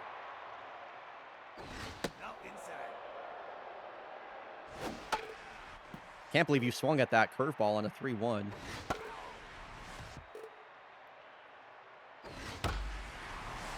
Nope, still the same Pascal Noir and still the same Mike Quackenbush. Stat from Stats Guy Matthew that I just missed, by the way. A tale of two seasons. No prediction this game. This is from Stats Guy Matthew. A tale of two seasons. In Pascal Noir's rookie season, she went 10-3 and pitched a 2.58 ERA. In season 20, she was 5-6 with a 5.11 ERA. She's very much on a prove it year this year.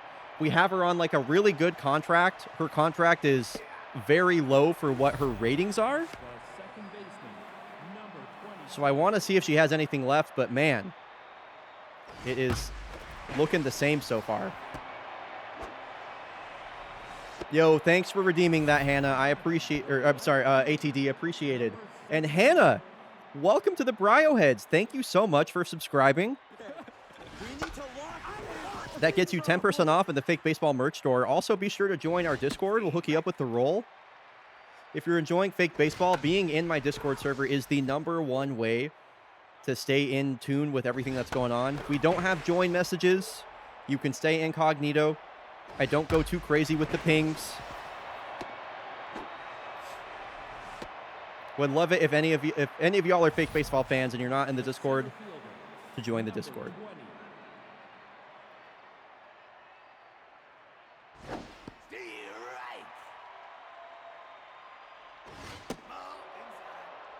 Runners on first and second here for Noir. A couple of hard hit balls have a lot of traffic on the base paths, but Dominguez will scoop that and take it to first. A Mike Quackenbush home run is the difference here. Kodiak's coming up facing Lucian Buttes, former Magnifico Award winner. Pitched on a slew of teams over the course of his career, including the Mexico City Heaters. Dominguez pulls this one on the ground. Right over to the shortstop, Sanchez, out #1. I'm getting Alec Manoah vibes from Noir. Yeah, it is kind of feeling that way. Slow roller. Buttes will hop off the mound to get that. And now Julie Mao, probably the hottest hitter on the Kodiaks right now, has been destroying her former team so far in this series. Whoa! This one just squeaks under the glove of Quackenbush. I thought he had that dead to rights. The engineer's tee with the Jesus jacket might be peak. That's awesome. Okay, so that brings up Kola Johansson. Wow, that would have left the stadium. She gets tied up on a fastball that's up and in. Strike 3, bottom of the order coming up here for the Moose. Yeah, Sorbet has like a Last Supper jacket or something like that. Pretty wild. Weakly hit ground ball. Gizmo takes her time with the throw, out #1. Mojo back up for Noir. That's nice to see.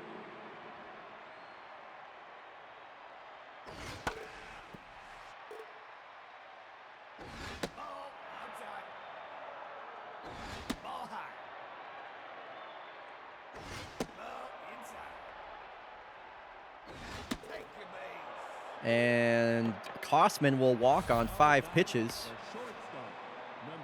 The buffs to Pascal's velocity and junk haven't affected her accuracy, that's for sure. She is still wildly all over the zone. Long season, but man.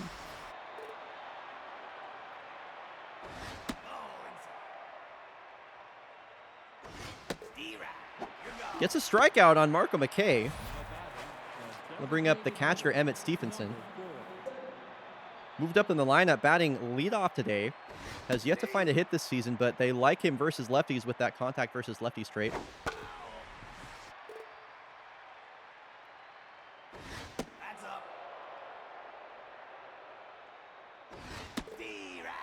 And climbs the ladder to get the strikeout. Okay, a nice bounce back getting there from Pascal. Takeda, Zamboni, and Goldsmith do up. This has been the weakest part of the lineup so far for the Kodiaks, aside from Takeda, though he's had a bit of a rough stretch over the last couple games. Quackenbush able to knock that one down, but Takeda is too fast. That'll be an easy infield single for him. He's got a lot of those in his career, that's for sure. I would let him attempt a steal versus Foghorn Leghorn. He's got a pretty good arm, but I'd let Takeda run. He's got 99 speed. This one's popped into foul territory. Goldsmith. It's been a rough start to the season for him. Been a Samboni, I should say. Here's Goldsmith. They bat right next to each other in the order.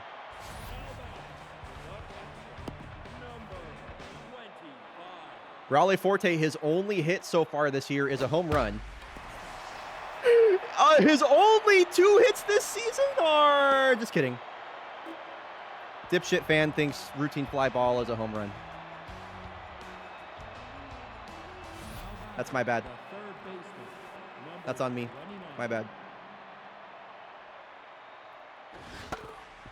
So here's Mike Quackenbush again. Last time we saw him, he went yard. Seems to only hit home runs versus the Kodiaks.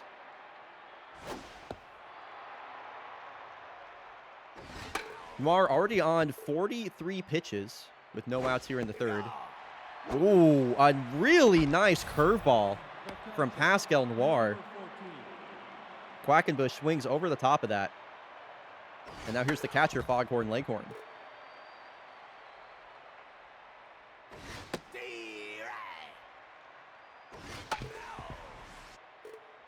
Is Pascal settling into this game now? After giving up the early homer. Crotch grab. Wind up the pitch.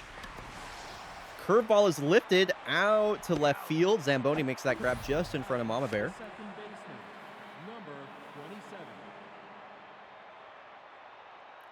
Now here's the veteran second baseman, Charlie Sanchez. Been a quiet series from him so far. And quiet no longer. This might go to the upper deck. That was long gone out of here. Second home run allowed by Pascal Noir. Charlie Sanchez got all of that one. 421 feet. 2-0 moves. The left fielder, number 71.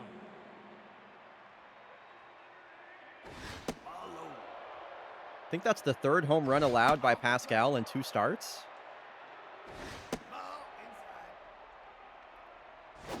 The Pascal Noir Classic, give up a home run, give up a 4-pitch walk. Oh yeah, and it's necessary that there's 2 outs on the board as well. That is, wow, Forte did a really good job grabbing that ball off the plate. I thought he got there in time, but Packy Jun just too fast. Another runner in scoring position now. Going for third. Yeah, you can't steal third on Raleigh Forte. That's just foolish. That's just foolish. And foolish baseball isn't even here.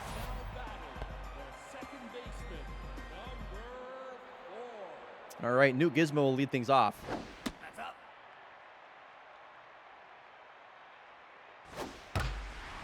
Line drive right at Sanchez. Second time through the order now.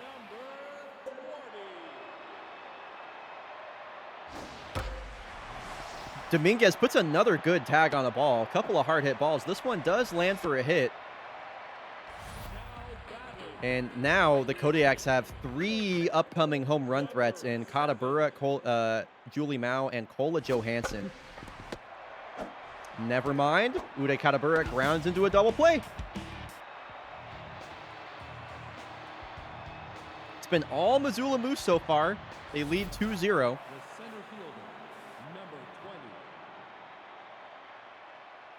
Chick Ganda will get things started.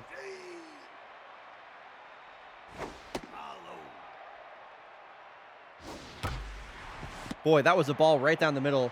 Pascal got away with that one, as that was hit directly at Newt Gizmo.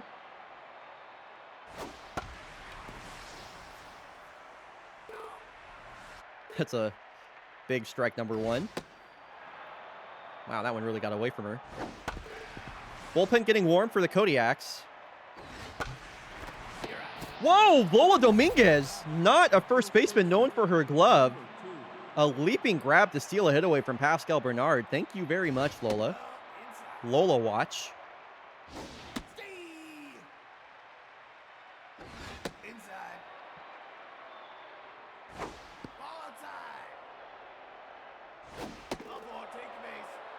Anyway, almost the entire bullpen available for the Kodiaks today. The shortstop, number 62. We'll most likely be seeing Bo Rosas today with all of the right-handers in this lineup.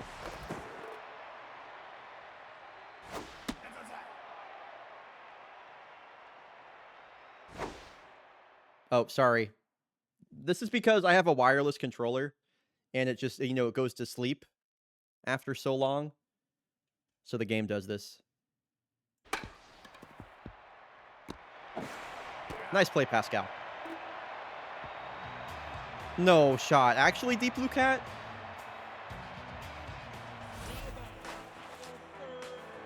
Wait, that looks cool as hell. Oh, yeah, I'm happy to show off my controller. This is the 8-bit do. They did it in the classic Xbox translucent green style. I had a controller just like this growing up on my OG Xbox, you know, playing Halo 2. So when I saw this, yeah, and it has like the sticks that, what do they call them? Like something. They're the ones that don't have any stick drift. I don't know what they're called. Howl effect. Yeah, that's what it is.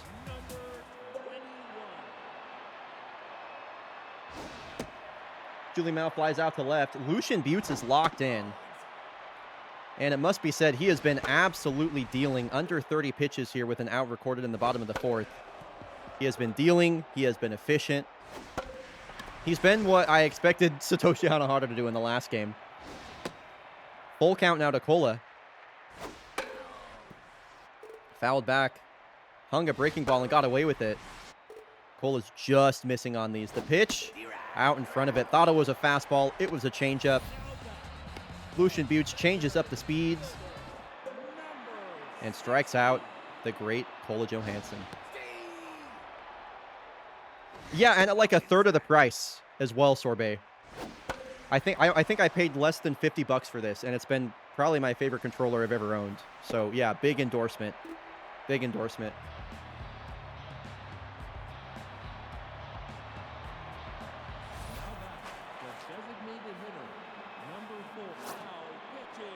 Yep, Dirt Clod coming in the game.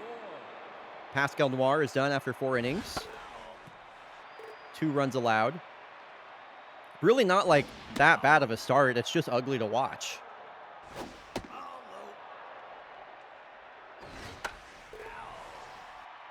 I'm on my 3rd Elite controller now. They're so bad. Yeah, no, they're made to go out on you after you use them like 3 times, so you spend $180 again because Microsoft are greedy fucks.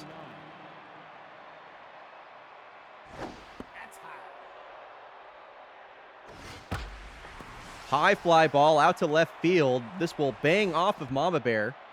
Zamboni struggling to come up with it. Runner will hold at second. It's a 1-out double here for the Moose.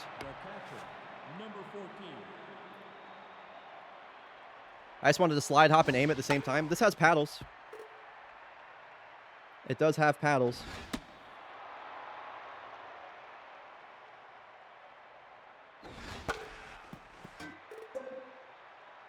Or maybe not paddles, but it has back buttons.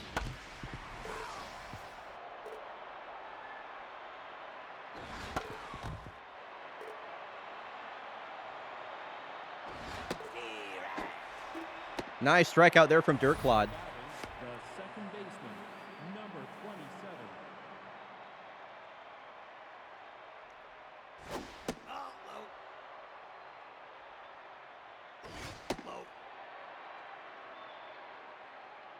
A lot of speed at second base. I'm assuming that's Paki Jun at second. I didn't actually look too closely. K-Man activated on 2 outs. I would love for Dirt Clod to get out of this inning clean. Missing on his favorite pitch, the curveball. Full count. Damn.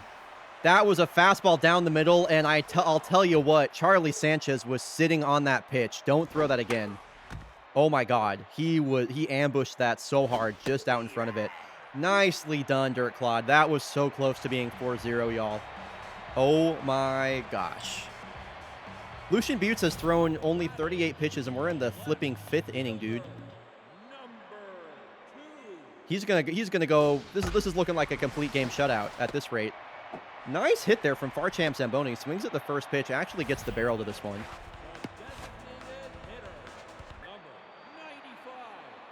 Nice to see that. Goldsmith takes a tough pitch, a perfectly located changeup on the bottom corner. And yeah, Buttes just attacking the bottom part of the zone here. This one, a ground ball that will surely be a double play. Lucian Buttes was just toying with Antoine Goldsmith there. That was like veteran experience versus a player only in his 3rd year. That was a ground into a double play from the beginning. Relax, Mike Quackenbush. It's not that deep, bro. This one, a skipper down the third base line. That is fair. Nice throw from Quackenbush. Just slingshots that over. Kodiaks have been held scoreless through 5. Their longest scoreless streak so far this year. Yeah, okay. Ground ball right at Cola.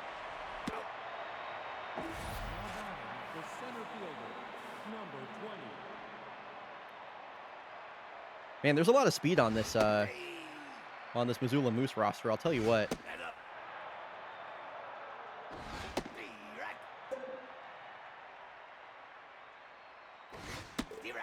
It's true. True Fire Team.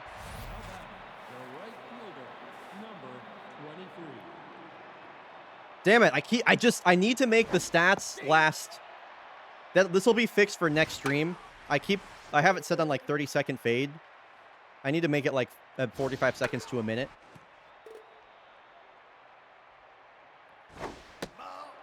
Stat from Stats Guy Matthew. Lucian Buttes has a career 12 shutouts and 341 games started. That's how long he's been in this league.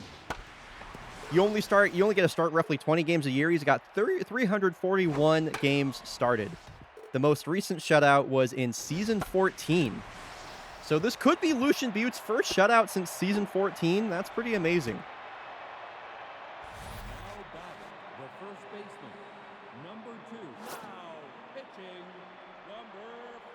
All right, Shanae Poker coming in this game with 1 out to record here.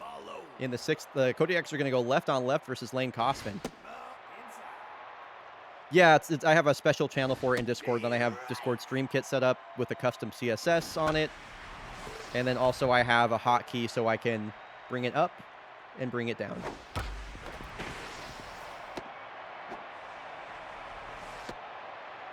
Okay, ground ball. We'll put another run into scoring position. Why is Shanae Poker tense again, dude? I don't understand this. You give up 1 hit and you're tense?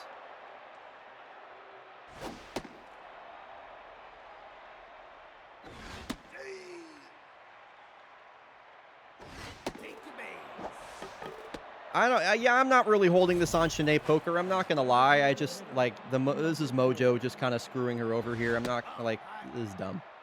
This is dumb.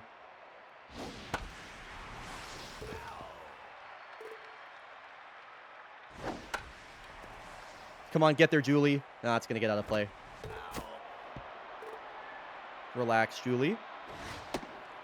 It truly is Gormy. We could walk in a run right here. Would not be surprised at all. Come on, Lola. Aw, man. 2 runs are going to score off that. That's tough. That's tough. 4-0 Moose. This is getting out of hand.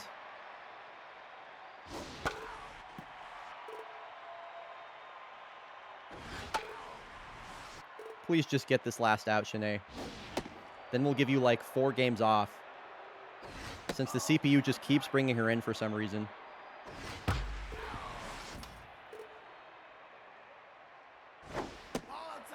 Dude, will you fucking no-nos just like strike out so this inning can be over? Oh my god, poor Shanae Poker, dude.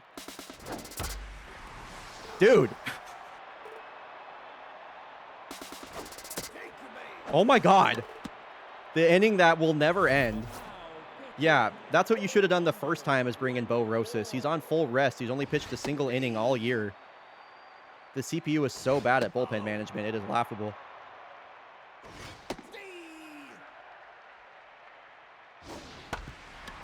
Seriously, Gormy. That inning just pissed me off. I hate the Moose. I hate them so much. I was pretty content with losing. I really want to win now. I hope the Yaks can bring it back, but Lucian Buttes is only on 48 fucking pitches, so never mind. That's not happening. Oh my gosh. Lucian Buttes has been unbelievably efficient this game. Just crazy stuff.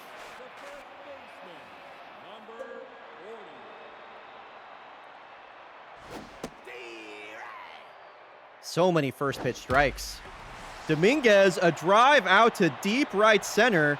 That will drop. Bernard fielding it. She's good. I thought she was going to go for 3. She will hold up at second. A 1-out double. Let's go, Lola. Dude, I love Lola Dominguez. She's been so fun so far. Uday Katabura, a tag deep center. Gandil gone. The big man cuts the lead in half, and the Kodiaks are in this game. Man, had that blow up not happened, we just would have been tied. Now here's Julie Mao. Lucian, wow, they're pulling him just like that. Chum Sudabuda is juiced. No. I fucking hate the damn Moose, and he's locked in. Dude, his fucking shit is maxed out. His stats are maxed out. Oh, man.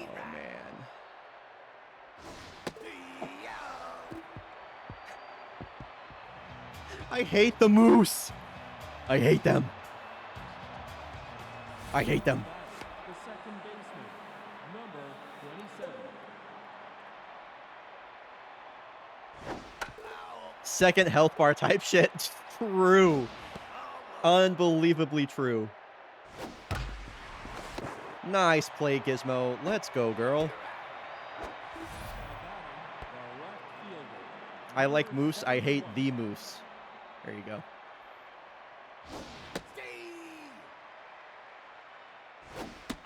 Why do I hear boss music? True.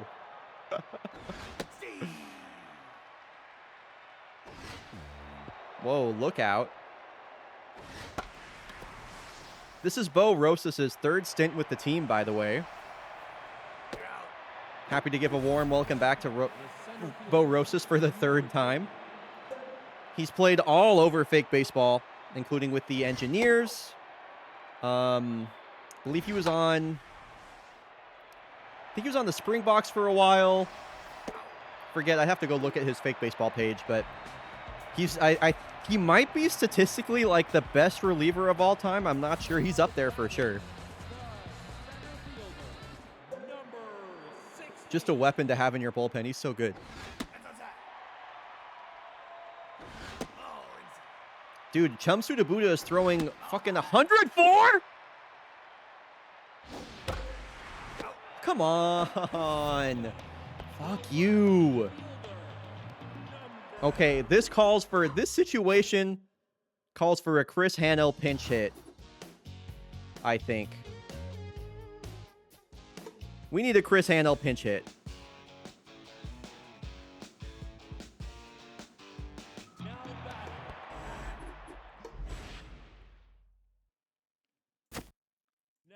batting, number 7.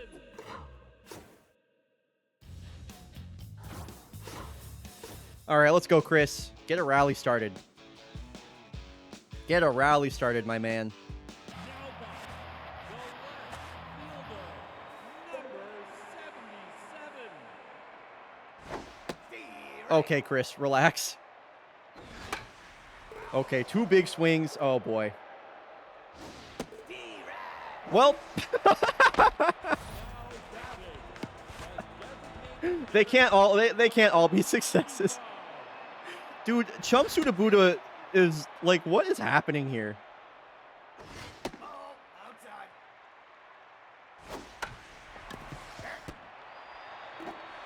Okay. Well, that was a game of fake baseball. Fuck you. Fucking hate the Missoula Moose. Shout out Missoula, Montana, though. Beautiful city. I love that place. Yeah, Lucian Buttes to Chum Sudabuda. That's tough. That's tough. That game was indeed fake. True.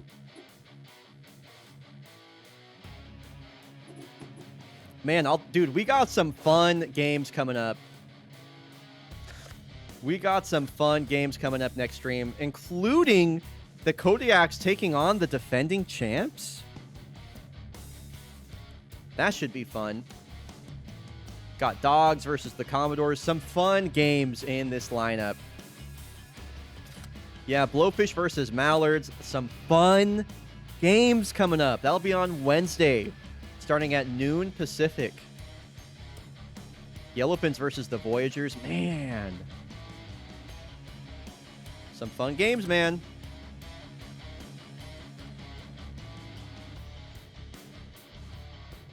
Favorites versus the Jags. Sheeshers. Ooh, Corsa versus the Axe. That'll be fun.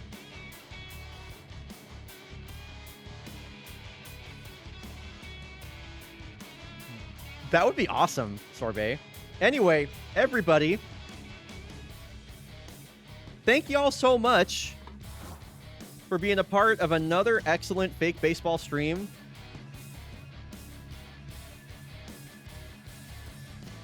Dude, how does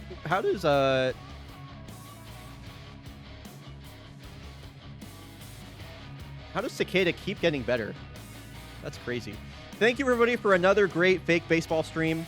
I had so much fun. I hope you did too. Week 1, what's Zuniga's asking price right now? 11.6. Week 1 will be coming. Will be returning on Wednesday. A much needed little 2 days off for me. And yeah, we'll be back on Wednesday at noon. Thank you so much for hanging out. Be sure to join the Discord if you're not in there. I will see y'all on Wednesday. And until next time, thanks for all your fake baseball support, for being fans, for making this fun. See you later, folks.